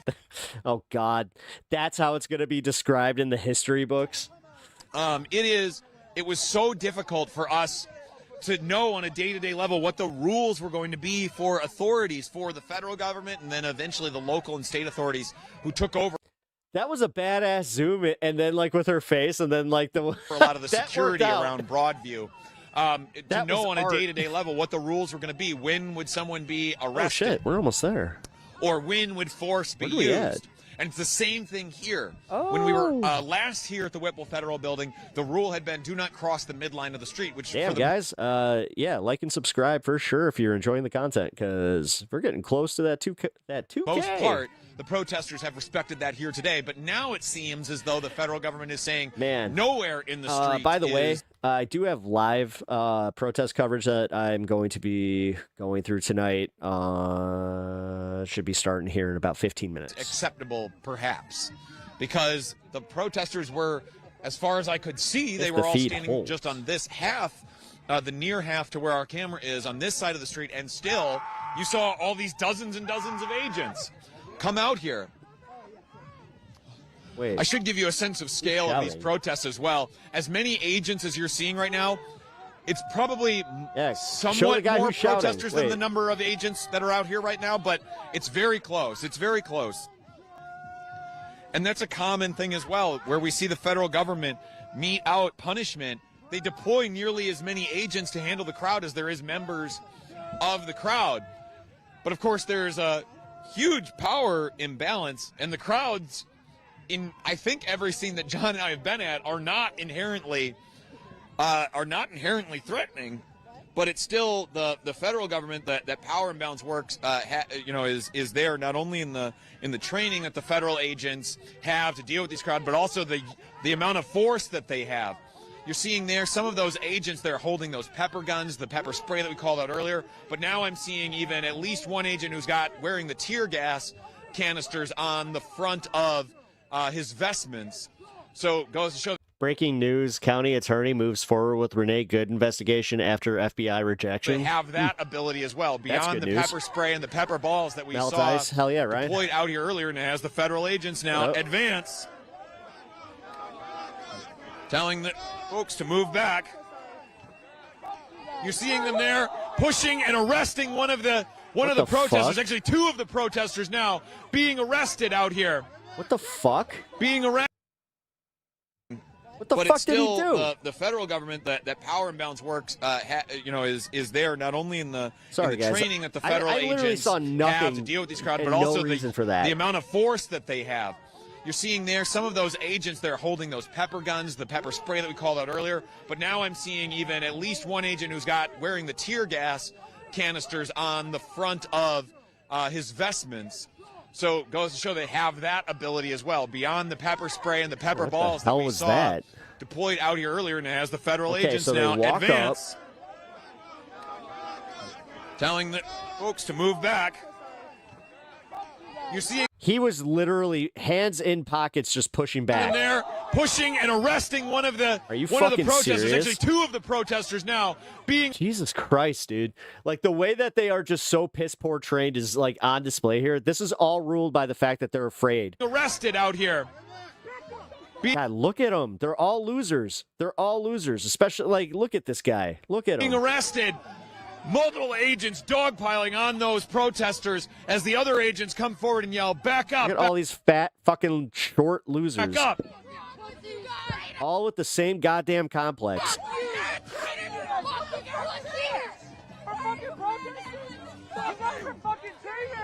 Fucking This is normal for removing agitators. Again, they don't have the authority to be doing that. They are not fucking protest police. And if they want them to comply, then they can call the normal fucking cops. If it's blocking traffic, guess who has jurisdiction over the fucking the street there? They only have jurisdiction within that federal plaza, by the way. Adham, Banks, I am dangerously close to just banning your ass. You've already been pissing me off.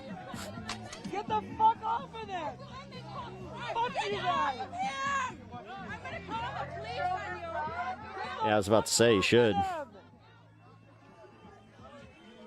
mean, honestly, they should have already. That should have been like the first thing you do.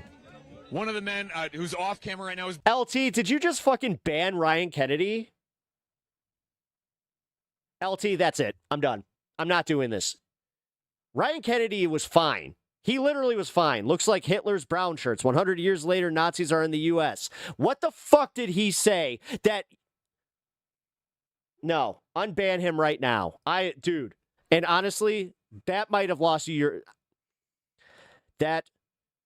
Dude, I said I would take care of that. That was by accident. Well, man, you've been making these accents, and you gotta be more careful, dude. Otherwise, I gotta take the wrench. Being arrested is now being... This is the third stream now. Marched back towards... And that was not cool. The Whipple Federal Building. The officers pulled him up and have... Apologize to Ryan, too. One officer on each arm, pulling them back towards the building. The other protester is still laying down on the ground right now and is now being sat up and also being walked towards, it looks like... I was already handling Banks. I was going back and forth with him. Yes, walk towards... I already timed him out once. The Whipple Building. Like, dude, but yeah... And then the... Like I said, you gotta apologize to him. Otherwise, I gotta make the hard choice there, man. Officers there... That's not cool. Moving backwards.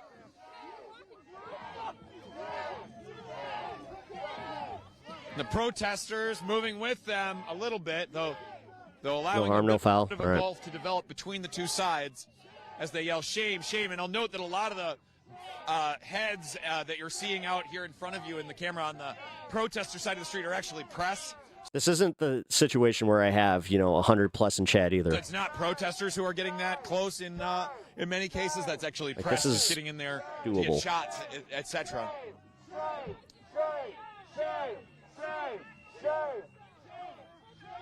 Shame, shame, shame, shame, shame.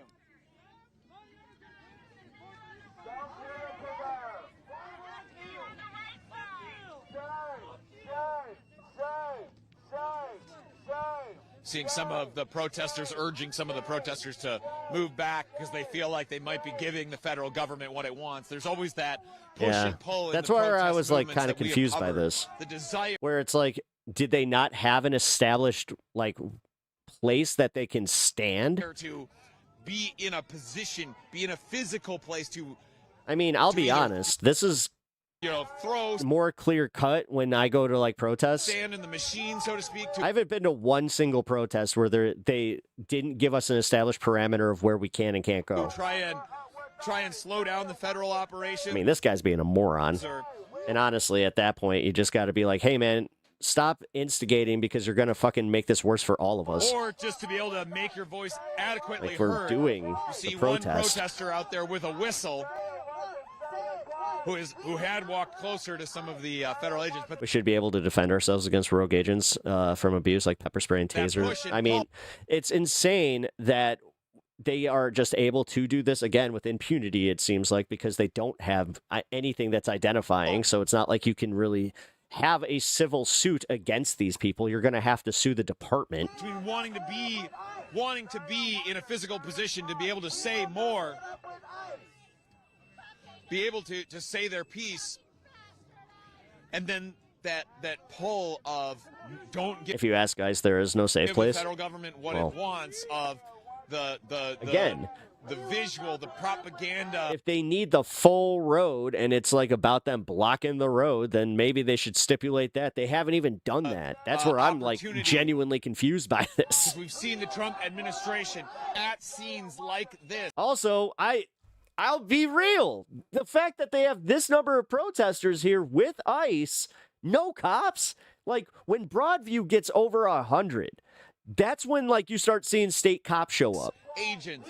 And I'm not saying that's a good thing. I'm just saying like it's odd that I'm like, huh. With cameras. They're just like, nah, fuck them. I mean, maybe that's the mayor like saying, no, you will not be going and helping these people. And that like, I guess that means not going anywhere within like a certain, yardage of the facility. Who we have then that seen could be it. Those cameras, their footage used to produce propaganda that's put out on the social media. Let's see if there's any for word the Trump on this. administration, for the Department of Let's Homeland see. Security. Yeah, it's a public access road. That's why I'm saying. Yeah. Or some of its leaders. So, Yeah, because Banks was trying to make it out. Was trying to make it out like it's like, no, they have access to that. And also unban Banks, please.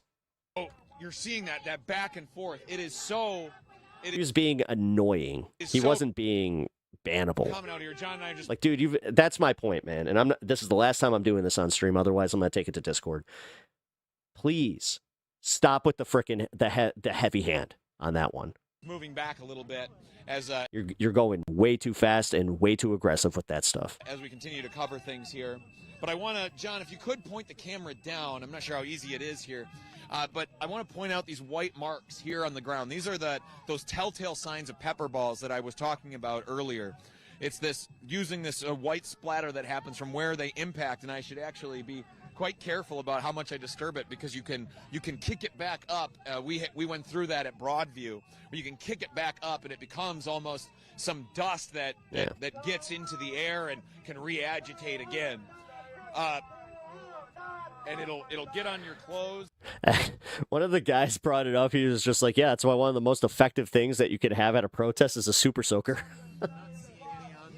Maybe a little bit. Oh my God, status quo coverage is second to none. I know. I got to be very careful about how I use these gloves now because pepper balls, once it gets on your clothes, it's very easy to brush it off or to, again, kick it up off of your person and have it agitate you that way. So I have to be very careful now. Yeah, and if you've ever touched your eyes with, a hot pepper. With these fingers, what I do, and I'll be trying to wipe by them accident. off here, maybe on some of the snow here a little bit, just try and wash that off a little bit. But this is the kind of thing that we have to be able to do to bring you this frontline perspective of what is happening in this fight against fascism, encroaching authoritarianism here in this country.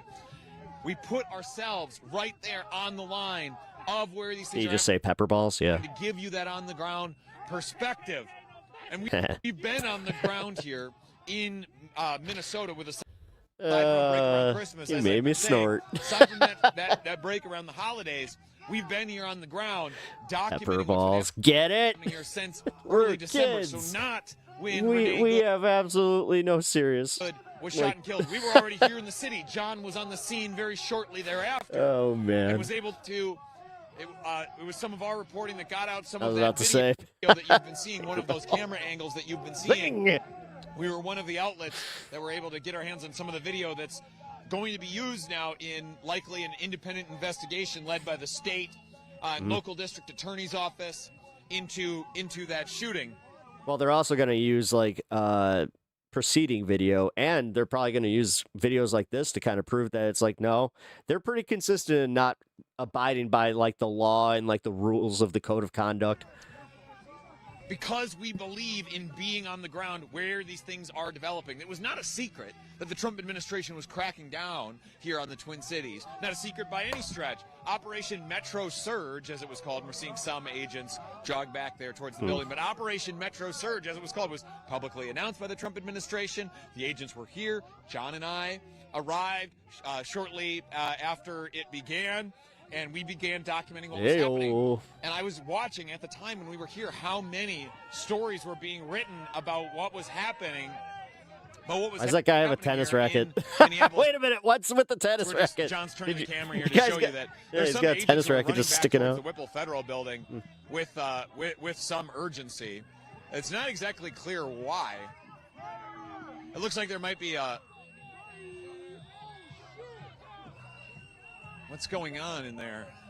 Trying to get the better perspective. Honestly, you watching at home might have a better perspective than what I do. You see their agents moving. It looked like it was press mostly, moving them back away from the federal building. Fuck. Flynn, did you see what was going on there? All I saw was that they started running, And then I looked over, and there was some press standing at the fence. I think there were some people in the parking lot. Unclear what they were doing or why press was trying to take pictures of them and why they were immediately shied away and, like, shoot out. Yeah, it seems as though, excuse me, getting a dust up of pepper in my throat. John, if you come this way. Oh, I was going to show, I think, the people who they were. Oh, crap, it's Jim Cornette. I wish I could do an angry Jim Cornette impression right now. We're seeing some federal agents are down off to the right-hand side of the screen here, and that's who John is pivoting around to show, as some agents take up positions down there. And more agents are here off to the left side as well, here at the road. Watch out, John. I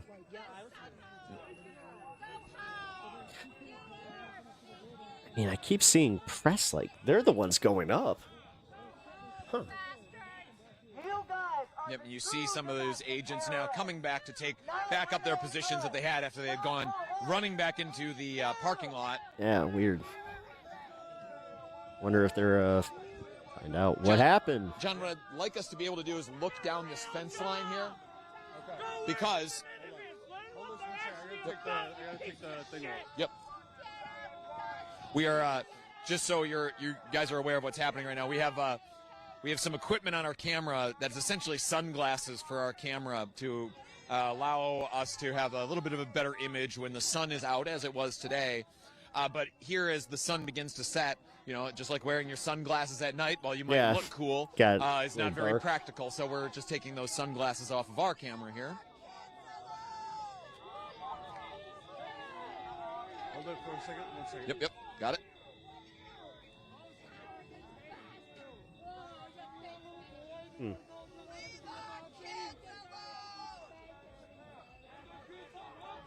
Well, that sucks. The live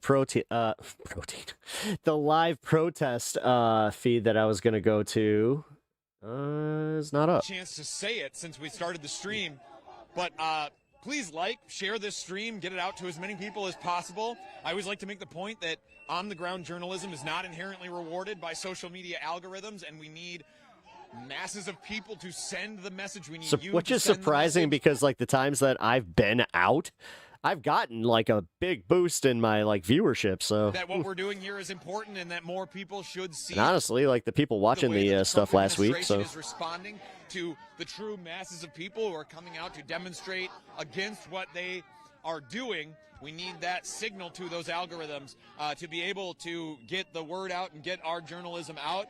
So on behalf of us and on behalf of our partners at Midas Touch, who are also supporting us in this journalism, please share the streams, whichever. Oh, we're watching agents now come out after one protester who's running back into the safety of the crowd there as agents surge forward.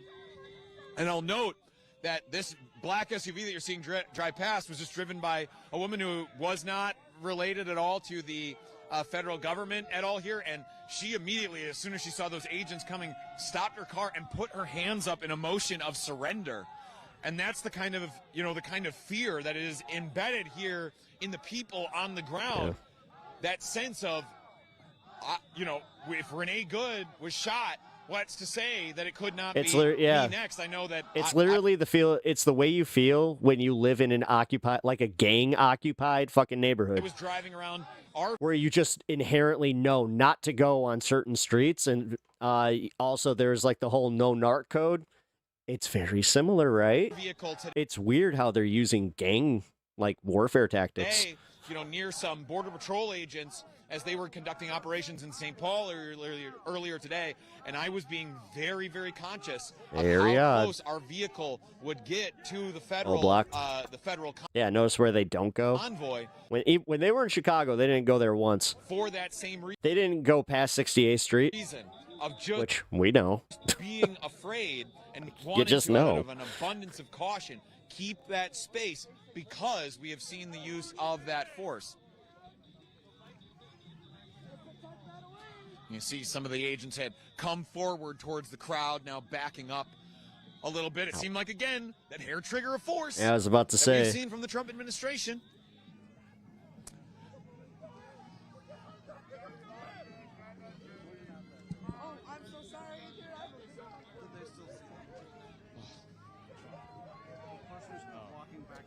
Here, I'm gonna speed this up a little. Let's see. So, John, I know that they start pepper spraying just again. behind these agents, you'll see a guy with a red backpack who's dressed in black with a red backpack, and another gentleman with a red or maroon sweatshirt on. Those two guys back there, that sprinting that we saw of agents back into the parking lot, it seemed to actually be to go and talk to those two guys who had, it seemed to me, they seemed rather bewildered when the agents ran up to them, that I think the agents assumed that they were protesters who were trying to gain access to the Whipple Federal Building. But I think there's a gap in the fencing down to the right, closer to the building, and I think those people were just coming up because there are a number of government offices that are housed inside that building. Yeah, Not they probably necessarily work there. coming here for federal immigration enforcement reasons, could have been for a whole host of reasons, but it just inadvertently walked up through that gap in the fencing looking to get to wherever they were trying to go, and then not realizing that they had. All right, I'm gonna fast forward to here. This is where it looks like it gets a little hairy. May very well lead to a federal response as well. We've seen them step in as de facto bodyguards for right-wing provocateurs who have shown up in the past. Oh, is this it's a content creator. Yeah, notice how he's standing on the other side.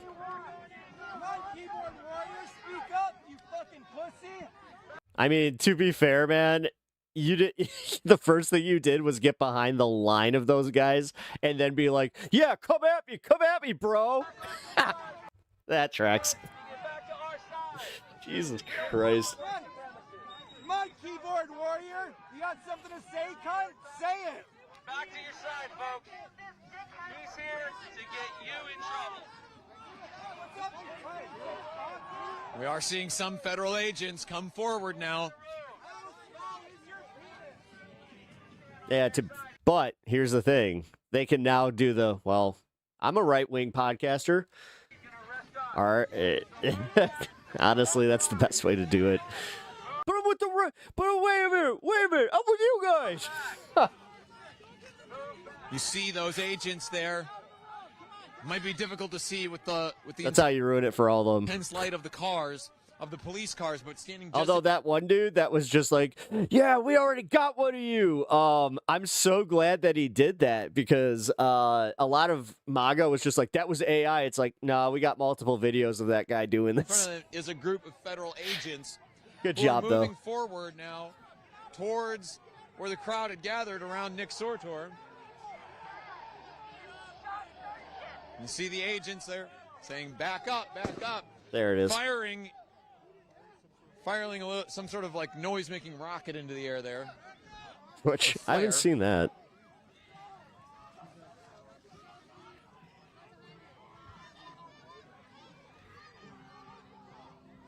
You're looking down that line of agents. Nick Sortor standing there on the left side of the screen.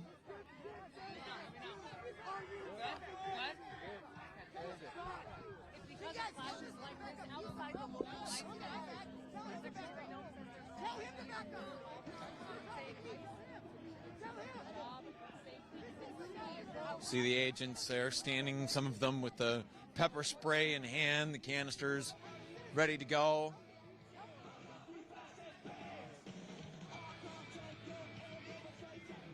Oh, all right.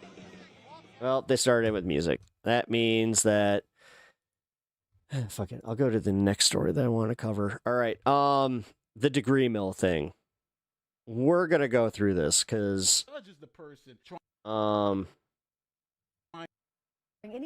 right. If you guys don't know what's going on with the Dr. Ritchie degree mill thing, can I get a summary of Cam's video? Because I have a bunch of people that are just like, why is this important? It's like, it's really not in the grand scheme of things. It's just kind of, it's happening. So it's just something that I wanted to cover here. I'm sure that he'll explain it here. But so Nate, the lawyer, who he's got a right-wing bias, believe it or not, which is a little weird. Because he seems to like do a lot with other like left-wing black creators, but then he shocked me when I was like, wait, that really? This guy's actually like kind of pro-MAGA? Interesting. But this whole story would not have gotten any traction if Rashad had kind of just been, he kept his nose down and then also just been like, this was a misunderstanding. But he had to go and quadruple down, man. Like, and now you got the rest of the internet finally just catching up and being like, nah, we're done. We're done. Degree you could imagine, and with just in minutes, a few $100s, you've received a freshly minted printout with a degree you didn't work for. It is a billion-dollar business, selling fake degrees to people we trust. Some of the buyers, cops, no surprise there. Firefighters, teachers, and engineers. Bunch of ICE guys heard that. They're just like, damn it, I could have done that all along. Fuck! Right here in the Tampa Bay area. Schools handing out master's degrees and doctorates for cash, even when students don't take any courses. Yeah, we found plenty of public employees and others.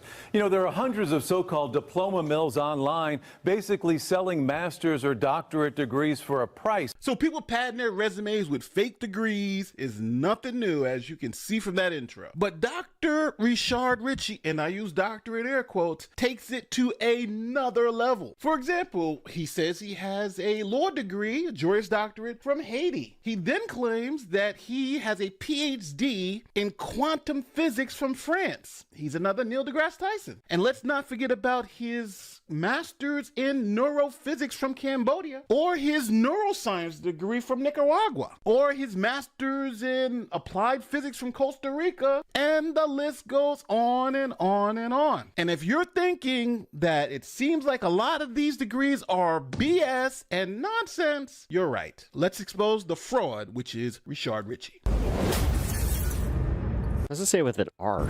Richard. Here's a quick message from this video sponsor, ZocDoc. Okay, raise Here's your a hand quick if you've skip been for putting me. off Dr. Richard Ritchie from the Young Turk. Dr. Ritchie also works for Straight Arrow News and has once had his own law firm. Here it is, the Fairness Firm. Dr. Richard Ritchie, JD, PhD, LLM, and MBA. Now, when you scroll down to the education section, you'll see a lot, if not most of these degrees, are from schools outside of the United States. For instance, here's the education section. I still can't get over this, has man. Here, for instance, Masters of... Okay, this is part of it. Why would you do this when they're questionable to begin with? Laws, LLM, Université de la Renaissance, Haiti. But that school doesn't even offer this type of degree. And he does that multiple times. For instance, his Juris Doctorate from Renaissance University is a school that doesn't issue Juris Doctorate. And then when he was called out on that, he then says it's from another school, but then that other school doesn't issue Juris Doctorates either. So this is the type of... Okay, so now... we've covered this enough on this channel, and I'm sorry if you guys don't know the full context. It will be explained in this video. But we have gone through this enough to know it's like, all right, man, you had enough people calling this out, and then Cam James, he got pretty much smeared. He did, because you had a bunch of people calling his integrity into question, being like, why would you do this? Now I kind of think it's like, I think people owe Cam James an apology. The nonsense that we're going to untangle today. Now, to understand why... specifically a certain pastor. Ritchie's degrees are essentially bogus, I got to explain to you what degree mills are. What it is. It certainly isn't. Everyone you're going to see in our story tonight, Keith, bought a bogus degree from the world's biggest diploma mill, based in Pakistan, of all places. Now, there are probably 1,000 so-called graduates living and working in our community.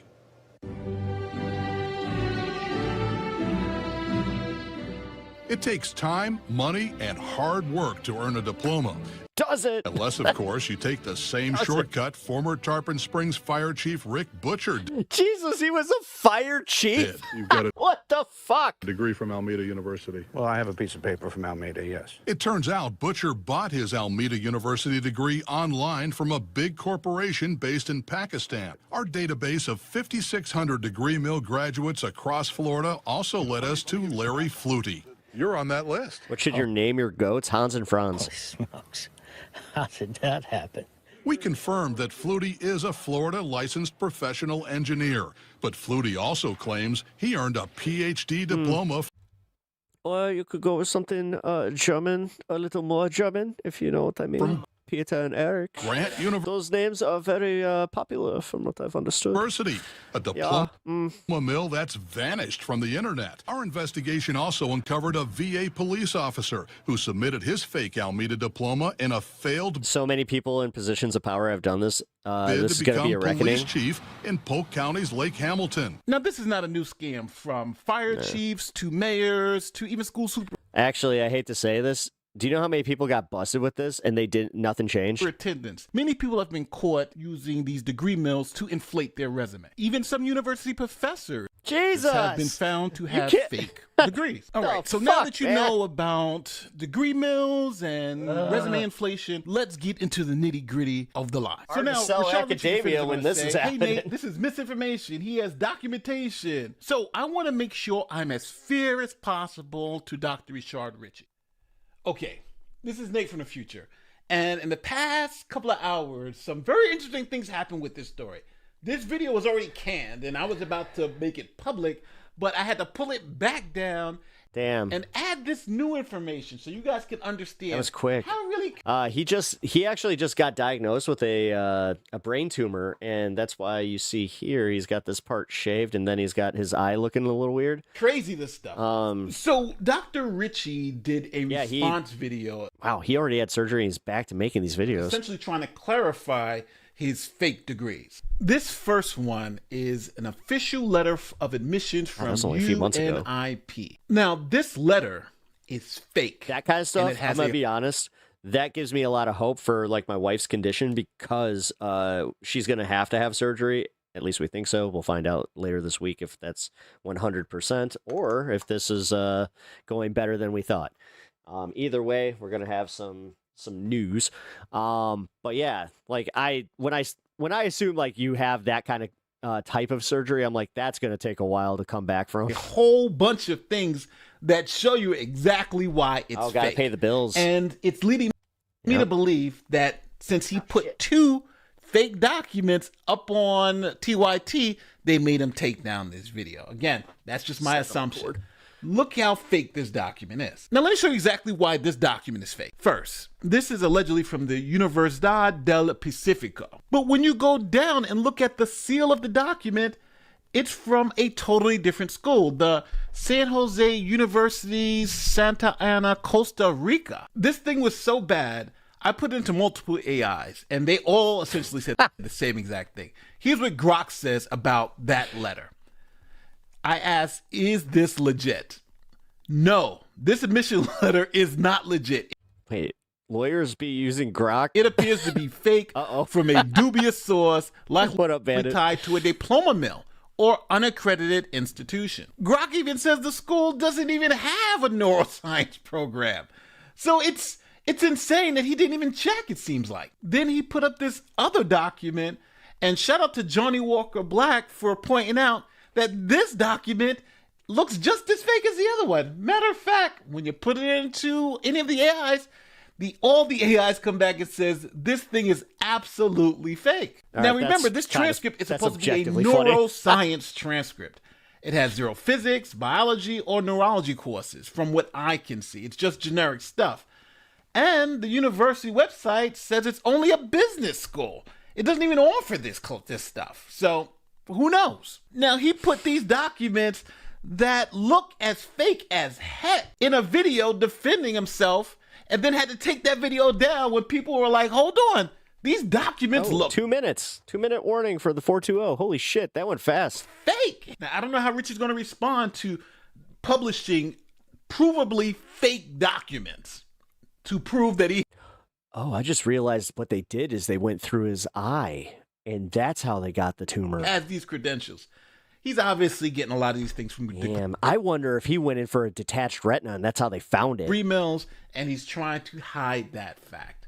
So with all I've heard of that, where like someone goes in for a detached retina and all of a sudden it's like, you actually have a massive brain tumor. that being said, Here's the rest Not of trying the to video. scare y'all. So I want to make sure I'm as fair as possible to Dr. Richard Ritchie. Now, to do that, I need you to understand what a Juris Doctor is and how you obtain it. Now, I am a Juris Doctor. I have a license from the state of New York, and I graduated law school. Now, I was also a professor at the law school and taught classes. So I have a little knowledge on how to obtain a JD, what it means to have a JD, and I've also worked with foreign lawyers who wanted to practice here in the United States. So I'm very familiar with the process. Now, to really understand why Ritchie is obviously lying to you, and it is not even questionable that he's lying to you, let me explain the various types of legal systems, the various types of degrees offered in those legal systems, and why it's impossible for Richard Ritchie to have the degrees he's claimed to have from the schools he's claimed to get them from. So the first thing I have to explain to you are the different types of legal systems the world recognizes. One is known as the common law system, and one is known as the civil law system. If you look at this map, the countries in red are what's known as common law countries. That's Canada, the United States, Australia, and the UK in Europe. Now, that's totally different than the French civil law system, which is practiced in most of the world: Brazil, South America, Europe, etc. Now, there are huge differences between the two systems. For instance, look at how each system handles a trial. In the common law system, you have a judge who's the referee. Then you have, let's say in a criminal case, a prosecutor who may say, hey, this person stole a laptop. And they'll argue to convince a jury that that person did steal a laptop. Then you have a defense attorney who will argue this person didn't steal a laptop and then put on evidence to show the person didn't steal the laptop. And then at the end of the day, the jury makes the decision who's correct. In a civil law system, the judge is the person asking the question. The judge is the Your left eye's been bugging out lately. You've been staring at a screen too long.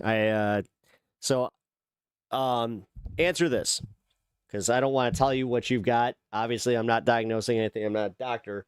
But is the muscle in your eye below, specifically in your lower eyelid, is it starting to kind of like pulsate and like it kind of gives you like a little bit of a twitch? Because if that's the case, then you might not be getting enough sleep.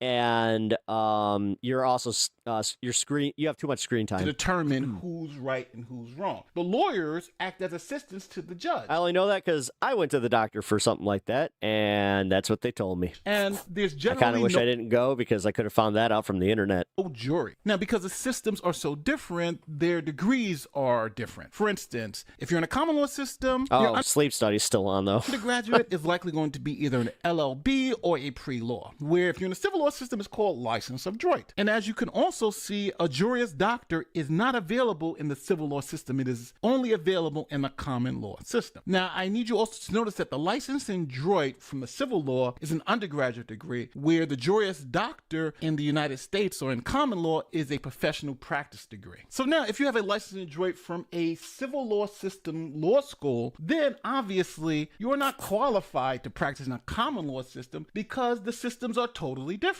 Saying that the license in droit under the civil system is equivalent to a JD is like saying a driver's license is equivalent to an automotive engineering PhD. And it's obvious, someone who can drive a car is not qualified to claim they have a PhD in automotive engineering. That's ridiculous. But that's what Ritchie's claiming, the ridiculous. So now, where did Dr. Richard Ritchie claim to get his degree from? Was it a school that teaches the common law, or was it a school that teaches the civil law? Well, Dr. Richard Ritchie says he got his license in droit from a school in Haiti. Now, Haiti is a civil law system, not a common law system. So if sleep sucks bad, he did receive his degree in the civil law cranial instability, then obviously that doesn't make you. That's the reason I went in, is because I had a bit of a concussion history with hockey. So anytime that I start getting anything like neurological like that, I'm like, all right, qualified to practice in a system that's totally foreign to that government. So what if... Can imagine how scared I was when they started doing like blood pressure tests and shit like that, where I was like, wait, is and who really? We're doing the blood thing too? They're like, it could be. I'm like, uh-oh. Is the University of Renaissance, University de la Renaissance. Let's put it up. Full mass. University de la Renaissance de Haiti is a... Damn it, I missed the 420. Accredited by Haiti. Well, we are officially in the fun half. If you guys don't know the structure of my show, usually during the past the 420 mark on my as far as 4 hours and 20 minutes, Yeah, have a little bit of fun. But if the protests do pick up, then we're going to be covering that. What if I get a twitch in the upper eyelid? It could be the same thing. Ministry of National Education and They just said it's more common in the lower. Vocational training.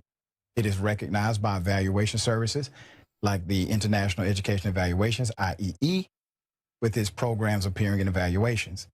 They have agreements with Université de Montréal for student-faculty exchange in law, University of Rennes II in France, which is a recognized major university. So we know for a fact he got his degree from a school in Haiti that doesn't teach Oh, common shit. law. It teaches. I see what happened. Okay. Well, interesting. It looks like somebody reported the stream in the vertical. Give me a second. That explains things. Okay. Well, ain't they a bunch of bitches? Hope that doesn't last long.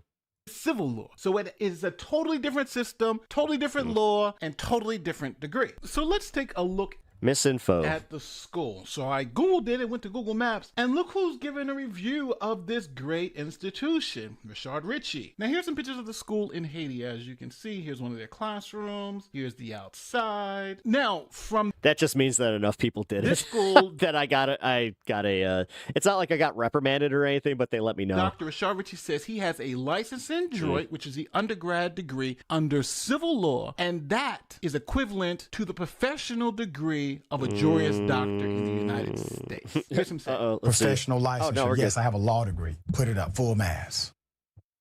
My law degree does, in fact, qualify me to take the bar Now, if I get a second email about that, that's when it's a problem. in the United States of America. What you're looking at is called a course-by-course evaluation. Triggered enough MAGA snowflakes. I really did. You see, the Although today I was engaging a little much. Damn. law degree journey Whoops.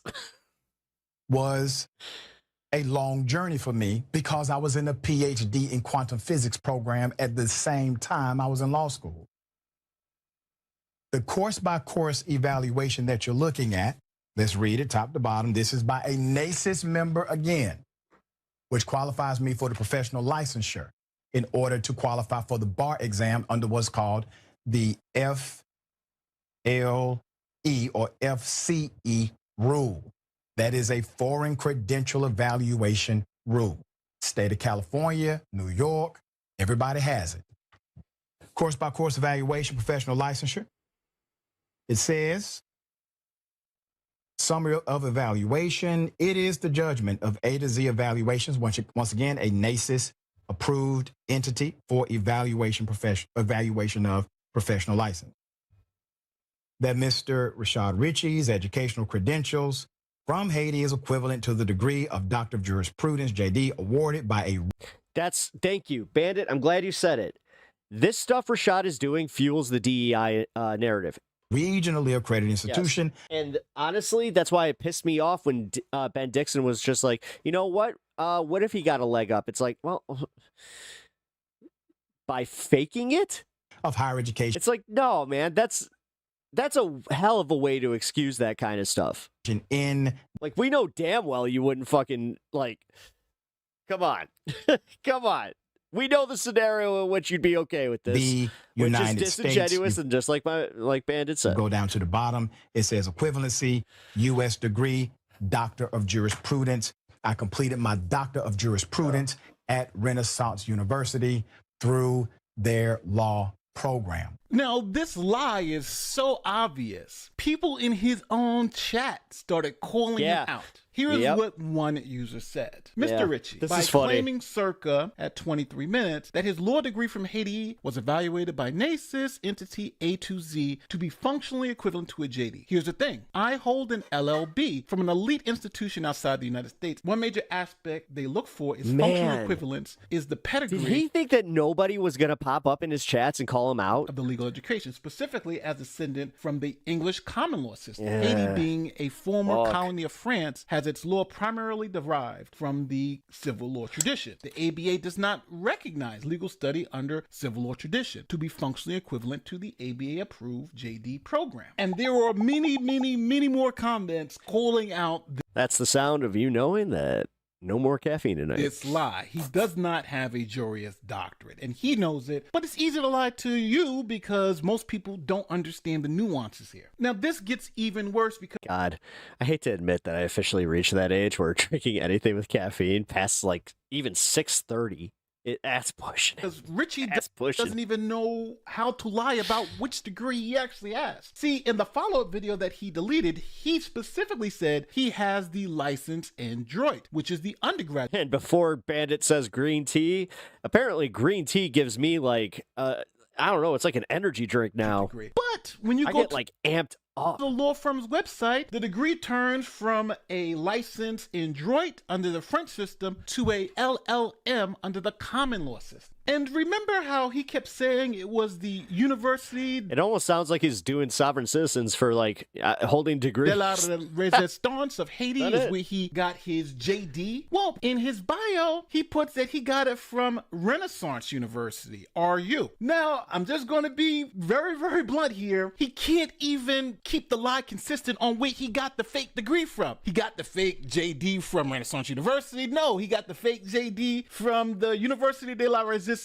and we should just believe him because some accrediting agency says that his undergraduate degree is equivalent to a postgraduate degree here in the United States. Now, I want you to forget that Richie says he got the Juris Doctorate from one school, then he says he gets it from another school, and you could even really make the argument that this is the Americanized version of the French school because he literally puts the French school down here. So we know this is all full of crap. So the next question is, does having the undergraduate civil law degree of license in Droit allow you to... Oh, by the way, so the original creator of the guy, like the hit piece, Cam, had to tell his entire chat to not keep spamming Nate because apparently Nate is helping him with the case. Take the bar exam here in the United States. On that alone.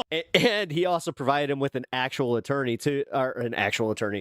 different attorney because he thought there would be conflict of interest because he's a content creator. So he was just like, now I'll put you in contact with this guy, and then I'm also like going to do a video and I'm gonna help you with your stuff. On just having that He's like, license. do not let him intimidate you. Because Richie... So that part 3 from that's going to be focusing on TYT and why they ignored this is coming out. His argument is license in Droit equals JD equals I can now take the bar exam. Here is his argument. JD credentials from UR for his bar eligibility, confirming that his law degree makes him eligible to take the bar under the FLE rule of the American Bar Association. Now, I got to stop him right here because another lie alert. The American Bar Association doesn't determine who can take the bar in an individual state. The states determine who takes the bar in that state. For instance, you don't have to deal with the ABA at all to take the bar exam in California, just like Kim Kardashian. Kim Kardashian didn't go to law school. She went under another attorney, did the apprentice route, and after a couple of years of being an apprentice to an attorney, you can then take the bar exam because of that experience. So just to be clear, the ABA does not determine who is eligible to take the bar in any particular state. What the ABA does is accredit schools so the various states can say, hey, if this school is accredited by the ABA, we'll allow them to take the bar in our particular state. But a state can also say, we don't care about the ABA rule and we're going to do our own thing. So I just want to make that very clear. So when he says there's this rule from the ABA that allows him to take the bar exam in any individual state, that is just straight up not true. So here's an example. This is the Supreme Court of Georgia. That's not even a stretch the truth. That's a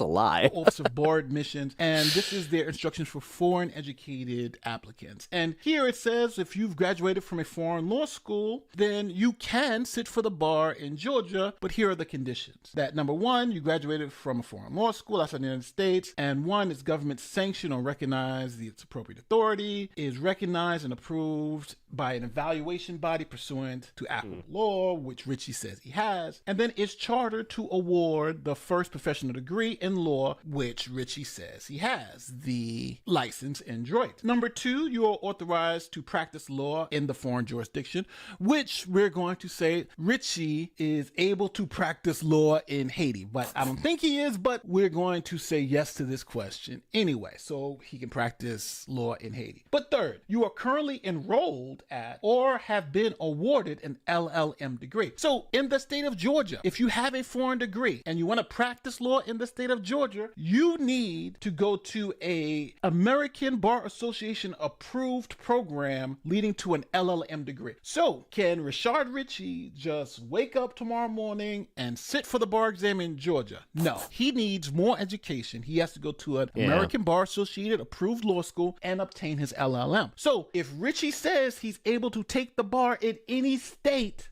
then you know for a fact he is lying, because in the state of Georgia, where he is from, he can't take. I saw one of Rashad Richie's physics experiments. It was on flat earther, proving the earth is flat. I'll try to find the video. Is that the one with the airplane? I kind of remember that. Exam there. However, my last semester, I transferred to Renaissance and was able to obtain my Doctor of Jurisprudence there, which qualifies me to take the bar in pretty much any state I choose to under the FLE licensing program per the ABA. So, bottom line is, Dr. Richie does not have a JD, a Juris Doctorate. He is lying when he presents himself as having it. Now, let's zoom out because... Dude, Jerome Powell was just backed by other people in the Fed and apparently has like a top-tier law firm standing up for his claim, dude, of having a... You have a lot of economists coming out and saying that what Trump did today was one of the dumbest things he's done in his presidency, and that's saying a lot. But again, for an economist to say this, then you know what happened. JD doesn't exist. He made a bonehead move that, as I said, with like cutting the credit card rates and like actually making good moves on the economy, this is going to tank all that. Just alone. It's part of what a I call dumbass. The degree multiverse. For instance, here is Dr. Rashard. I think that's why we're seeing J.D. Vance at these press conferences a whole lot more, and you're only seeing him on Air Force One. Rich's TYT bio. And when you scroll down here, you see Schofield Graduate Each School, bar he sets where the day a his little lower. quantitative research focused on the global effects of Western religion and politics, policy, and government. And he's claiming he has a PhD from Schofield. But as you're going to see from Johnny Walker Dredd, who's looked into it already, this school is BS. Get ready to be shocked. I searched. Well, I was about to say, are you just taking Johnny Walker Dredd's? This is. You might want to look into that just a little bit more, just to make sure that like the person doing the hit piece isn't like, I don't know, doing it for a spiteful reason. I mean, it kind of seems like the guy does have a bone to pick with Dr. Rashad. The closest I could get. And it's the fact that he's just annoying to him. It says here, Schofield Graduate School and Theological Seminary, California, and Trinity Graduate School. At least that's according to what he said. School, India. Okay. Now, I look through this. Lucky it's not worse. Yeah. It's kind of hard to tell what's going on here. He's got like a full playlist. So I figured, okay, one way to find out what a school really is about is to go to the actual address. Where are they? I scroll down here. Contact us. And here is the actual address, 1483 Mabel Avenue in Modesto. That's interesting. Okay, let's go ahead and take a look at what 1483 Mabel Avenue, Modesto looks like. And there it is. There is your PhD granting institution where Rashad Richie claims that he got his doctorate. Okay. Yeah, this has been verified by another creator. Now you may think, well, wait a minute, maybe it's across the street. Thank you. No, if you kind of scroll through and look. Wow. No wonder you can't even see him. He doesn't even do the box. Around, this is the neighborhood where this esteemed university is located. And yeah, that's it. There it is. I know, it's And he's holding himself out as a doctor. And this is where he's saying he got his PhD from. This is kind of crazy. And again, this is scratching the a little surface, wild. people. Wait a minute. I mean, if that's the one. Not even deep into I it. mean- Matter of fact, I don't even think I'm going to be able to complete this video in one particular video because there's so many deceptions here. Like, for instance, Richie claims multiple PhDs from institutions that, according to their own public materials, either don't offer the PhD program, offer non-US, non-equivalent research credentials, or operate under accreditation frameworks that don't support how their degrees are distributed in any way. And think about it. Several of his credentials have appeared in his LinkedIn page and other bios. Then they disappear when challenged or the descriptions change. And for those of you who are his fans who want me to be hyper technical, I can show you that easily because I've already showed it to you in this video. Remember? He said he got his JD from Renaissance University, RU, but now he's saying he got it actually from the Université of de la Renaissance of Haiti, which is not RU, but it's URH. However, my last semester, I transferred to Renaissance and was able to obtain my Doctor of Jurisprudence there. And Richie, in the video he deleted, also admitted that he doesn't have a master's or a master in droid. He only has a license in droid. So we're supposed to believe that Dr. Richard Richie has a doctor of education, a doctor of law, a doctor of quantum physics. He's a neurophysicist, a neuroscientist, a legal scholar, a policy expert, and it helps that he's using all the B-roll footage. A business academic. And Like, somehow works full-time at TYT.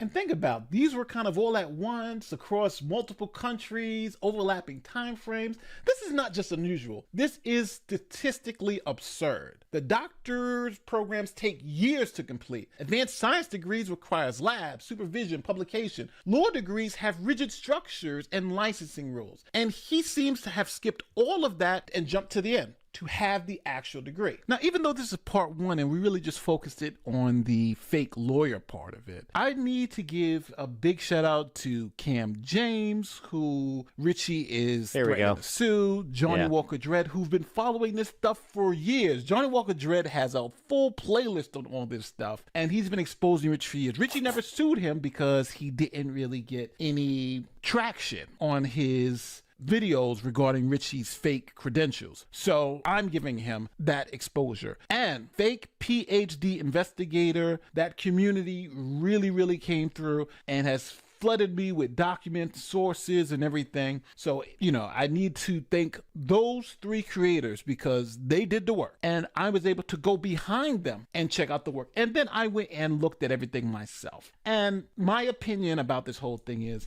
Richard Richie's likely a fraud. Some of his degrees, to be fair, are legitimate, but they're from schools that... But I don't know why. See, that's the problem. No, because I think that's why he got so bent out of shape is because he didn't want that reaction where it's like, well, some of them are legitimate, but then again, if you didn't want that reaction, then maybe don't pad your stats. Are low-end schools... Next season to become a 5-star chef. Seems to be from countries like Cambodia, Haiti, and it seems like he's just looking for degrees. And Richie himself admits that he doesn't care about accreditations. He just wants to get the paperwork because for him, accreditations don't matter. He just cares if the school is licensed to operate. So that is what we're dealing with. So at the end of the day, tell me if you believe Dr. Richie is a doctor of education, a doctor of law, a doctor of quantum physics, a neurophysicist, a neuroscientist, and a legal scholar. And remember where they're from: Costa Rica, Nicaragua, Cambodia, Mexico, Haiti. Either this man is one of the most well-traveled, educated people in the world, or he is deceiving his audience big time. Don't forget to like, share, subscribe to that great YouTube stuff. My name is Nate the Lawyer, and I'm seeing you on the next one. Peace. Yeah, I thought that was pretty good in the way that they... that he just lays it out, and then also kind of tells Cam, no, you got this, man. You'll be fine. All right.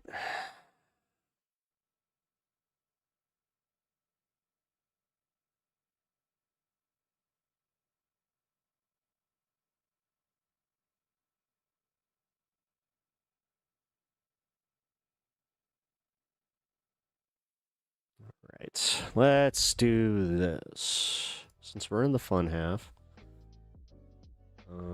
give me 1 second. Let me put something new on here. And also, let me check this real quick.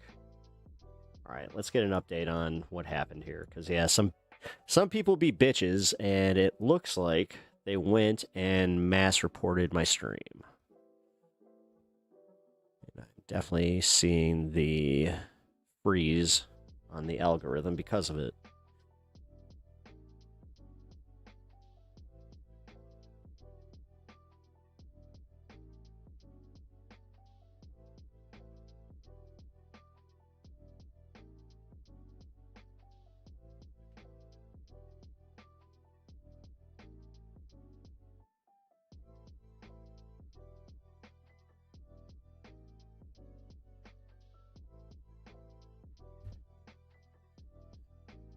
Come on, really, dang. Yeah. Yeah. That's why I've been looking at my phone. I would usually leave this alone, but I'm making sure that this is not going to affect me in a way that I do not want to affect me. At Bandit MTXI $5. Thank you. This summer, Rashad Rishi is a mega smart guy, in Goodwill grifting. It's legit, I swear. Well, thank you for the 5, man. Let me hit up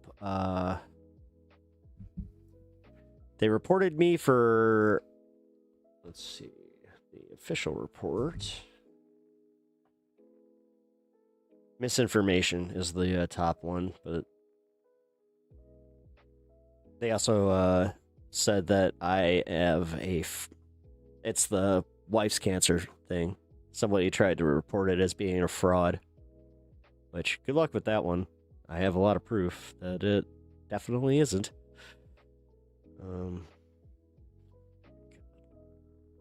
What a thing to call out. Yeah, so I guess that's what I'm dealing with. Oh well. If anything, it's been a little nicer, because it calmed down. But, yeah, that sucks. God damn it. Oh, man. It's also why I was kind of like, yeah, why are we banning people when I only have a few people in the chat right now? Does this cost me money? Yes, it does. Yes, it does. So here's the big one, is if this actually kills the traction that I had. Yeah, that could suck. Damn, all BS stuff. It is. That's why I'm not too worried about it. I didn't get a warning or anything, too. So, that has to be like one of the ones that made fun of you for, yeah, my wife's cancer. I wouldn't doubt it. I wouldn't doubt it at all. Yeah, that makes a lot of sense. Because I was like, yeah, wow, did everybody just like quit watching it at the same time? But then, no. The way that it just KO'd like that. Yeah. Whatever. Just jealous people. I mean, whatever. This is where I was playing with not even engaging. Because the less I engage them, obviously, like, the more it's just going to help the channel grow and all that kind of stuff. And I'll be honest, that's why I was getting upset about the banning thing, is because that was directly affecting how much engagement I got. So, that's why I was like, no, only ban for bannable stuff. Boy. Okay, well, either way. Let's take a look and see what we got. Ooh, Steve's going live. Waiting for agenda-free Steve.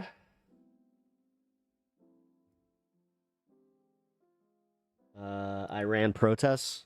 Okay, so apparently we're gonna have some Iran protests. Cool.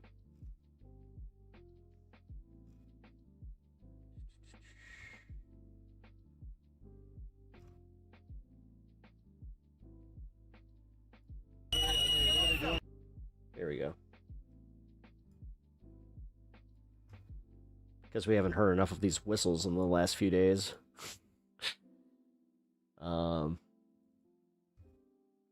Let's put on this coverage, because apparently ICE went and doubled down on bullying a neighborhood protesting. Status quo again. What? They hit a guy? They come here and they're trying to fucking arrest him and make a scene out of it.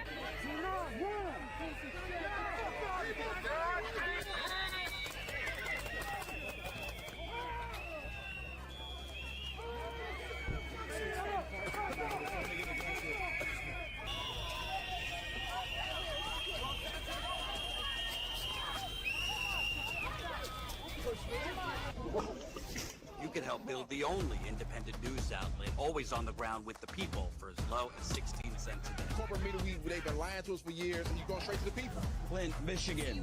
Brooklyn, New York. Government sending one more you to the residents of Chicago. We need as many independent voices as possible, and that's why what you guys do is so fucking important. Covering what the corporate media covers up.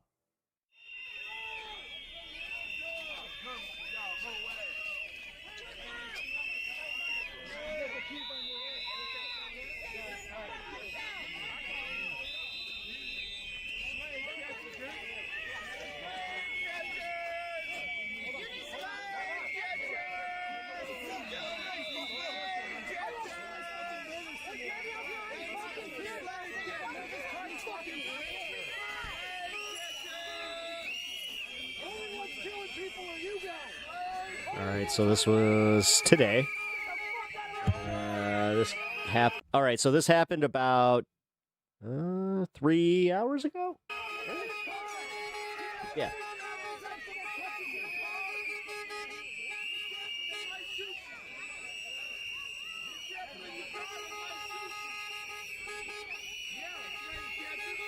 All right, so they said that they hit a guy.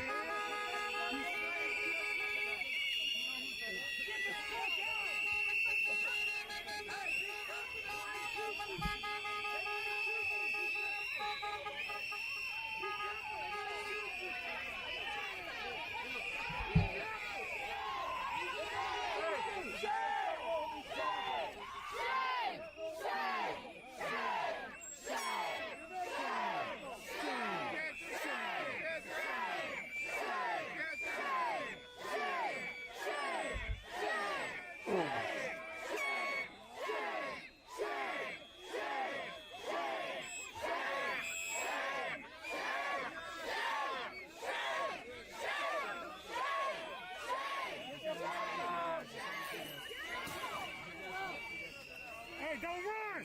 Don't run! Do not run! Do not run! Wait.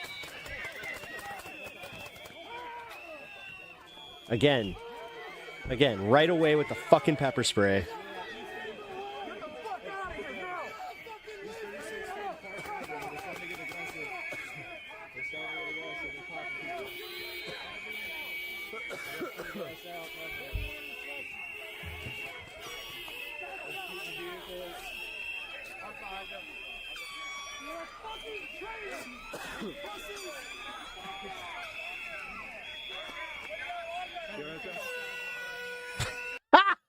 Yes!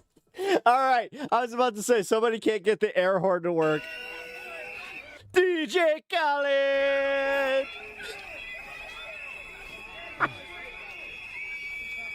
Ice, get the fuck out! And they stay there! And they stay there!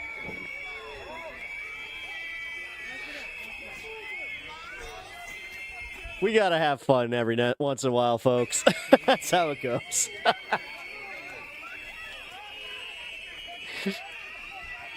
Now, if they do the now that's even funnier. Dude, they just fucking shot that car. They literally... Oh, he missed it. I was about to say, I thought he shot the car on purpose. That's crazy, dude. Do you understand that stuff is, like, that's gonna... My God. You're gonna be driving your car all week just, it burns! There's problems already, you dickhead. Nice.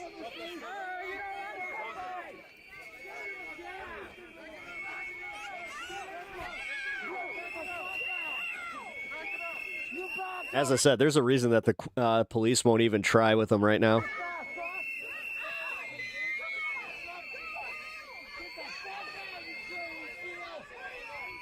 God.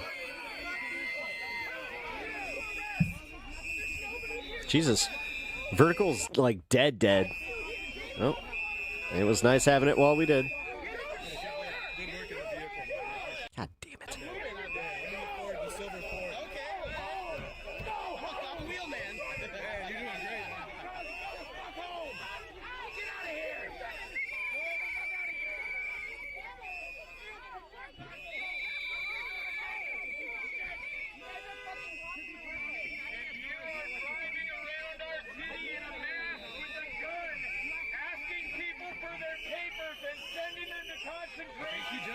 Her where their people went.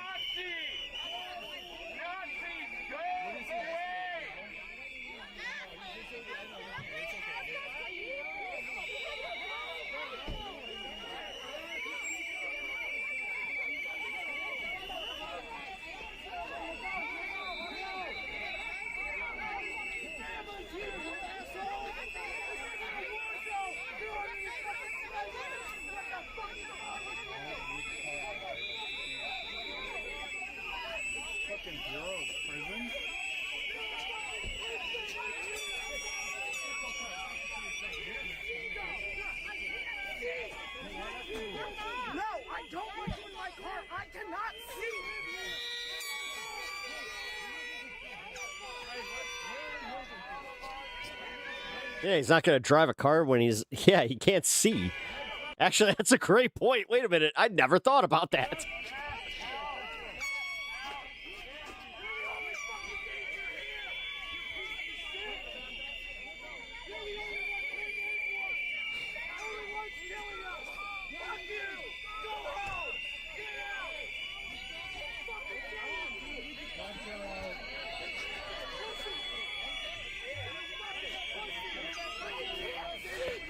The trolls lost steam and left to complain to their little in their little sticky corner of the internet. Can't imagine. No, I mean, no. I know what happened. It sucks. No, they essentially put me into super secret timeout.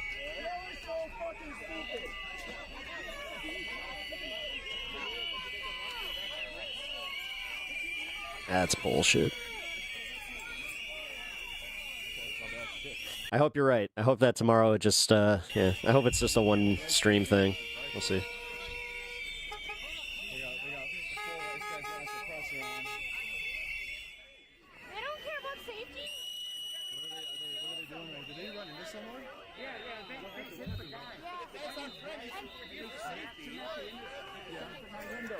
I mean, you have to remember that these are all community members too. They come here and they're trying to fucking arrest them and make a scene out of it. But that car to your left. Like the stream if you haven't already. Yeah. Yeah, they hit that one. Okay, thanks.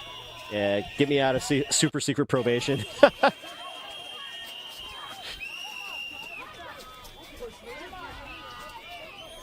I mean, again, this is a public roadway that they're just walking up and down, pepperballing to try and disperse people. When, again, this is their community. They had no business being there. I mean, for everybody that wanted to talk about how she had no business being there, whoo, boy.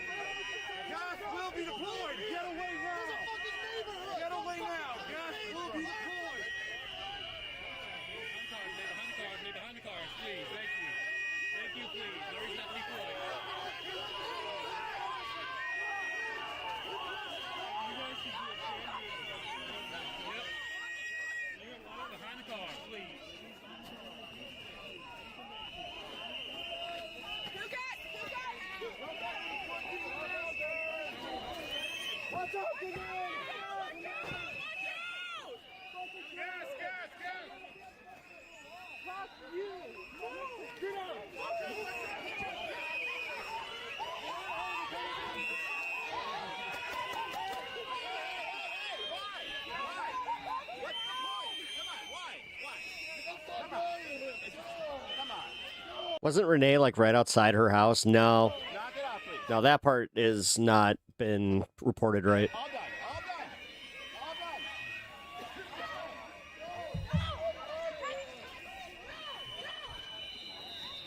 So they hit a car and then pepper spray the community.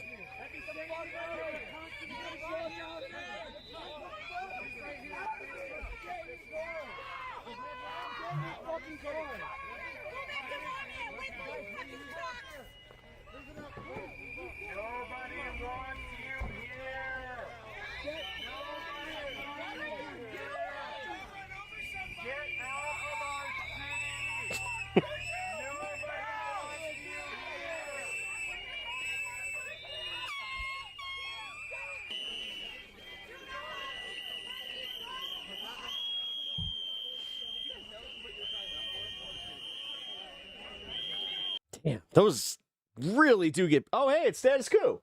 Yeah, it's Status Quo guy. Oh, wait, we're watching Status Quo. Then wait, why... Did he just not do anything here? He usually gives a little commentary.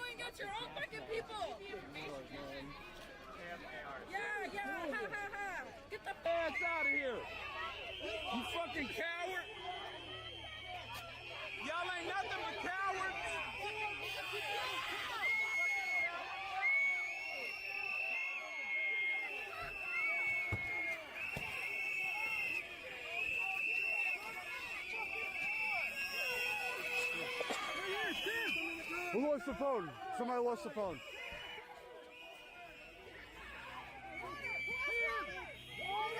Yeah. Jesus, dude. They're just dispersing pepper, like, the canisters now. Jesus. And now they're out. Yeah. Fucking crazy.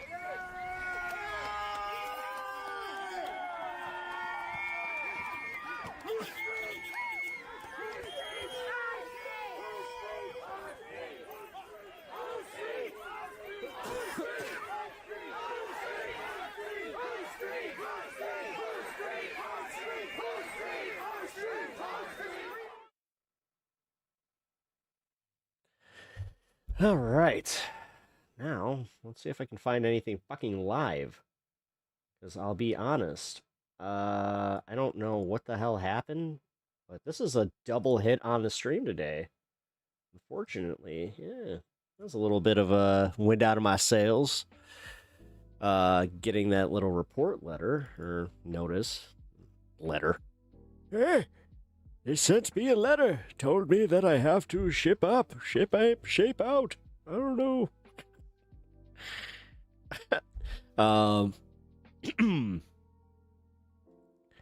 God damn it. Well, yeah, definitely like the, if you guys haven't already, go to the vertical stream, hit the like button at least, and, yeah, because I'm not gonna lie, this sucks. It sucks just seeing that, because they kind of insinuated, and some of them, if insinuated means like they just told me they were outright going to do it, they said that they were going to mass report me, and they were threatening like I was going to feel it. Fuckers. It's okay. It's okay. Like I said, I can only care so much.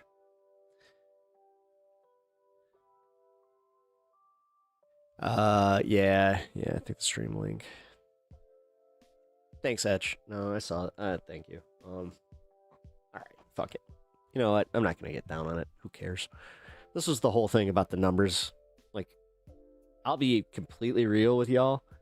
When I saw that I made that 100K, like, yes, I made a milestone, but that also came with the whole monkey on my back now, where it was just like, oh, damn, now I want to keep doing those numbers, and I feel like if I don't, then blah, blah, blah. Fuck off.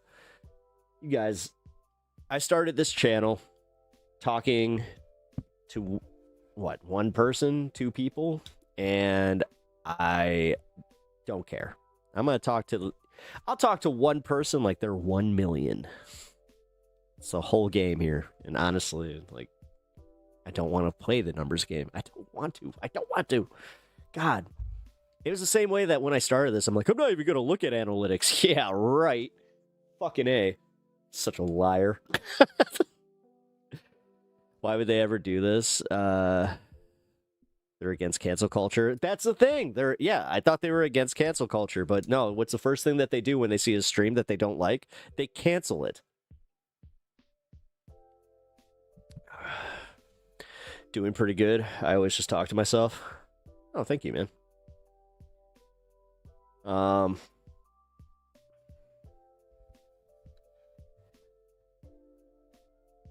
Yeah. It's also like I feel it came with some stuff that I wasn't exactly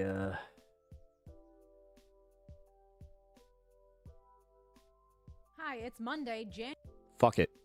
I'll watch this. I wanted to watch this before. I kind of put it off, but since we're back to normal mode, let's go. January 12th, 2026. You're tuned into Why America. I'm Legion Miller. I was about to say my regulars, my OGs, To you from the real Minneapolis with more VIPs, updates. Today we're the VI peps. discussing what's happened over the weekend as door-to-door raids and further surges of ICE. You know I love you. Oh shit. Did I just stop the damn thing? I did. Officers land in Minneapolis. bad. And what this means moving forward, both for my hometown See, as we're well back. as We're already back. all of America. And listen, I know last week I promised you a second part. Don't have any funds, but hope your wife can kick the cancer. Thank you. Short of funds, guys, just like the stream, share it if you can do me that solid. Keep the notification bell, turn it to all, and then subscribe if you haven't already done that. That helps me a lot. I think you guys you have no idea. Breaking down the Venezuela conflict, and that is coming. I could overstate it, but I just rather under. I promise. It's hard to keep up with the barrage of news lately, which I do believe is entirely the point. Yeah, and also, this shit it in is. Minneapolis is happening literally in my backyard, at my front yard. It's coming at me from all sides, so it's pretty hard to ignore it. And I think that much like LA and DC and Chicago before us, we are a training ground, just as Trump promised, for the regime's tactics for enforcing total submission of the populace. Yeah, this is literally testing out martial law. What's happening in without the cops. Minneapolis helps us to predict what's to come, especially now that the courts have impeded Trump's ability to use the National Guard to do his She's good. bidding. Yeah, she Through is. the process of elimination and experimentation on the streets of American cities, it seems Trump and his goons have discovered that ICE offers the best potential for Trump's own Gestapo force. Oh yeah, we're going to talk about Hitler in this one too, so buckle up, Buttercup. Thank you to my partner on today's video, PDS Debt. Credit card debt sucks. I've struggled with Yes, it from does. last week about the potential legal consequences for Jonathan Ross, the ICE agent who murdered Renee Good. After listening to Mark Joseph Stern on Slate's Amicus podcast, I realized I was too quick to write off potential legal consequences for Ross, and I misstated the process as well. And this is why I always consume content from lawyers who are smarter than me.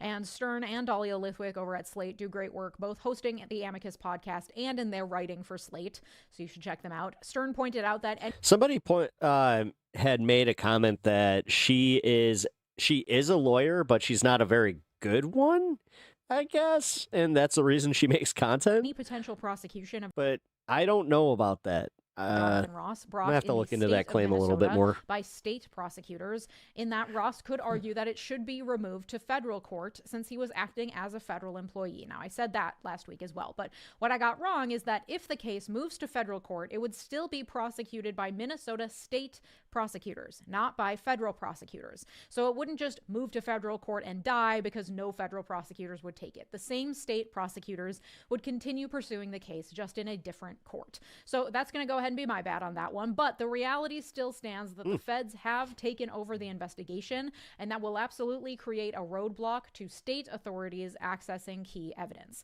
That doesn't mean that a state prosecution won't happen. It just means it's going to be a long and bumpy road. But it absolutely is not true, as Kristi Noem lied about last week, that Minnesota does not have jurisdiction over the issue. The U.S. Constitution firmly places the police power Leja Miller in the hands or Leha of the states. Leia It's Leia. Officer I can absolutely be charged one by of Minnesota those state authorities those pesky spellings. for committing a crime on the streets in Minnesota. You enter the What is it? Pepper. the state and commit crimes here, the state's going to have jurisdiction. Whether or not Ross is immune from prosecution is something they're going to have to argue in court, but dog killer and non-lawyer Kristi Noem does not get to say categorically that the state just has no jurisdiction over the case. And Minnesota AG Keith Ellison, along with my county attorney Mary Moriarty, have announced that they will be separately investigating the case. And I will say that the public officials in Minnesota surely are lending credence to the right-wing fear-mongering about... Was it someone right-winger? No. A radical... No, not at all. It was, I don't want to actually say who it was, because, yeah. liberal cities. They're on the left, though. I'll say that much. Jew, a black man, and a lesbian are fighting tooth and nail for Renee Good's killer to be brought to justice, and for ICE to get the fuck out, as our mayor Jacob Fry said in the hours after her killing. And listen, I'm not going to sing Jacob Fry's praises, okay? He's a Democrat who more often than not sides with the police and big business. Him and I have exchanged DMs in the past because I've been critical about him online. We don't stand Jacob Fry, okay? I did not vote for that man, but we can recognize when someone we disagree with is Who'd she vote for? doing good work, and I appreciate The DSA guy? that he hasn't been forgot his mincing name. words in his opposition to ICE being on our streets. I cannot say the same for Hakeem Jeffries and Chuck Schumer, who are supposed to be leaders of the opposition party, but we'll get into that. And the reality is that Minnesota officials may not need evidence from the feds to mount a good case. Shit. On Friday, new video surfaced from the perspective of Jonathan Ross, who was himself filming as the incident unfolded. As I pointed out last week, he had his phone out and it never left his hand as he pulled out his gun and shot Renee Good 3 times.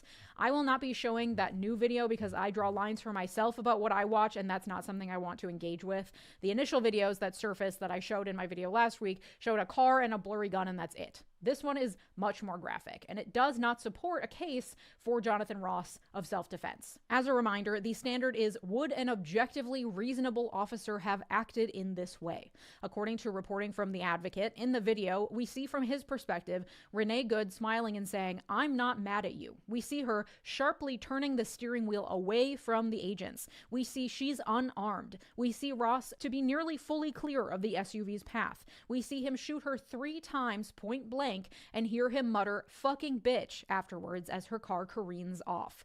This was an unarmed woman fleeing. In order to prosecute him for murder, a jury would have to find beyond a reasonable doubt that Jonathan Ross acted unreasonably. That is still a high bar, like I said last week, but this video makes it just that much more surmountable. Over the weekend, thousands gathered in Powderhorn Park, a few blocks from where Renee Good was killed, and as ICE presence increases in Minneapolis and across the state, as Kristi Noem promises to send in even more officers, there have been sightings and raids in smaller rural cities like St. Cloud and Alexandria, home to immigrant populations seeking affordable housing and agricultural work. And for just a moment of hope core, here's a video my ma sent me from the main street of Alexandria, Minnesota, population 15,000, where she said there have been ICE I went to a wedding there. raids at a local That's a bitchin' town. restaurant and No joke. That was a wedding where the bride and groom, like, it sounds like it should have been something else. Because the groom, like, they showed up with, like, their camo on, and, like, the cake was literally, like, a bride pulling, like, a hunter. Like, it was obviously her catch because she had the gun. I kept making jokes, but it was the most fun fucking wedding I've ever been to. Construction site. She was there this weekend in the It was a blast. frigid cold, along with We ended up playing hockey on a pond in the back. I don't know, probably 50 protesters. crazy, including man. My aunt and uncle, who are liberal farmers. You love to see it. Made my heart grow a few sizes. Protests were largely peaceful across the state, aside from some mild property damage. Apparently, Yeah, this is literally, like, right outside her house. one ICE officer suffered a minor injury after having ice thrown at them, which I believe that's just called poetic justice at that point. I mean, despite Governor Walz's order to have the yeah, if you live in Minneapolis. National Guard on call in case they're needed, their presence has so far been unnecessary. My dog and my cat are fighting. At least Great. not to I'm protect after the her state upstairs. against the violent radical protesters the regime claims have taken over Minnesota. The only violence we saw here over the weekend were the violent arrests carried out, often without proper warrants, by ICE agents. Yesterday, video was released of ICE officers pepper spraying protesters on a residential street before ramming the door of a home and arresting a man inside. A distraught family member came out holding a piece of paper the agents used to justify his arrest.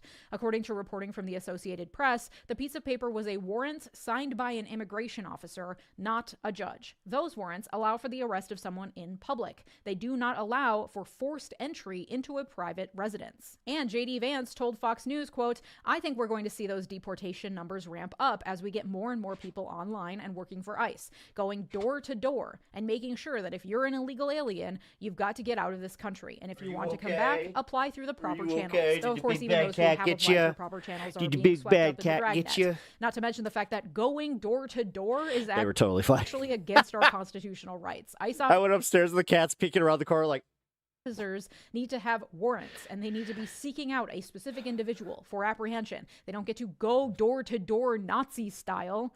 Okay, and that's what they're doing. This is where we're going to get into what this all means for what's to come in Minnesota and around the country. We are currently being made an example of here in Minneapolis, something I knew would happen eventually, but it doesn't stop here. Trump has vowed to do whatever he can to punish blue states through cutting our federal funding and sending in ICE agents to terrorize our people. Because let's be clear, he's not just terrorizing our immigrant populations. They are most at risk and suffer the greatest consequences. But with Renee Good's killing, it has been reinforced that anyone is subject to killing at the hands of the state, and they will do whatever it takes to then cover up the murder and laud the killers. As I have been saying since November 2023, when I first covered Project 2025, remember back then when no one was talking about it? Yep. Even back then, I was saying they will not stop with just criminal illegal immigrants. Their plan is holistic. It is total. Under the state, women are fucking bitches. Trump won't even acknowledge that Renee Good was married to a woman. He's constantly referring to her wife, Becca Good, as her friend. Her friend. Her friend. He keeps doing that. She had a roommate. You know what? They just they're friends. They're best friends. LGBTQ people are being erased and targeted. Disabled people are being erased and targeted. They will not stop until What's the rumpus? Everyone has complied. Garzian. It does not end with Renee Good. Her killing was not the climax. It was just the beginning. And I try really hard to remain factual and level-headed every day for you guys because I'm not trying to fearmonger. I'm not the type to release clickbaity, all caps headlines to scare you. That's why I appreciate your content, to be real. Into clicking. I reject that tactic to gain views. I want to present the facts because I mean, I'll do that for my live streams. I know I feel much more calm when presented. I won't do that on my videos with all the information, but I would be dishonest. Although I got to figure out like the format with my videos. I got to figure out if I'm going to just like stop doing like this hyper topical bullshit because honestly, there's no reason. If I said my live streams are what keep me going here, so I don't think it's going to get much worse. That big beautiful bill passed last year. Remember that thing? I did a whole episode breaking it down. It provided for tripling ICE's budget in 2026, including the recruitment of 10,000 more officers. According to reporting from Common Dreams, quote, ICE's budget is expected to triple in 2026 following the passage of Republican budget legislation last year that has allowed it to launch what it calls a wartime recruitment strategy, hiring as many as 10,000 new officers with minimal training. Last week, the Washington Post reported that the agency had earmarked $100 million towards online recruitment advertisements meant to draw in people who have attended UFC fights, listened to patriotic podcasts. Hold on, that's not good. Hold on, guys. This just happened live. Update: Iran has now officially been offline for 96 hours, limiting reporting and accountability over civilian deaths in Iranian protests and demand change. Fixed line internet, mobile data, and calls are all disabled, while other communications means that they are being increasingly targeted. And Holy tactical fuck. gear. Past reporting I've read indicates That explains why I couldn't find the live feed on that one because I was going to cover the Iranian protest that today. it will be hard for them to That was a solid 7. Nice. find Thank you. 10,000 people that they want to recruit. When past presidents have attempted to ramp up ICE hiring, it cost a lot of money and was largely unsuccessful. But this regime is funneling an unprecedented amount of time and money into the recruitment efforts and signing bonuses, and they're lowering the standards in the process. So now, poorly trained, heavily militarized idiots will be given free rein to terrorize cities across the country. And they're only just getting started on those recruitment efforts. 2026 will see a surge Yeah, that's really bad, guys. of ICE agents across No, if they're doing a complete media blackout, that's really bad. the country. Fuck. God, that just hit me. Are we going to war? Like, actual war? Are they doing it? Are they going to do it? No. What do you think? Anywhere that tries to put up a fight. Additionally, courts across They've been talking about this shit for, what, 20 years? the country have for the last year been impeding Trump's ability to take over National Guard forces and use them against civilians. He keeps losing that battle in court because it's illegal. And so he recently announced that he would be Yeah, guys. Yeah, that kind of just hit me in real time where, like, I was like, oh, that's bad. That's really bad. You're telling me they did a complete media blackout? Oh, and I'm not just media, like they did all, like, literally, if you got TV, mobile, like all of it, it's all down. be pulling the Guard from most major cities. All the There's always something bad about to happen when population connection to the world gets shut off. Yeah. that object to its Yeah, that's not good. presence. But we know Trump, and he would not have done If not now, when everything's lining up. Dude, that if he now? really thought that it was a defeat. God damn it. I was actually about to do a shorter stream. National Guard It better not happen tonight. was just Not after what just happened. one tactic that they were Sorry. using because they didn't Not have to the make this about manpower me. in ICE yet. Now that avenue has been largely exhausted, and they are turning to ICE. ICE and Border Patrol and other DHS officers are part of the executive branch, firmly within the federal government. While states have the right to continue to prosecute the ICE agents who commit crimes on the ground in their jurisdiction, states don't necessarily have the right to just order ICE to leave. Federal law is the supreme law of the land, and Trump's goons have done everything they can in a very short period of time to consolidate as much of that federal power into Trump's hands as possible. States have been moving to pass legislation to try to regulate ICE agents, such as banning the use of masks and requiring agents to identify themselves. But we also have a whole ass constitution that bars a lot of the activity being carried out by ICE, and that doesn't seem to stop them. Individuals are also suing ICE and ICE officials for various violations of their rights through places like the ACLU and other legal organizations. According to Politico, quote, in Illinois, a Democratic state senator has filed legislation that would bar anyone hired by ICE under Trump from obtaining employment in state or local law enforcement. In conservative Tennessee, a lawmaker has filed legislation that would prohibit federal immigration enforcement actions on school property. And in New York, Governor Kathy Hochul signaled she'll support legislation that would allow residents to bring civil lawsuits against federal immigration officials for constitutional violations. And listen, I know this is a David and Goliath situation, not to get biblical on you, and lawsuits aren't going to stop ICE in its tracks, but it certainly gives the feds a headache. And much like the poetic justice of pelting an ICE officer with ice in the frozen tundra they are attempting to terrorize, pelting the federal government with pesky lawsuit after lawsuit does slow them down and make their work that much harder. And It's the reason that the Trump administration loves lawsuits. that is important. But the reality is that Trump is now going to be doubling down on ICE as his personal military. Yeah. The same That's why Bovino is, like, why do you think he's walking around like a fucking peacock? way Hitler did as he gained Despite the fact that the guy's literally 5'10". power in pre-World War II Germany. The nature of the Gestapo was that they were Also, why do you think that they're bussing in these and like shipping in these OF models? It's not because, you know, they're the ones that actually deserve the gold cards. No, they got to reward, you know, they're high performers. Guys, it's the Epstein stuff. Nothing changed. They're just shipping in OF models. Like, this is a real thing, by the way. secondary army, one in plain clothes at the Sagar beginning, was one even loyal to the leader, complaining not about to it. the people, one that didn't have the control and oversight that had been established through years of laws and precedent. And for anybody that doesn't know, that's my Joe Rogan saying that's a real thing. For the existing armed forces, they existed in a legal gray zone that was just I got a video I permissive want to enough watch from yesterday that I couldn't for watch. them to enact the worst of on, his initiatives, Friday. while anyone attempting to stop them scrambled to pull the correct legal levers to do so, by arguing that the president has unitary executive authority under the Constitution, which means he is the ultimate purveyor of the will of the people and therefore gets to have complete control with no say from the other branches of government. Trump's goons are arguing that that includes ICE. This is made painfully obvious in the way that they are in lockstep in the narrative surrounding Renee Good's murder, how they are willing to look at these same videos we are all seeing and tell us she deserved it. ICE can do whatever it wants and is above the law because they are an arm of the president who has absolute immunity, and they will continue to argue this as atrocities continue to pile up. And much like in pre-war Nazi Germany, the so-called opposition party is offering very little by way of opposition. Both Jeffries and Schumer have refused to announce any measures to curb curb ICE, including through the appropriations bills they both say they're too busy working on to focus on ICE, despite increasing calls from inside and outside Congress to defund the organization now that it is clear that they are committing illegal acts far outside their intended role in civil immigration enforcement. Civil.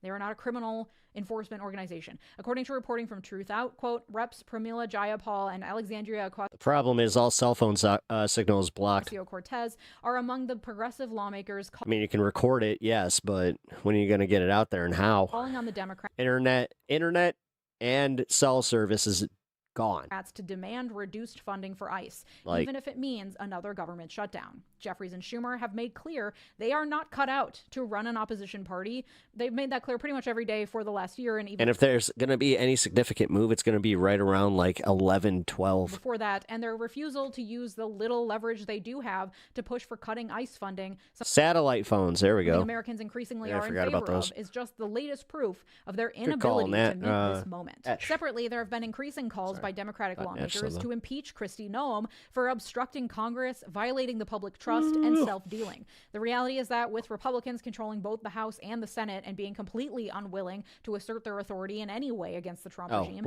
any Etch. attempt at impeachment at this juncture Here. of Kristi Noem or anyone else would fail, period. But the problem is that Trump is very aware of this. Last week, he publicly stated that if Democrats take back Congress in the 2026 midterms, then he would very probably be impeached. And when you take this together, a dramatically increased ICE presence and use of ICE as the president's personal military, combined with an acute awareness on the part of the president and all his goons that they are violating the Constitution and committing clearly impeachable offenses, that spells trouble for the 2026 midterms. Given the results of the elections held this past November that saw overwhelming Democratic victories, as well as slumping approval numbers for Trump and his administration, many are predicting that we'll see a sweep of Democratic victories in the 2026 midterms. Republicans hold a paper-thin majority in Congress, so the elections in November could very plausibly hand control back over to the Democrats. This has election officials across the country on edge and preparing for the worst. Given the difficult time Trump has had with using the National Guard at his own whim, I think it will be ICE that he turns to in order to intimidate voters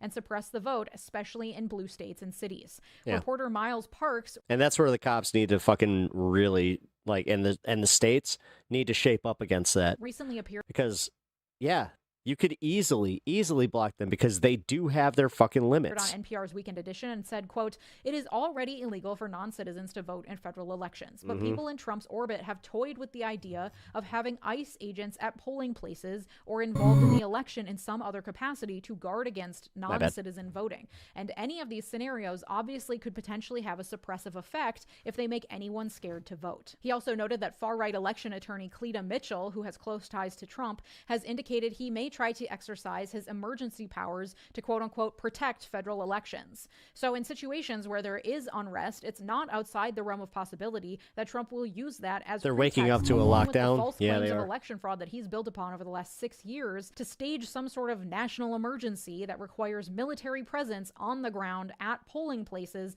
to ensure the integrity of our elections. Now, to be clear, it is already illegal to vote if you are not a citizen. The instances of actual provable election fraud are very rare, and certainly And most so of them rare are that right-wingers. they do not influence the outcomes of our elections. But as we've seen with the increased ICE presence across the country, even people who are legally allowed to be here are terrified of leaving their homes. Minneapolis public schools were closed on Thursday and Friday last week for safety reasons, and they are now offering remote learning for students for the next month to ensure that those students who cannot make it to school, especially children from immigrant families who are terrified of leaving their homes no matter their legal status, they can still get that education. That means that the presence of ICE at polling places, even the threat of their presence, will absolutely suppress the vote, especially of people who don't look like what random ICE officers deem to be allowed to be here. Brown skin, speak with an accent, recently naturalized. There are so many reasons for so many people who legally are allowed to vote to avoid showing up to vote if they are literally afraid for their lives to do so.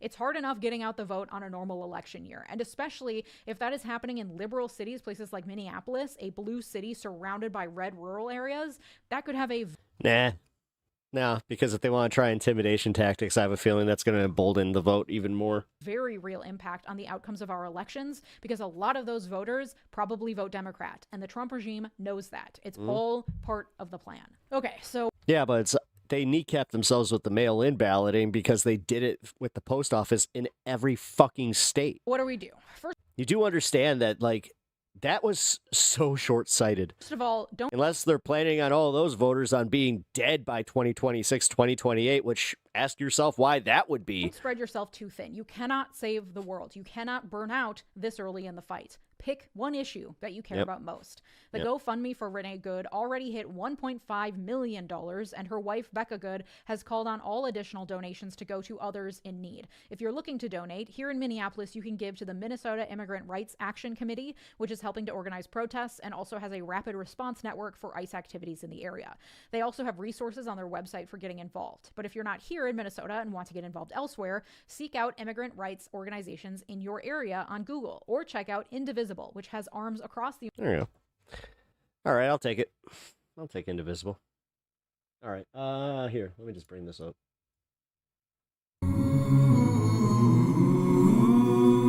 I don't know who this guy is. Apparently, he's got a following, and this is the second time that he's popped up on my feed. The first one was, I need to apologize to the left, and then now he's saying that he's got a significant move towards the left, so I'm assuming that he was a right-winger. I'm sorry I didn't view this administration as bad as it really is. I'm sorry that I didn't understand or empathize with those who ended contact with die-hard Trump supporters. I'm sorry I used to try to appease people who said I had TDS. I'm sorry I didn't see the utility in late-night TV making constant and relentless digs at this administration. I thought it was beating a dead horse. I wasn't thinking about how cathartic it was and still is for so many people who feel helpless to do anything about the situation those of us in the United States are living with. I'm sorry I thought it was a worthwhile cause to find the good things in people who over and over again prove that they believe in the ideology of survival of the fittest, who have no empathy towards the marginalized and the oppressed, who have no empathy towards those who are just trying to make a better life for themselves, who have no empathy towards those who are just trying to live the American dream, who have been dealt a crappy set of cards. I'm sorry that I was trying to be tolerant towards the intolerant. I'm sorry I perpetuated a losing strategy of always going high when our adversaries always go low. I'm sorry that I so you're sorry for being a lib? Strongly defended our brand of capitalism that thrives on misery, hardship, and suffering. I'm sorry that I demonized so many people. No, he's cooking, and I am more... Like, you guys know how I feel about people who say, I'm sorry. People who wanted to make... Redemption is a huge thing. I got to shout out Hassan for also, being one of those guys where he's like, no, you can't hold people to their worst takes. Significant and deep-cutting change. Only if they stay steeped in it. Changes to it. I'm not saying that I support communism, but I do think that small incremental changes are not enough to keep up with how corrupt, oppressive, and untenable our form of capitalism is becoming. Our middle class is becoming lower class, and the rich just keep getting richer. And these crazy right-wing loons seem to think that if we just keep letting rich people get even richer and make it easier for them, that it will eventually trickle down to them and all the lower classes. They defend huge corporations, billionaires, and the elite. All right, if this guy didn't get it before, welcome to the team. As if their lives depend on it. They vote and argue against their own interests and livelihoods. They think that cutting taxes, getting rid of safety nets, getting the government out of healthcare, privatizing our education, deporting the undocumented, and oppressing minorities and marginalized people will solve all of our problems. And now they think it's okay to take out leaders of other countries and do regime changes if our government wants their resources.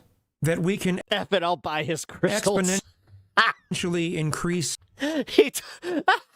imperialism and have good results.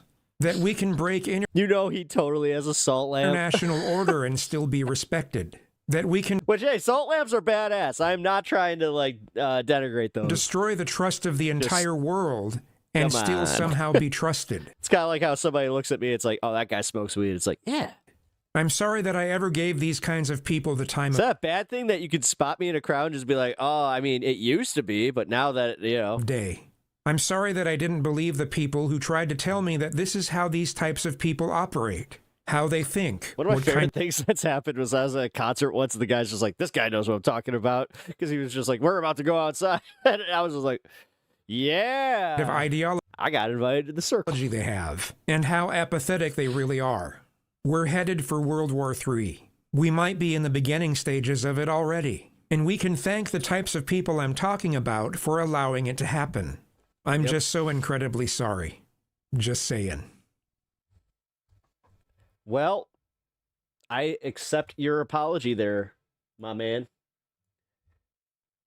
I'm glad that you could come around and figure out that, yeah. That doesn't sound so good to me, that specific, you said. So, you know.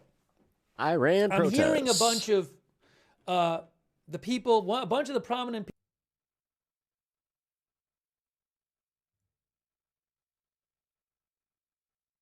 We have to move to Iran now. The civilian death toll from growing protests there has climbed to nearly 500, along with roughly 50 members of the country's military.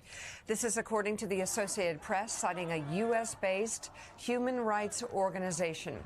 Demonstrations against the current regime have been ongoing for weeks amid growing frustration with the country's struggling economy. In recent days, Iran's military has cracked down on protests. Is it the economy? Detaining of I don't think it's the fucking economy. 10,000 people, according to the AP. President Trump has said in recent... And if it is, then was that, like, is that what Israel did? They targeted the economy first? I mean, I know that that's how they usually do things. ...weeks, he would consider intervening if Iranian protesters were shot. He said this, of course, 1 or 2 days after an American mother was shot for being at a protest. Okay. Yesterday, he was asked by reporters on board Air Force One.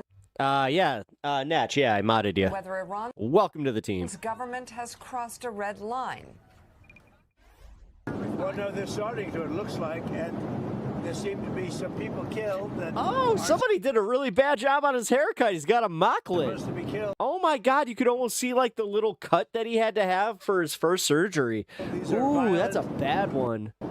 If you call them leaders, I don't know if they're leaders or just they rule through violence. But we're looking at it very seriously. The military's looking at it. God, he looks awful. We're looking at some Every time I see him. We'll make a determination. Iran said that they would consider military and commercial bases as legitimate targets if we Trump. Are you concerned Well, if they do that, we'll consider things targets they wouldn't believe. If they do that, we will hit them at levels that they've never been hit before. They won't even believe it. I have options that are so strong. So, I mean, if they did that, it'll be met with a very, very powerful force. And that's something Iranian leaders know. They're certainly at their weakest point since really after the Iraq-Iran war in the early 1980s. Let's bring in right now columnist and associate editor of the Washington Post, David Ignatius. David, I look at these extraordinary images out of Iran and over the weekend, and I can't help but think of the protests that we saw in the streets in Iran in 1979, late 1978. Oh God, are they about to get Cartered? 1979, leading to the overthrow of the Shah of Iran. Hey, you remember, you guys know how they like to use that one, right? So, Joe, I think that's the right comparison. Honestly, guys, with all the stuff going on, this is for the Dems to fuck up. This is a rebellion. If the Dems don't shape up, then that's on us to vote every single one of them out. Every single one of them. Iran, and get everybody on the fucking center to do the same. And that means do not bog them down in your personal politics. You just tell them things are this bad because they will not do anything. Vote for the other person. In 1979, it began in the bazaars. Especially if they're already planning on voting for a Democratic candidate. Iran began with merchants who felt squeezed. I hate to say this, but leave the socialism out of it. Just be like, are they one of those socialists? It's like, I don't know. I just know they're better than this guy. Do the right thing and vote against the person who's in power now. By a collapsing economy, and then spread and became more political. A difference, unless they fucking earned it, which is important, is that in 1979 there was a leader merging to symbolize, champion this movement, and that was Ayatollah Khomeini, who was then in exile. In this case, there isn't a leader on the scene that we can detect. It's weird, but they're already doing the thing where they're like, yeah, we're going to give it to the Shah of Iran's kid. The son of the late... It's like they do this systematic thing where they just wait for enough of the populace, or like the population, to be dead, like from old age, and then just with the next wave, just be like, oh yeah, you know what? We could do this better for you, even because they have absolutely no fucking memory of it. Shah of Iran. And then they also have the thing where they just tell their, their aunties and their fucking grandmas just like, yeah, what do you know? Pahlavi has positioned himself to be such a leader, but he's also generated a lot of resentment inside Iran. As I look at this right now, Joe, I see a one-way street. The regime is headed toward ever greater crises. Dude, we really are. We're just cratering towards fucking World War III. This is insane. It may, through severe repression, killing, suppress this revolt as it did the revolts in 2022, 2023, 2017, 2018, 2019. Almost every year there's been an uprising in Iran. But it can't do that forever. This regime is just running out of gas, and Iranians know it. And I think that's their dilemma. They see Saudi Arabia and the United Arab Emirates racing into the future, becoming AI superpowers, they hope, while Iran is stuck. It can barely feed itself. Inflation last year was running at a 42% annual rate. So that's Iran's 42%. dilemma. The choice for the Jesus. United States is what to do about it, how to help.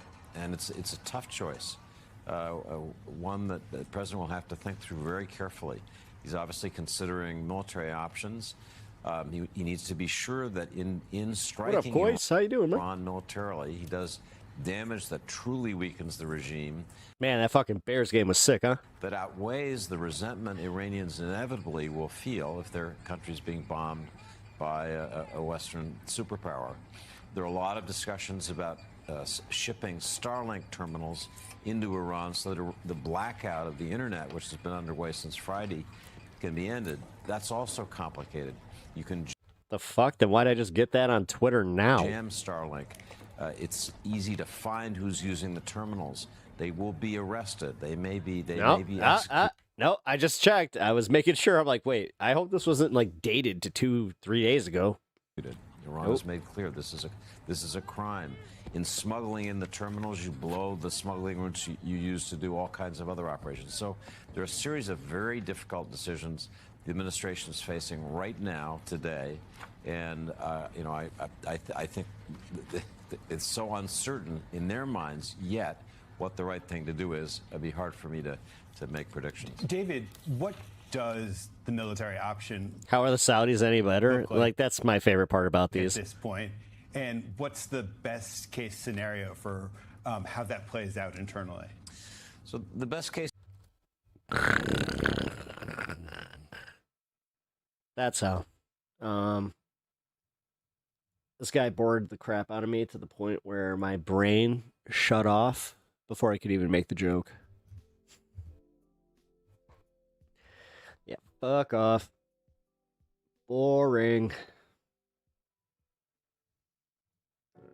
Don't this. Ooh, right. America's money printer, aka Jerome Powell, is being threatened. In a video, he claims that he might be criminally indicted for not lowering interest rates fast enough. He's going to explain why this is bad. On Friday, the Department of Justice served the Federal Reserve with grand jury subpoenas, threatening a criminal indictment related to my testimony before the Senate Banking Committee last June. That testimony concerned, in part, a multi-year project to renovate historic Federal Reserve office buildings. I'm glad he's finally getting some balls, I have but deep he's doing respect it for under the rule of law decorum thing. and for accountability in our democracy. No one, certainly not the chair Like, I'm waiting for the one person to come out and just be like, you know what? Fuck this guy. of the Federal Reserve is above the law. But this unprecedented action should be seen in the broader context of the administration's threats and ongoing pressure. Wait, Tony Stark is not Dr. Doom? Who is this, Walmart Rand Paul? This new threat is not about my testimony. Nah, he looks more like Ron Paul. Last June. Those are pretexts. Just less Weasley. The threat of criminal charges is a consequence of the Federal Reserve setting interest rates based on our best assessment of what will serve the public, rather than following the preferences of the president. This is about whether the Fed will be able to continue to set interest rates based on evidence and economic conditions, or whether instead monetary policy will be directed by political pressure or intimidation. I have served at the Federal Reserve under 4 administrations, Republicans and Democrats alike. In every case, I have carried out my duties without political fear or favor, focused solely on our mandate of price stability and maximum employment. Public service sometimes requires I have always loved you, Fredo. Standing firm in the face of threats. I will continue to God. do the job He the takes him out on a boat. Senate confirmed me to do. Thank you. Now, this is an extraordinary statement, mostly because of how much the Fed chair never talks about things like this. Like, for him to release the hostage video of him being like, look, the guy's threatening me, you know, I'm going to try to keep doing my job. The reason that's wild is that it's never happened before. And look, while presidents wanting the Fed to lower interest rates is nothing new, almost every president wants that. The idea that a Fed chair gets investigated and has to release the hostage video, that is new. We've never seen that happen ever. In fact, it's important context to know that Jerome Powell was actually appointed by Trump. Jerome Powell to be the next chairman of the Federal Reserve. And even then, they weren't on such good terms. But that's where you could see the independence of the Fed at work. And so while he would be criticized at the time, like the attitude was he wasn't really going to respond. That's been the attitude of the Fed sort of all the time. They try to stay above the noise of politics. Recently, the President of the United States, who appointed you, has been less than favorable in about some of your decisions. Does that bother you in any way? No. So we're very, very focused on our job. We don't get distracted by other things. We do not take political factors into consideration either in our discussions or in our decisions at all. That's right. As long as the Fed has been around, and by the way, there's plenty of reasons to not like the Fed legitimately, but I would argue independence is not one of them. I think that's a actually good quality, and that's what you see kind of referenced there. The idea that the Fed should not be reacting to what a president is saying at the time. And the reason for libertarians out here coming in their pants. There's a good reason. Yeah, let's go back to the gold standard. Yeah. It's because all the presidents would want low interest rates all of the time. Sorry, I don't know why my libertarian had like a creepy voice. Even though that's not in the best interest of the economy all of the time. And the reason for that is because low interest rates usually mean, yeah, you know what else we could do? Get rid of the FDIC. Oh, yeah, now you're talking my language. A lot of growth. It also can mean heated inflation, which ends up hurting the end customer, right? But nobody wants to take the hit of higher interest rates in the short run because nobody likes it, right? No. So the Fed, whether you like them or not, has sort of been assigned the adult in the room job of raising interest rates to keep inflation in control. And again, whether you think they've done a good job of that or not is irrelevant. The point is that was their job. They're supposed to be independent. And pretty much all presidents may make some comments about wanting lower rates, but Trump has definitely taken it a little bit farther, mentioning Powell a lot, pressuring him to lower rates, even going so far as to start hinting at the idea of a possible federal investigation. And this all centered around a Federal Reserve renovation, which is running over budget. And there started to be pressure that maybe they would look into Jerome Powell doing something bad if he didn't play ball and lower interest rates. They would try to accuse him of some fraud or some kind of misstatement or something like that. And Trump even actually visited the whole renovation site to kind of make a big PR spectacle of it. And there was this moment where they're arguing over how much the building should have cost, because each one is like jockeying for, you know, oh, you're spending too much money. And the other one's being like, no, I didn't. It's this really weird moment if you don't understand what's happening underneath the surface. It looks like it's about... The thing is, he already did the thing with the credit cards and again with the mortgages. So like he's already gotten interest down on the things that really matter the most to Americans. 3.1 billion. It went up a little bit, or a lot. So the 2.7 is... He wants this to happen so they can buy up some billionaire shit on the cheap. Wonder what that would be. I actually don't know. Now 3. Like, I'm not even trying to be facetious. I don't know this time. One. I'm not aware of that. Yeah, it just came out. Yeah, I haven't heard that from anybody at the Fed. Yeah, it just came out. You're including the Martin renovation. You just added our entire capital. Yeah, you just added in a third building. Is what that is. That's a third building. Well, no, but it's a building that's being built. No, it was built 5 years ago. We finished Martin 5 years ago. It's part of the overall work. But it's not new. So yeah, that was months ago. They were just kind of setting the stage for, hey, we may look into this if you don't play ball. And that's sort of explicitly said later, like a few seconds later in that exact interview. Trump is asked, you know, well, is there anything that would cause you to sort of back off Jerome Powell on all the comments you're making? And he gives away the game. Are there things the chairman can say to you today that would make you back off some of the earlier criticism? Well, I'd love him to lower interest rates. But other than that, what can I tell you? I mean, it couldn't be more obvious. They go to investigate your cost overruns. Yeah, you know that normal guy shtick that he does where he just slapped him on the back thing?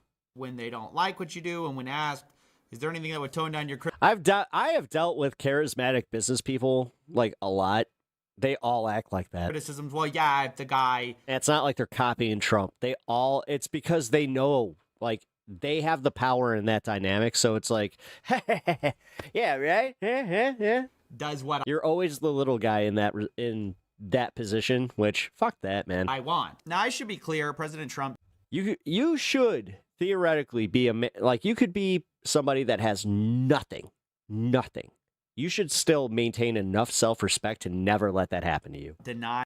And like be able to just look at it and be like, dude, get the fuck off me. Is having any knowledge of the Justice Department's investigation. Although this is kind of undermined by I remember us watching that video on stream. the fact that Man, I've been doing this a minute.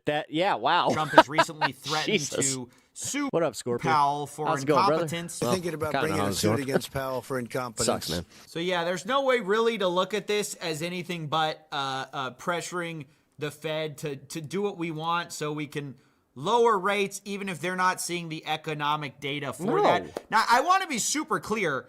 You can't just, if you're the Fed chair, it's not like Jerome Powell It's just not like sets he can the just rates do it. No, you still have to vote on the fucking thing. by himself. There are 12 people who vote on the rates, and that's actually how it gets decided. And that matters because regardless whether That definitely made me cringe. I hate that good old boy Richie mentality. this investigation He did the same thing to Zoran, except Zoran handled it masterfully by telling him he's a fucking fascist to his face. leads to an indictment. Which you want to talk about having some balls. Zoran with the cojones of the year, apparently. That could have been said better. Just threats. Jerome Powell is going to be out as the Fed chair very soon, and Trump is going to replace him with somebody who's more favorable towards his thinking about interest rates. But that person also has to get those votes of the 11 other people. And Jerome Powell could stay on as one of those voting members, if I understand correctly, until 2028. So the implication of Jerome Powell goes much longer than just his current chairmanship. I think there's a pressuring to just remove him altogether because he has been an influential opposing voice to the lower interest rates at all cost conversation. Now, I did want to address some false information I've also seen circulating about Jerome Powell. I saw this guy tweeting about this. He says that Jerome Powell is a flagrant partisan working for the deep state. I mean, these people, I don't know if they just don't understand how the Fed works or they know nothing about Jerome Powell even himself. Jerome Powell is a registered Republican. He was originally appointed by George H.W. Bush to the Treasury and then Obama appointed him, Trump appoints him, Biden appoints him. He has been a staple of the government, serving both Republicans and Democrats forever. But if you just want to go straight down the line of like, you want to play like the he's a hack thing, the guy's literally donated to Republicans his whole life. And then he stopped making donations when he got elected to the Fed chair so he could do the job of being independent and not just serving like one guy's interest or one party's interest, but instead serve everyone. Now, again, you can have disagreements about whether the Fed actually does that job or has messed up that job. But the idea that we are going to be benefited by a Federal Reserve, which is just beholden under duress to what the presidents want at any time, you're just not looking down the curve, I feel, because it's not always going to be a Republican in office. No, it's also because it's only going to benefit a few fucking people in our government. It's going to be a Democrat, too. And if the Fed's just a biased guy, it's just always going to be low rates that cause the dollar to further devalue. I mean, I feel like already there's a big public national conversation about the impact of inflation, and you want that problem to be worse? I truly do not understand this one. It's going to be interesting to see how people... Because the average American is an effing stupid person who thinks that when you limit interest rates, their monthly bills go down. Lay this out, lay out the case against Powell. Personally, I find the whole, we're so concerned about the budget thing. In some cases, that may happen. In most, it doesn't. To be really weak. I think ultimately the question has to be, would you have cared if interest rates are low? Would you have been super focused on the Federal Reserve building cost overruns?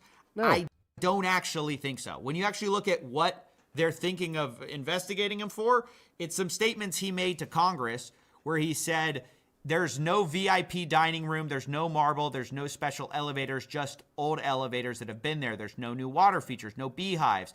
There's no roof terrace gardens. And this person says this statement is false. So actually what we're fighting about is like a few water features and elevators. And maybe a dining room. It's like, that is actually what the national conversation is about. That's why we are totally legitimately investigating this guy who seems to have a face that appropriately sums up the situation. But look, I mean, it's no joke. They got grand jury subpoenas. I mean, that's not easy to get. It's a little more than just opening an investigation. It shows that they're quite serious. So we'll see where it goes. I mean, are we going to enter Banana Republic stage where like 0% interest forever? I don't know, but we will find out. Which, gee, again, that's not for you guys. As expected, the markets and the economy were rattled this morning after last night's bombshell announcement. All right, I got to pee. Donald I'll be right Trump back. is indeed making an for a little official bit. formal attempt to criminally prosecute Federal Reserve Chair Jerome Powell. And according to the conservative Wall Street Journal, both conservative financial analysts and Wall Street bigwigs are panicked and terrified. But before we unpack all that, if you end up liking this video and you want to support the channel, please be sure to hit the like, subscribe, and alert bells before you go.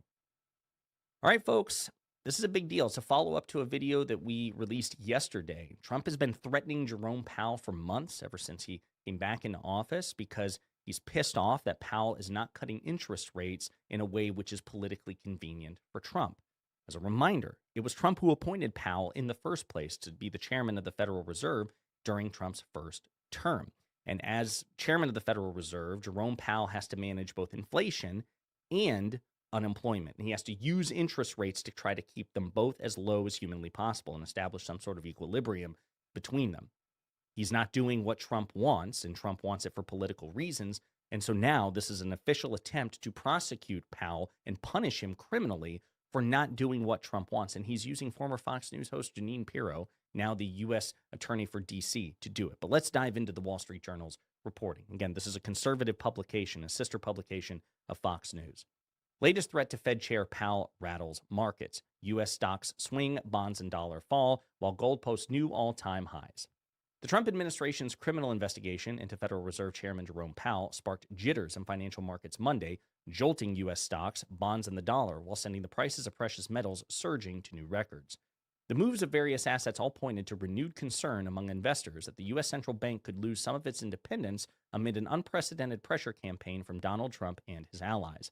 Economists and investors have long believed that a central bank free from political influence is critical to keeping inflation stable and therefore broadly important to the health of markets. Yet since taking office almost a year ago, Trump has launched an aggressive attempt to push the Fed to substantially cut interest rates. The long-running saga took a new twist Sunday night when Powell said that the Fed had received grand jury subpoenas from the Justice Department related You think the bot's to broken? Powell's testimony last summer about the central bank's Whoa. building Did we actually get a bot in horizontal chat? renovation project. Powell suggested that the investigation was baseless and purely motivated by a desire to bully the Fed into doing what Trump wants. Actually, you know what? Fuck this. We're in the fun half. We get it. Trump fucked the markets.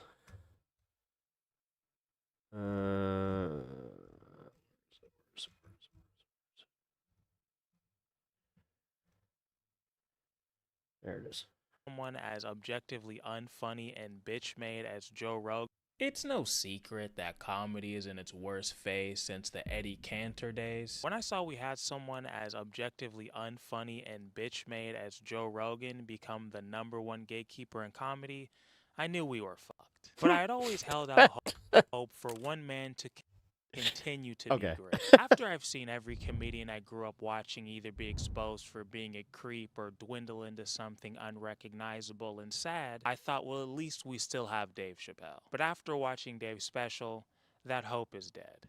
And here's why. Bow, bow, bow, bow. One of the most disappointing parts of this special for me was how Dave decided to handle the whole Riyadh Comedy Festival situation. For those of you who don't live on the internet and have no idea what I'm talking about, from September 26th to October 9th, there was a comedy festival in Saudi Arabia created by the Saudi government. And this festival had some of the biggest comedians from the US, people like Joe Coy, Sebastian Maniscalco, Bobby Lee, Chris Tucker for some reason, Kevin Hart, because you know that nigga's gonna take any job. DraftKings Casinos, combining two things I love, touchdowns and bonus rounds. But from what I could tell, people were most disappointed in Bill Burr and Dave Chappelle. It's just a fucking blatant cash grab, and that's all Bill Burr's career has become at this point. Now, I'm sure some of you are asking, why would anybody give a shit about these comedians performing in Saudi Arabia? Well, for one, like I said, this festival was created by the Saudi government. So it's not like these comedians just knew somebody in Saudi Arabia and they were just performing for the citizens of the country. And people have issues with this not only because the Saudi regime is incredibly repressive and people have no freedom of speech and women are treated like dog shit, but also because it's pretty obvious that this whole festival was just a propaganda tool used to make the country look a lot more progressive.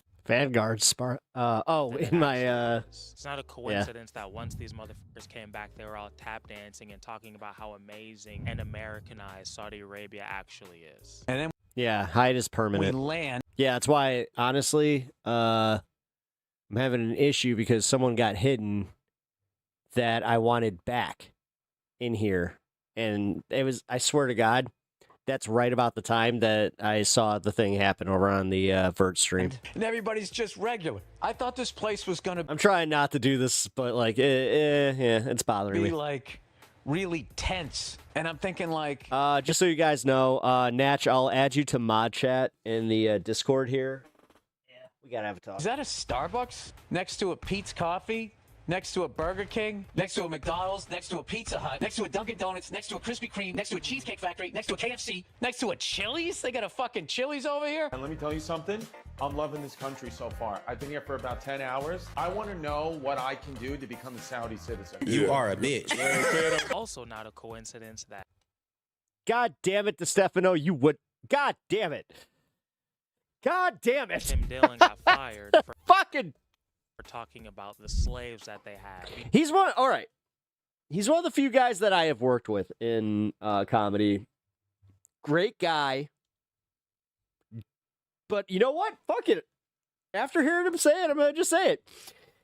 Dumb as a box of rocks. Before he was even at the festival. I was fired from the Riyadh Comedy Festival. I was defending them for having slaves. I literally said... slaves are probably hard workers. All right. And now this is how you handle it. For the most part, agreeable. But they didn't like that. Kind of gives the impression that Oh, they they want didn't their like people that. to stay in line, shut the fuck up, and talk about what they're allowed to talk about. Also, the Saudi government All has right, done Tim. a lot of evil He gets bullshit, points for that one. especially to Americans. Things like Yeah, I don't know killing an why they had American a journalist, problem with me bringing up the slaves. Jeez. Jamal Khashoggi. After years denying involvement, Did you order the murder of Jamal Khashoggi? absolutely not.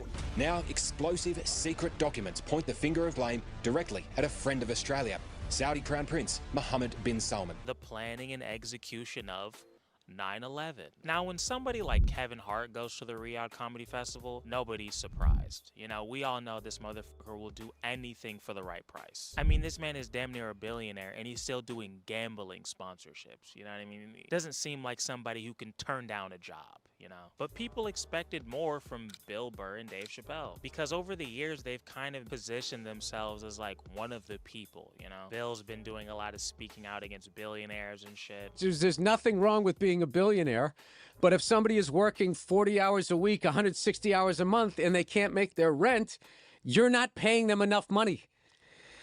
Maybe you should just be worth $900 million. And Dave, just I think throughout his comedy, has always seemed like he's on our side. Because I've noticed that for a while now, people have seen Dave as more than just an entertainer. I mean, remember, this is the guy who walked away from $50 million because he didn't like how his art was being perceived by the company he was working for. I'm not turning away $50 million for shit. I'll tell you that right now. So when they saw him take blood money from a dictator, people were shocked. But to give Dave credit, he did handle things, in my opinion, way better than Bill Burr did, who just got really passive-aggressive and just kind of blamed everything on bots for some reason. It's not going so good in my neck of the woods. I'll tell you that. The sanctimonious is sanctimonian.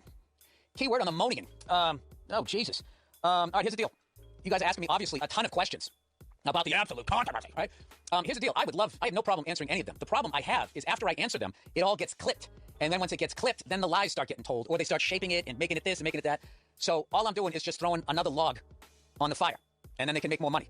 I like guys speeding this up. Yeah, because Monday Morning Podcast is a no-go. No, I'm sorry. Oh, no, because they care so much. That's right. Sorry, not because they're just making money. But I still think Dave handled things poorly, so let's see what he actually said. I've been getting a lot of grief, again, because I did a comedy festival in Saudi Arabia.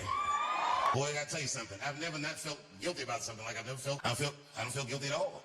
These motherfuckers act like because I did a comedy festival in Saudi Arabia, I somehow betrayed my principles. They said, well, Saudi Arabia killed a journalist. And rest in peace, Jamal Khashoggi. I'm sorry that he got murdered in such a heinous fashion. But, and I was like, you know, period. And also, Israel's killed 240 journalists in the last 3 months. So I didn't know y'all was still counting. Yeah, just total bullshit and whataboutisms. Why are you mad at me from taking blood money from a regime that killed an American journalist when Israel's killed hundreds of journalists? Now, if Dave was just talking to a bunch of sociopaths who see nothing wrong with what's going on in Palestine, he would kind of have a point, but I'm 100% sure that there's plenty of people who are very pro-Palestine who also have huge issues with him taking money from Saudi Arabia. And yes, that includes black people too. I know he was like, see everybody cheering? That's black people. Because I did a comedy festival in Saudi Arabia. He brought up FD. And you hear those cheers? That's black people. Nigga, stop. There's plenty of black people that wouldn't want you to be taking fucking money from the people that did 9/11.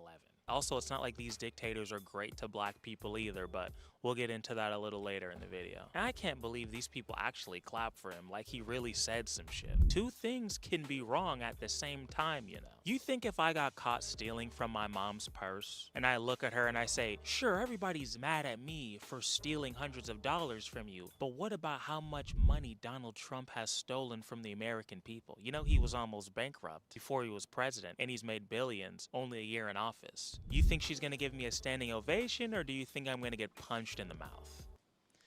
Yeah, me too. Why? Because she's a bad parent. But also because what Trump is doing, although it is wrong, it has nothing to do with me stealing from her. That's why I'm saying Dave's whole point was just a distraction to get some cheap cheers from people who weren't really listening to what he was actually saying. And not only did he try to skate by with some bullshit, but he didn't even address like the other 10 reasons of why people are pissed about him going to Saudi Arabia. It wasn't just about Jamal Khashoggi, although that probably should be reason enough. And I think he didn't address these things either because he's so out of touch that he doesn't even know why people are mad, or because he knew that he didn't have a defense for taking money from the people who did 9/11. Like, what do you say to that? Honestly, I think the only thing he could have done was just be like, look, I'm not as good of a person as you guys think I am, so I took the $6 million because it's $6 million.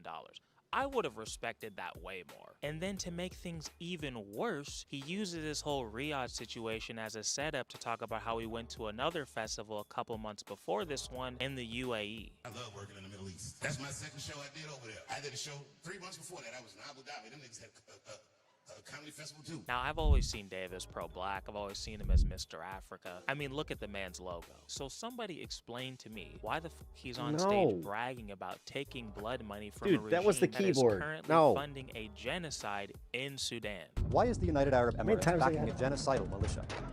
Satellite images and UN reports show the UAE is arming a paramilitary group, which is trying to take over Push my cat off my keyboard. Sudan by force. You thought black people were going to be cheering this on? Why? Because we don't fucking know any better? You see what I mean? Like, this is not a man who really gives a shit.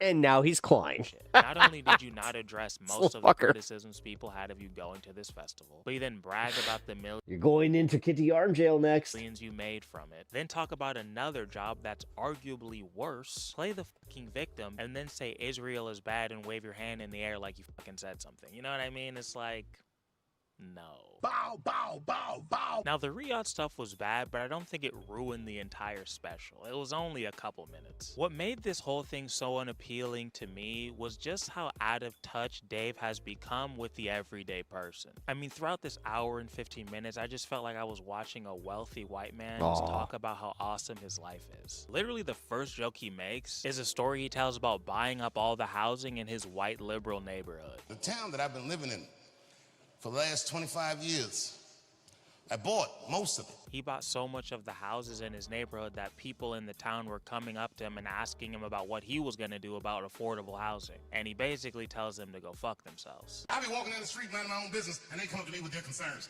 Dave, congratulations on buying the whole goddamn town. But you need to start thinking about some affordable housing around here. Well, actually, champ, I can afford my house. That sounds like some shit you need to worry about. I just, again, this is what makes me like, yeah. It's not only sad that a comedian said this, it makes me can't wait for his demise, like, and shipping off this earth. Natural causes, of course, but still, he's one of those types where it's just like, oh, you're part of the problem. Obviously, joke about whatever you want. I'm not even saying it was a terrible joke. But as I'm watching it, I'm thinking of all of the things to make fun of white people for in 2025. You choose affordable housing when wealth disparities are at an all-time high. People are losing their health care and their food stamps and shit. It's like now you want to get on stage and brag about you buying up all the houses from the cool white people too. Like earlier in the joke, he talks about living in a really red state, but he lives with the cool white people. Ohio loves Trump, but this town I live in is like a little itty-bitty Bernie Sanders Island in the Trump seat. And then he brags about taking the housing from the only cool white people in the fucking state. And I'm just like, well, that kind of makes you an asshole, doesn't it? like I'm on their side. Never did I think I would take the side of Ohio whites over Dave Chappelle, but here I am. Hate to give FD credit, but when he's talking about black capitalism not working, I think this is the type of shit he's talking about. Because Dave Chappelle buying up all of Ohio does nothing for you and me. And if that wasn't enough, a few minutes later, this dude basically starts defending Diddy. A savage! Oh! Yeah, that one. I was on stage not long ago in the States, and niggas got mad because I said, well, you know, maybe Puff will get off. And I said, I hope so.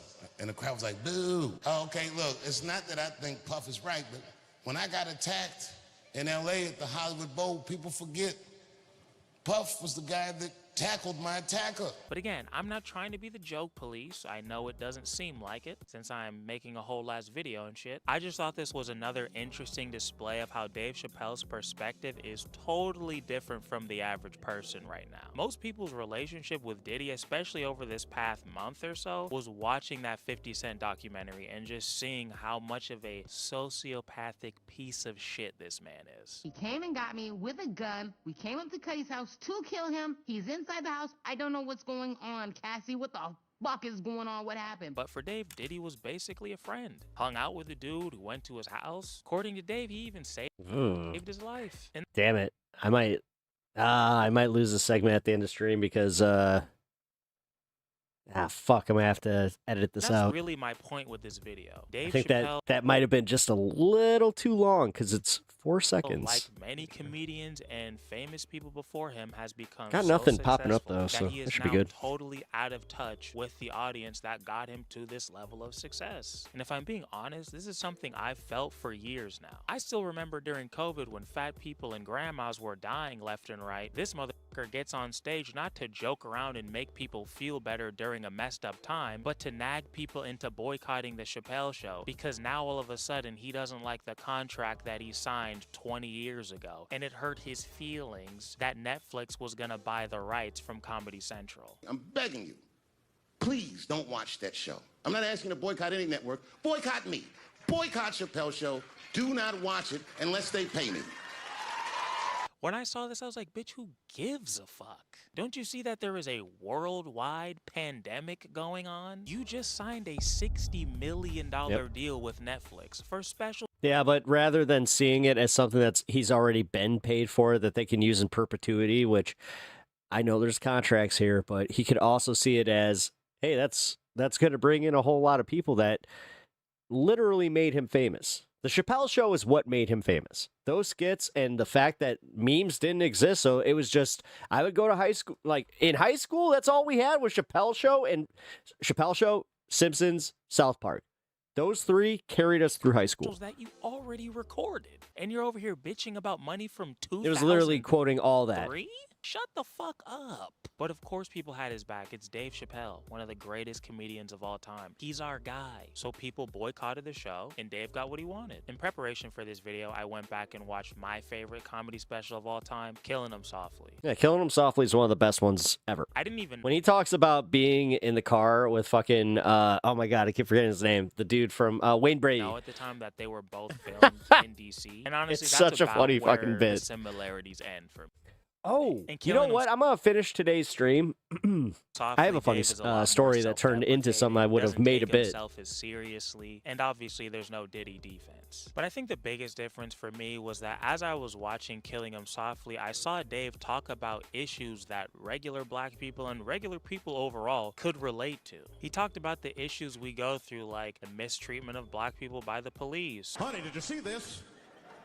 Apparently the police have been beating up Negroes like hotcakes. And how other acts of racism and oppression affect people on a daily basis. It was things like this that made Dave feel like he was one of us. He was on our side. And I think that's why people had his back when he asked them to boycott that show. We all know what it... One of the funniest timely bits is the one where it tied to the Wayne Brady one, but it was the one with, it wasn't Daft Punk. Fuck. I forgot who did the song, but yeah, it's literally, it was like the Nissan commercial where it's got the girl in the passenger side. She's like doing like the glow stick dance, and it's just like, bitch, you distracted me. What are you doing? And she's like,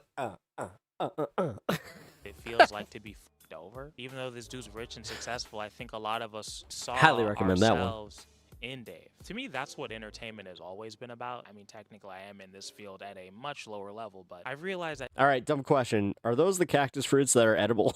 nobody I don't live in a desert, so really I don't gives know. a fuck about you. It's always about how are you making people feel.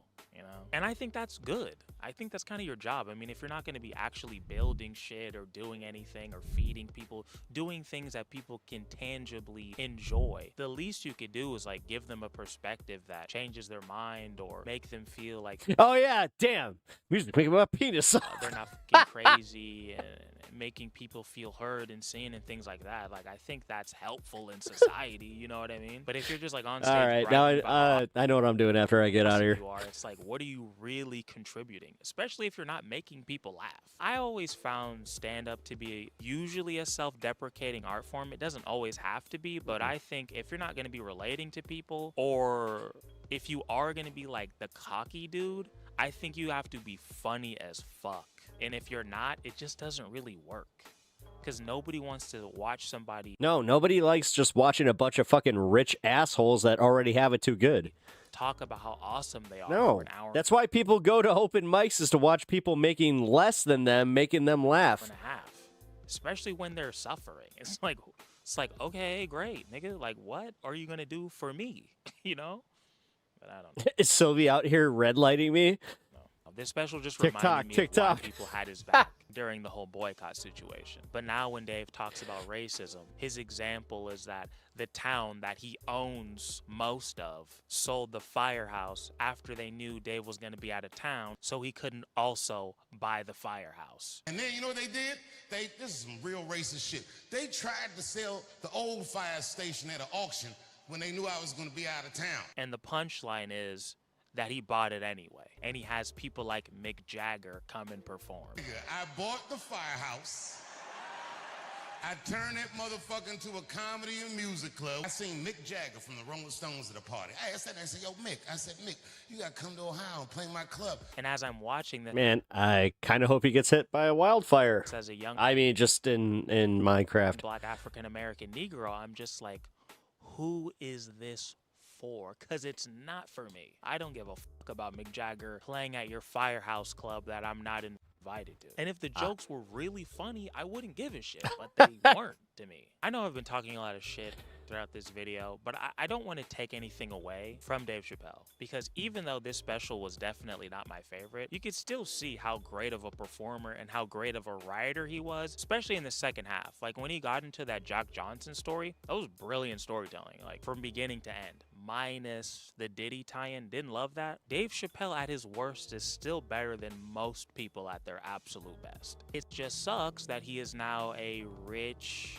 asshole. It's the same with all these guys. A personality that seems to kind of suck. He's very human. Yeah, the podcast space and like overpaying for comedians. Like, I'm glad that they made theirs. I genuinely am.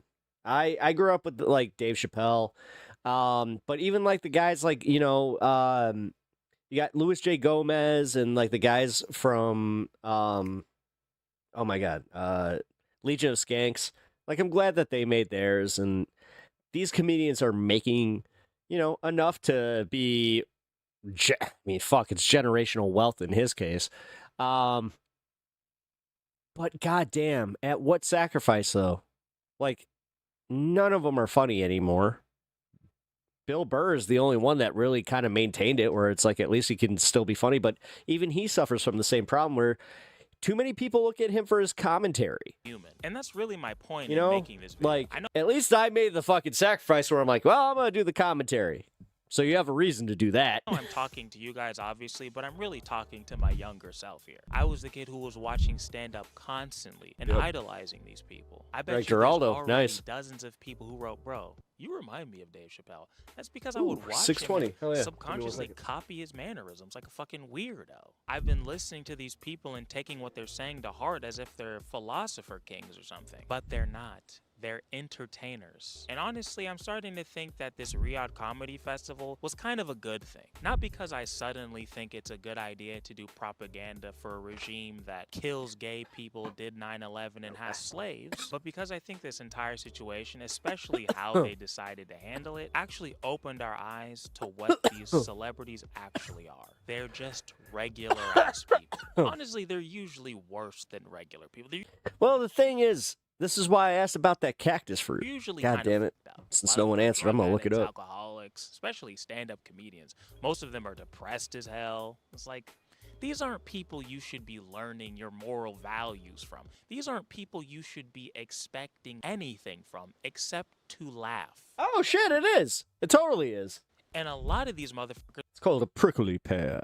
Can't And if you want a paw. even do that right. If I Wait could a talk minute, to what my is younger it? self, I would say, take a Well, shower. now you want a paw or a prickly pear. Get a lineup. You look fucking ridiculous. Fucking bare But after necessities. that, I would say watch these people's comedy. Enjoy the specials. Support them at their shows. Buy the merch if you can. But stop fucking deifying these people. Yes. Expecting these people to live up to your moral standard is Well, you're doing it right now. So, ironically, because he's telling us to do something that technically he was guilty of doing until this very moment. Yeah. All right. So, story time. Story time with Pep. Before I gotta ship on off for the night. All right. I was talking to a friend of mine who I don't really chat with a lot over the phone. She is one of my friend's like older sisters, and you know, we usually interact like through just hanging with him. So I was like, I immediately thought it was a emergency when I saw that she was calling me. No, just turns out she had a political awakening, and apparently out of everybody that she could talk to about it, she was just like, you know what? He does a political podcast. He might enjoy this. And she did give me permission to talk about this story. So during, like, it was a really interesting conversation. She had mentioned that she left her church because they made an entire sermon based on her, and like then at the very end, get this, because her ex-husband, who she's divorcing, was in the crowd.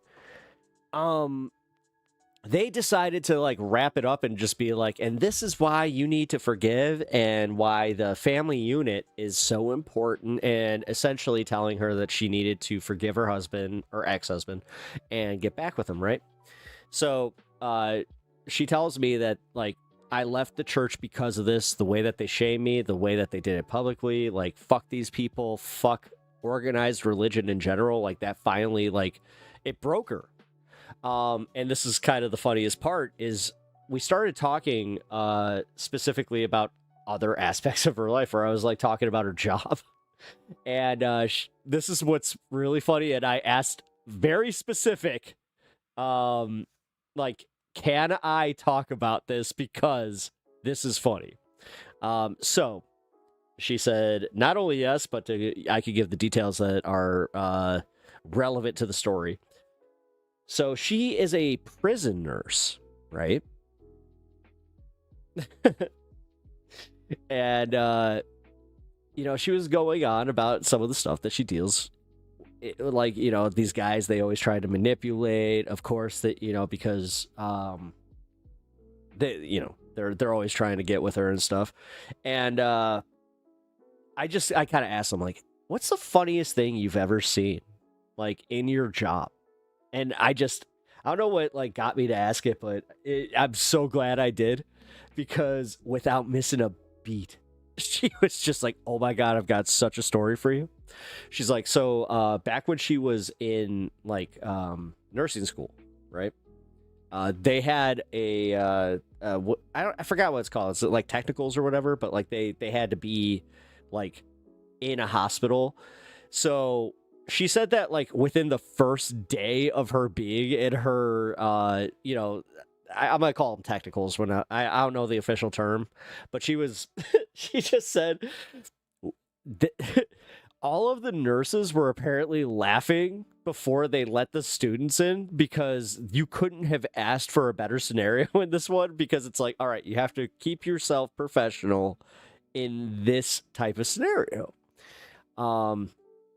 And this answered another question I had already asked her. I'm like, residency. Thank you. Residency. No, it's not practicals. No, that's what it is. Practicals. I think that's what it is. No, practicals. No, Koi's got it. It's practicals.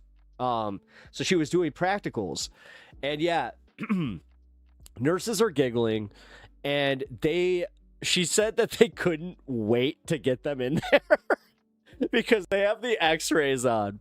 And she's like, I look at the x-ray and I kind of, I notice that what we're looking at was definitely an anus. And she's like, and we're looking at a foreign object. And I'm like, oh my God. Yes. I'm just like, oh my God. And that's where she kind of like made the game fun, where she was just like, now you get to guess what it was. I was like, oh. So I'm like, let's see. I'm thinking of the most creative thing. I guessed a remote the first time. Wasn't a remote. And apparently that's kind of common. So just so, for anybody that was wondering. I couldn't really guess anything after that. And she's just like, something smaller, and it can come up. And she said, this was the key detail. She's like, here's what, like, it can break apart. I was like, oh, was it glass? And I just immediately was like, was it a glass apparatus? And she's like, no. And I was like, what? I totally guessed wrong. No. So let's see. Animal, vegetable, or mineral? Nice. No, what do you guys think? Realistically, like, I'm gonna leave it to you guys in chat here for just 1 minute. What are your guesses? Because I had nothing. After a glass bowl, I had nothing. Mechanical pencil? Bottle? All right, one more. We get one more in chat that I will tell you guys. It's too funny. Light bulb. You know, no, but that would have been funny too. No, all right. I said one more. All right. So, you guys know car chargers, right? Like the ones that you plug into your cigarette lighter. So apparently these things they break apart quite easily when they're in a foreign yeah. So long story short, there's a spring in there. I'm pretty sure that person felt that in the back of their tongue. Like, she said the spring sent him to surgery because the thing, I guess the tip broke off and it just went it fucking went right up him. And I was like, what do you mean? She's like, you know, like a car charger. And the first thought I had was this dude comes in and he's still got his phone charger plugged in, so he's got a little fucking tail. It's like, you guys won't believe what happened to me. Dude, that shit. But when dude, they had to use a magnet to get the motherfucker out his colon. And she's like, yeah, this is my first time really dealing with anything like this. I'm like, what the fuck? Yeah, that was pretty fucking funny, man. He had a car charger up his ass. What? Yes, he had a car charger up his ass. And I was like wondering, I'm like, was it USB or USB-D?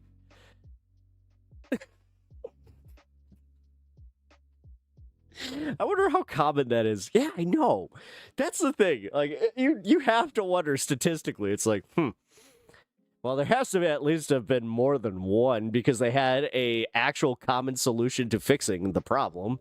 When she said they used a magnet, I was like, for real? She's like, yeah. They didn't want to do invasive surgery on the guy, so yeah. So I'm just picturing them sliding the fucking thing down. US BBC. Oh my god. Holy shit, I would have never guessed. Yep. That's where I was like, huh. And dude, when she asked me, she's like, do you know those, like, you know, car chargers? I'm like, what do you mean car charger? USPD. Hey!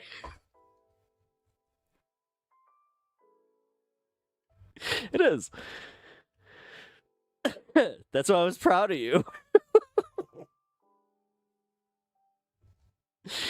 And for the membership. Oh, yeah, J. Paul. Yeah. You are welcome for the membership. That was from, I believe, our man Bandit. Anything phallic is common. Dolls, toys, glass. I mean, yeah, that's what the thing is. I thought it was glass. Because, like, you guys kept, you guessed a bottle and a light bulb. Light bulb? I didn't guess that one, but interesting guess. Yeah, but when she told me, I was like, huh? And then all I could think about, I'm like, what kind of car charger was it? Like, now I want to know the make and model so I can go see. So it's like, wait, what the hell did he have up there? As I said, I'm picturing just a fucking tail. It's got the fucking, like, the actual cord still attached to it. That's classic. Thanks, Pep. And for the... Oh, shit. That just popped up twice. Hold on. The fuck? Yeah, it did. Weird. Oh, 3 times, actually. Hold on. USB-AN. I was trying to think of something useful that I couldn't. Aside from a pencil. I just feel like a pencil would have been better at that point. Because, I mean, well, it's like, well, I'd hope the lead, well, not the lead, but what do you call it? The pencil lead. That's not lead. Graphite, whatever. Did the cord curl up like a pigtail?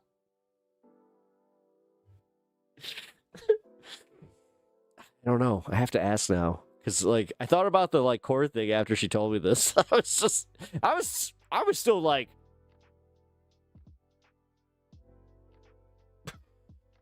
that's not what. And then you think of the whole scenario, like, all right, what the fuck? How does... And this was a guy, of course. I was just like, was this a guy or a girl? She's like, it's always a guy. I was like, ah. That's fucking kind of funny. It's always the dude that just happens to have a fucking foreign object stuck up. All right, I need more nurse stories. I just realized this. Oh, man. Well, I'm glad that she's totally okay with me telling stories like this on stream. Yeah, no, I got that joke the first time. No.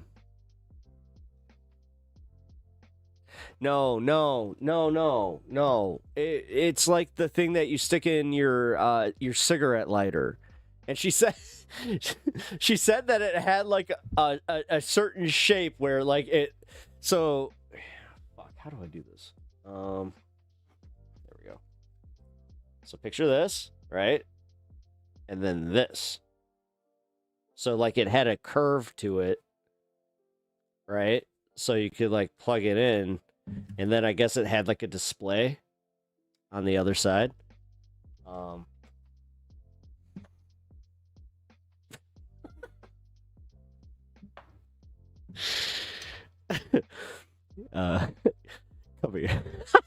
Coming out has to be cheaper than going to the hospital.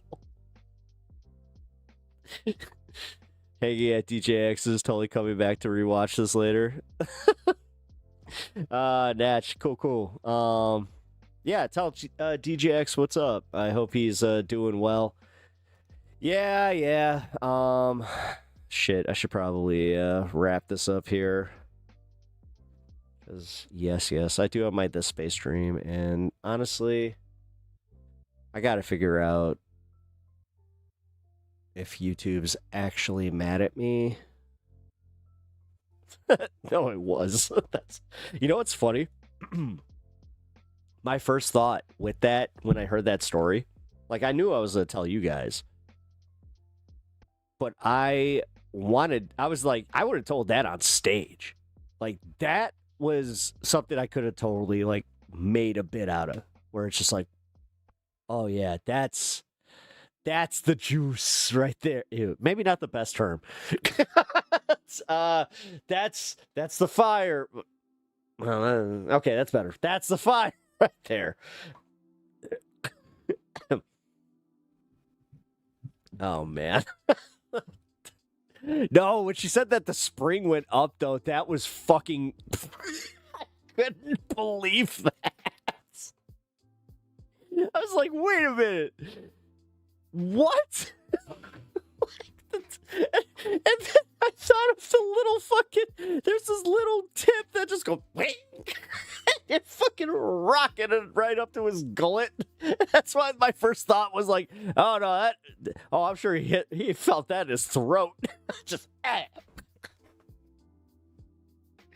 And then you have to imagine that he had that, oh no. He had to get a cheapie. Dude, that's what I was thinking too. I'm like, I've never had one of those just like break like that. That had to be... This dude went to a fucking Wawa and was just like, hey, you got a cell phone charger? I'm on my like 10th one this week. What the fuck? Wayne Brady, motherfucker.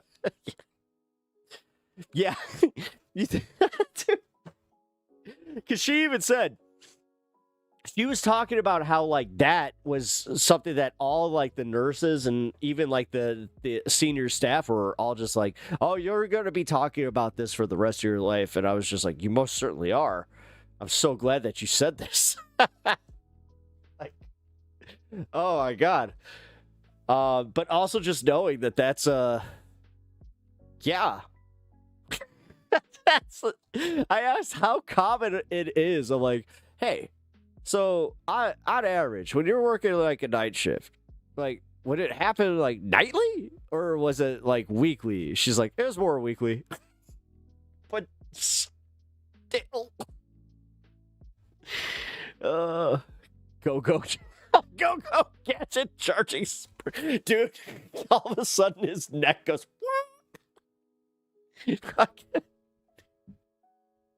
I became Inspector Gadget from Butt Play.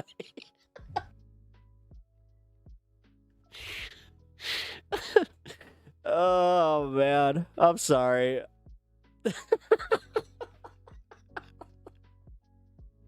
I just watched a bunch of people dip. There's like, nah, this is too much. I get it. I'm sorry. Spacely Sprockets. All right. That's something you would... Spacely Sprockets! You just feel it going here, like, up the other way in your colon. You're like, ah! Like, dude, for real, you think you felt... Like, where do you think it stops? Like, right here? Bro. Can I borrow your charger? Wait a minute. Why does it smell like that? You get it back? I'm good.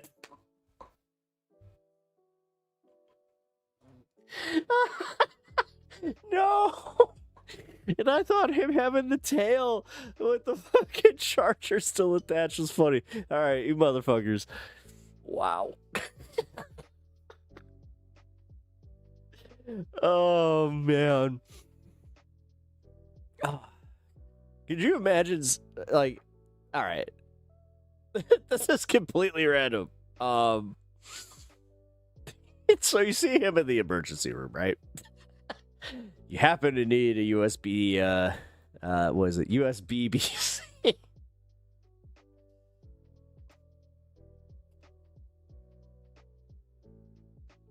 God damn. This is why nobody takes me seriously. I mean, there's other reasons, but god damn it, I do it to myself. What the fuck? Oh, my favorite part was how she told this. No, like she knew the humor, of course, but she wasn't like. No, she was very matter of fact about how this went. She said the X-rays were fucking hilarious. Dude, I would pay for those.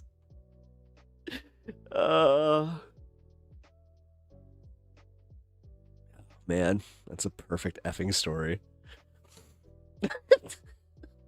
Just the. All right, I have to test a theory. Oh my god, the doctor. No, that's it. That's it.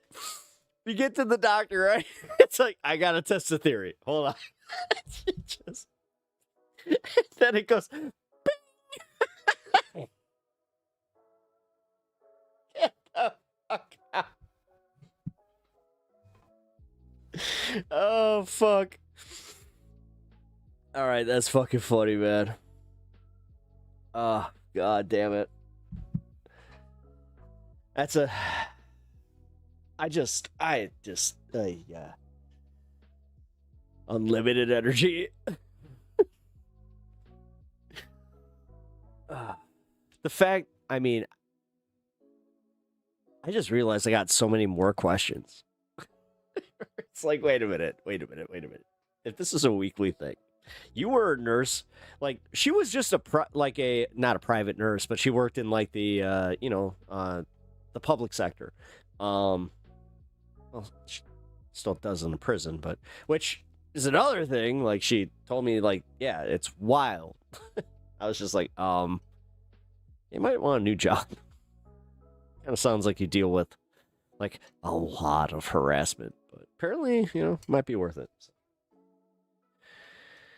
Oh, fuck. Yeah, come on. I'm at like 4%. Come on.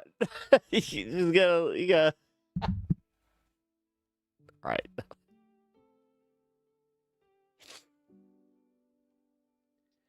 I just, how do you get to that point where, like, how do you lose it?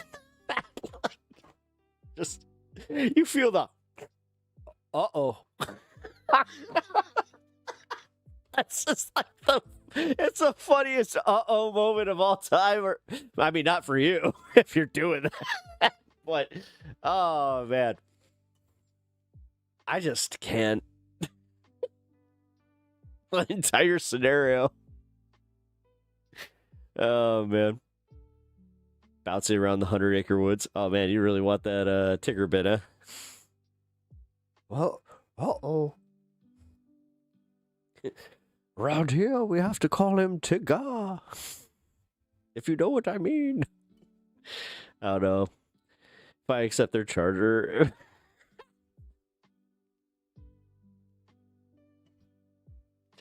Here's the big question. Do you think they because it's the spring, like, if they get all the components back, do you put it back together and use it?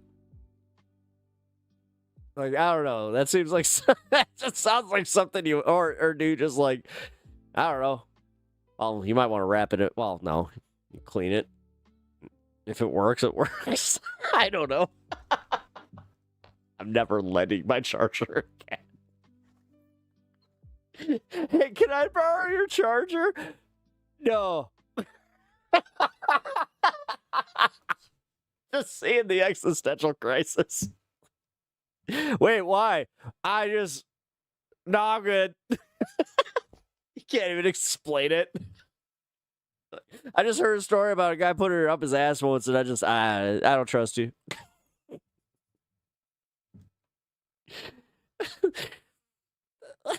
He couldn't afford a real. That's what I was wondering. I was like, wait a minute. Why? Like, why? Like, yes, you couldn't just afford something that's just. No, you had to, again, gas station that shit. Just.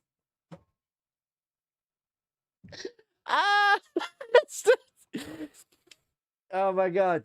I was about to say, he's sitting there, he's got that and a box of condoms. It's like, oh, you're in for a fun night. Oh, yeah. But he didn't even use the condom because then he wouldn't have had the spring problem.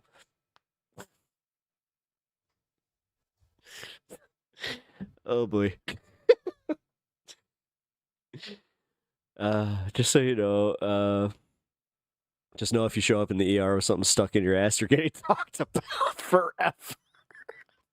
Dude, I'm a second source on this one. You're right. Oh, and then everybody that she has talked to about this story is just like, yeah, that's fucking crazy. Yeah. Ah, yes, Kyle. Oh my god. Guy leaves a product review. Product broken my ass. 1 out of 10 stars.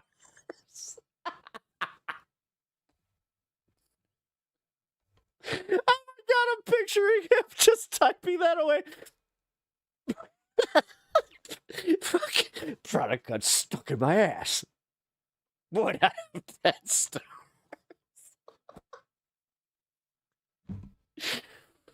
This is why I love this stream. Oh god, could you actually, you know what? I'm kind of, you know what? Life's little blessings. I'll take this for what it is. If this is worse, that will suck. But yeah, having the quiet vertical stream tonight was not bad. Because yeah, I could imagine this going a little differently if I just had a bunch of assholes in chat. So not gonna lie. Give me some positive vibes out there, guys, because I'm a little concerned about this. God damn.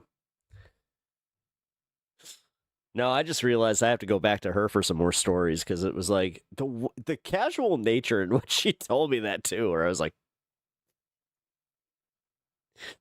yeah, I don't.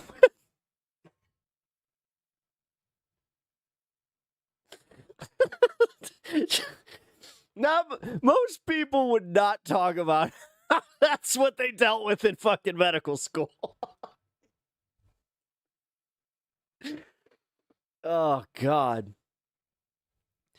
Yeah, also fucking it does make you think though, like god, wild shit just has to it has like for her to just be like weekly very dissatisfied 1 star.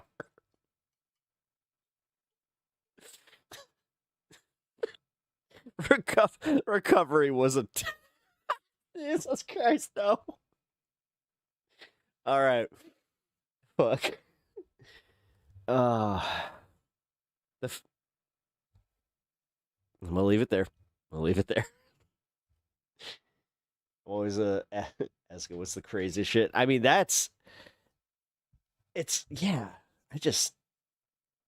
You don't expect that. Like, and again, it was just the way she told it too. It was like, oh yeah, my first like week in medical school. Her practicals. The first week in practicals, I had a guy come in with a car charger stuck up his ass. Yeah. You know what? I'm always at. I mean, that's something you should always ask. Like, I mean, if you're in the hospital, especially, fuck it, just ask them. Like, ask any doctor or nurse. Why not? You already got like you're gonna like pass the time. That's the way to pass the time. You can always watch like the bullshit on your phone. Get to know your nurse staff a little bit. That's what my wife did. When she first got diagnosed. I gotta start asking more medical professionals about their day. You really do. No, you really do. You really do. So like this was unfortunate, but it was also funny as fuck. All right, so the unfortunate part was it happened to an old man, which so we get to her cancer treatment. I know that some of y'all have heard the stories, and it is gross. But so we get to her treatment center, and immediately like I noticed something's off because like all the doors are open. Like, and I'm talking like they're all pried open. And I'm like, huh, that's weird. And you walk in and there's a waft of just, whoa. And anybody that has ever had a dog have an accident or like close, and you're like, I know what that is. And I just looked out, and there it is. It was like a little plop, plop, plop, plop, plop, plop, plop, plop, plop. Like all the way to the elevator and in the elevator, which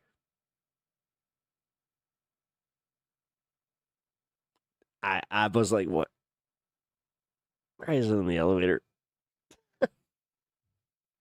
Because I wouldn't have been bothered if it wasn't like for me seeing the guy like come out of the bathroom on that level.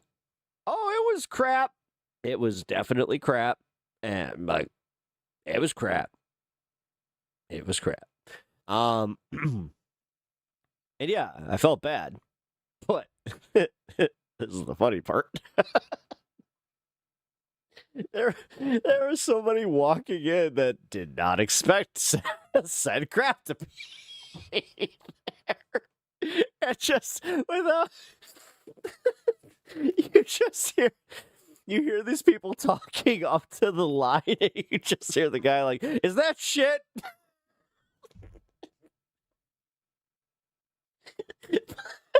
My wife was texting me. She just grabs me and fucking butts out laughing.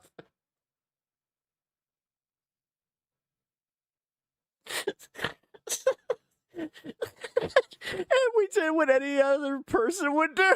Where we were planning on taking the elevator up. Nope.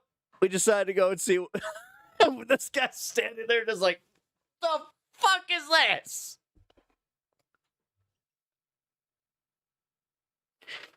And that when he learned that what it was, because it wasn't dog poop. Oh boy, was he bad. Oh God.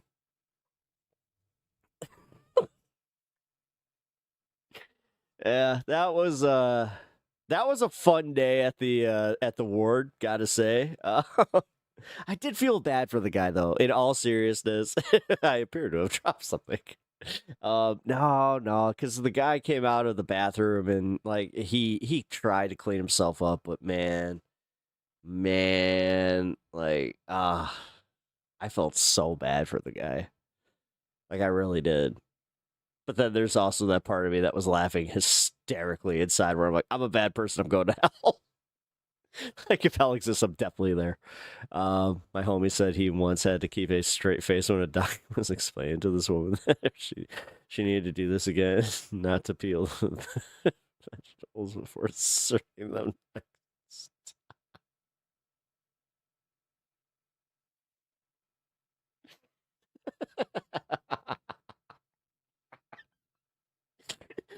No, you're doing the thing. Just your crunch.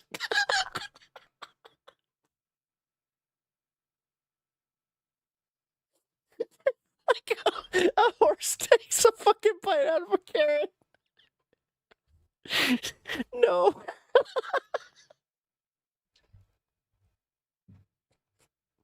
At least she's eating healthy.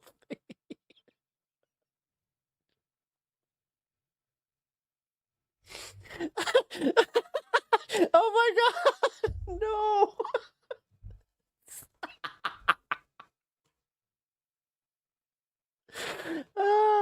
The crunch of a carrot's never not going to be funny to me, guys. I hope you understand. I'm so sorry. I am so sorry that if this, the fuck? Oh, man. Oh, 1,000 Ways to Die taught you that one? Oh, man. Yeah, 1,000 Ways to Die is, God, I haven't watched it. Is that still on Netflix? I doubt it. God, I remember watching that on Spike TV. The funniest moments I've had were moments that shouldn't be funny. I've had a few of those. I have had a few of those. I mean, again, just...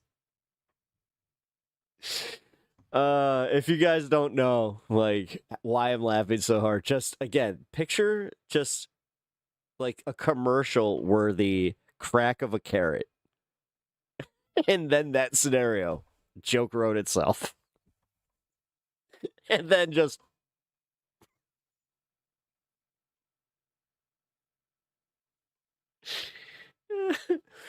Oh, fuck day, man. Yep, you guys actually like...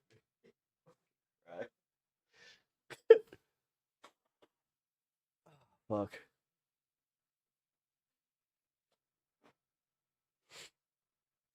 Oh, man. All right. What are we? Oh my god. I actually pushed it to the 7-hour mark. Awesome.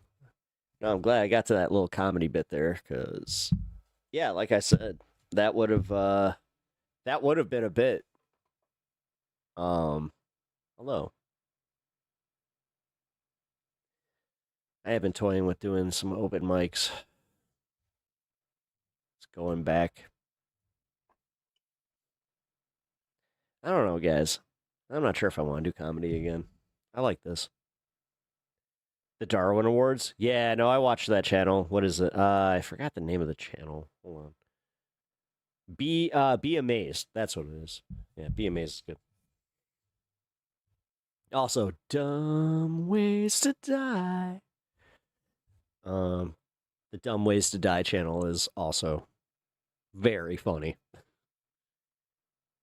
Although not so much as recent. Now it's like damn near depressing. All right.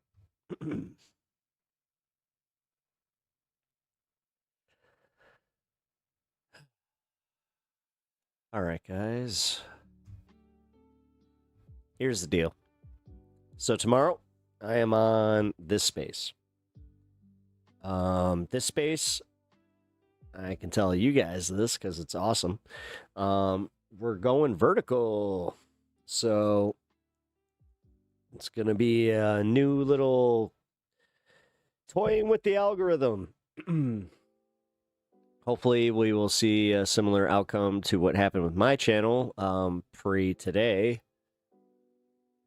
Because, yes, it is... Yeah.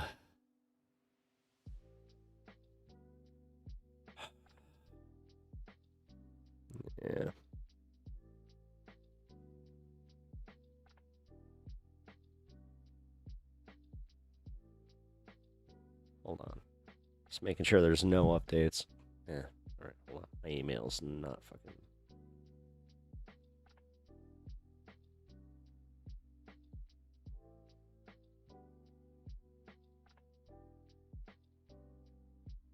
Whew. Okay. So far, so good. Hopefully, everything will be okay. Yeah.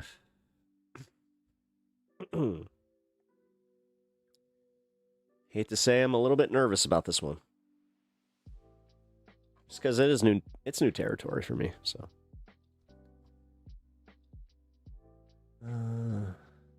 But don't admit vulnerabilities on stream, guys. That would be bad. Somebody told me that once. I was just like,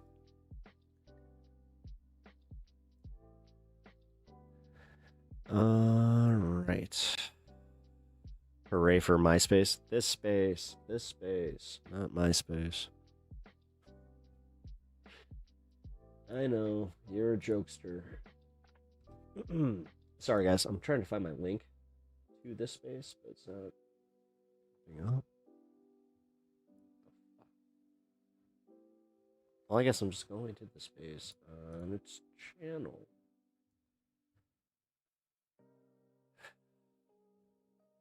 Second time this has happened to me today.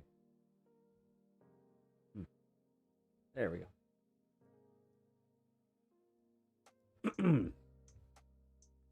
Wait, what's going on? So tomorrow, I have a exclusive show that I do on this space, which is this channel that I'm leaving in chat. Take a look. So I contribute to an all-day stream where I started off, and then after me, there's a whole bunch of creators that are probably like, I was about to say better, but smarter is more fair. They're very educated on a lot of matters that I am not. So come over to this space tomorrow. Yeah, it's gonna be a good time. No, it's definitely gonna be a good time because I have quite a bit to talk about. Obviously, sorry for the haters. Well, I don't care about that.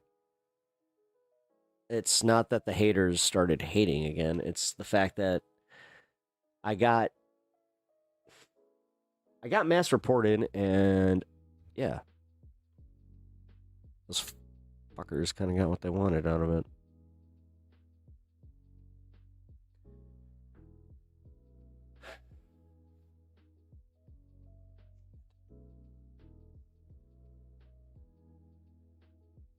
It's okay.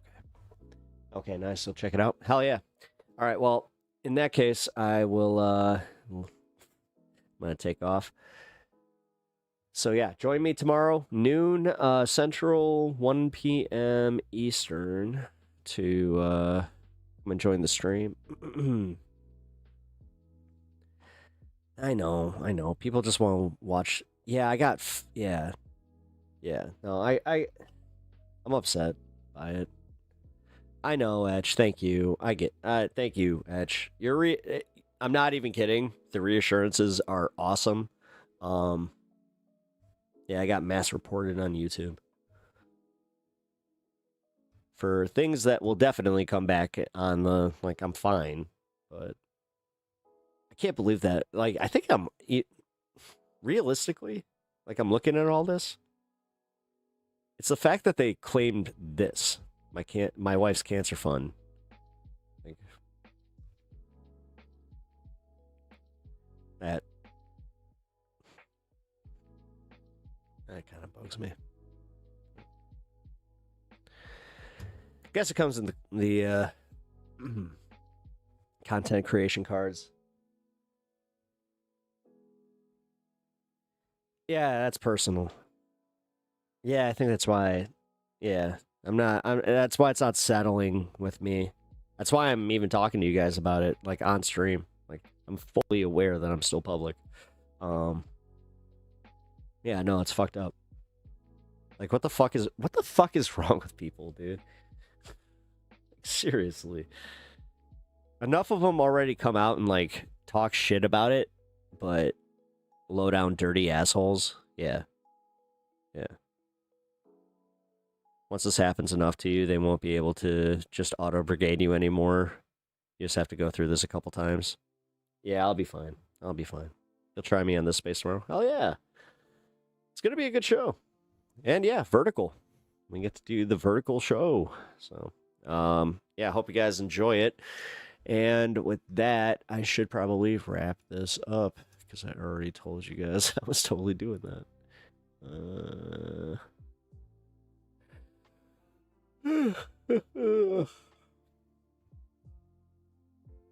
There we go. Now I can be profesh. All right, y'all. I will see you guys tomorrow, this space, and after that, regular time, 4 p.m. I know I was a little bit early today, but yeah, tomorrow's regular time. So, yep, noon Central Standard, 1 p.m. Eastern, and what the fuck? This isn't working. I'm stalling for time because my outro is not loading. Jeff Curry, I'm actually really happy that you are in chat. Jeff, I hope that you're joining us this week. I'm hopping off, but yeah, I need to get your kids' band's concert schedule so I can possibly check out a show, because yeah, I was talking to somebody about going down towards the St. Louis area. So yeah, but yeah, I'm going to stop stalling because I finally got my outro loaded. I will see you guys tomorrow. Good night. Who the heck is Pep Talks? I'm not gay, but I fantasize about Marco Rubio. Pep Talks. Pep Talks. Pep Talks. Let's eradicate the Kung Flu. I'm literally coming. Pep Talks. Pep Talks. Who the heck is Pep Talk? They want our women. They want our children. Pep Talk. Sometimes no means yes. Grab them by the Pep Talk. Grab them by the Marco Rubio. Obama is a racist. Pep Talk. I'm literally coming. I'm literally coming. Pep Talks. We found weapons of mass destruction. My fellow Americans, it has been confirmed today from Pep Talks that we are indeed all high on politics.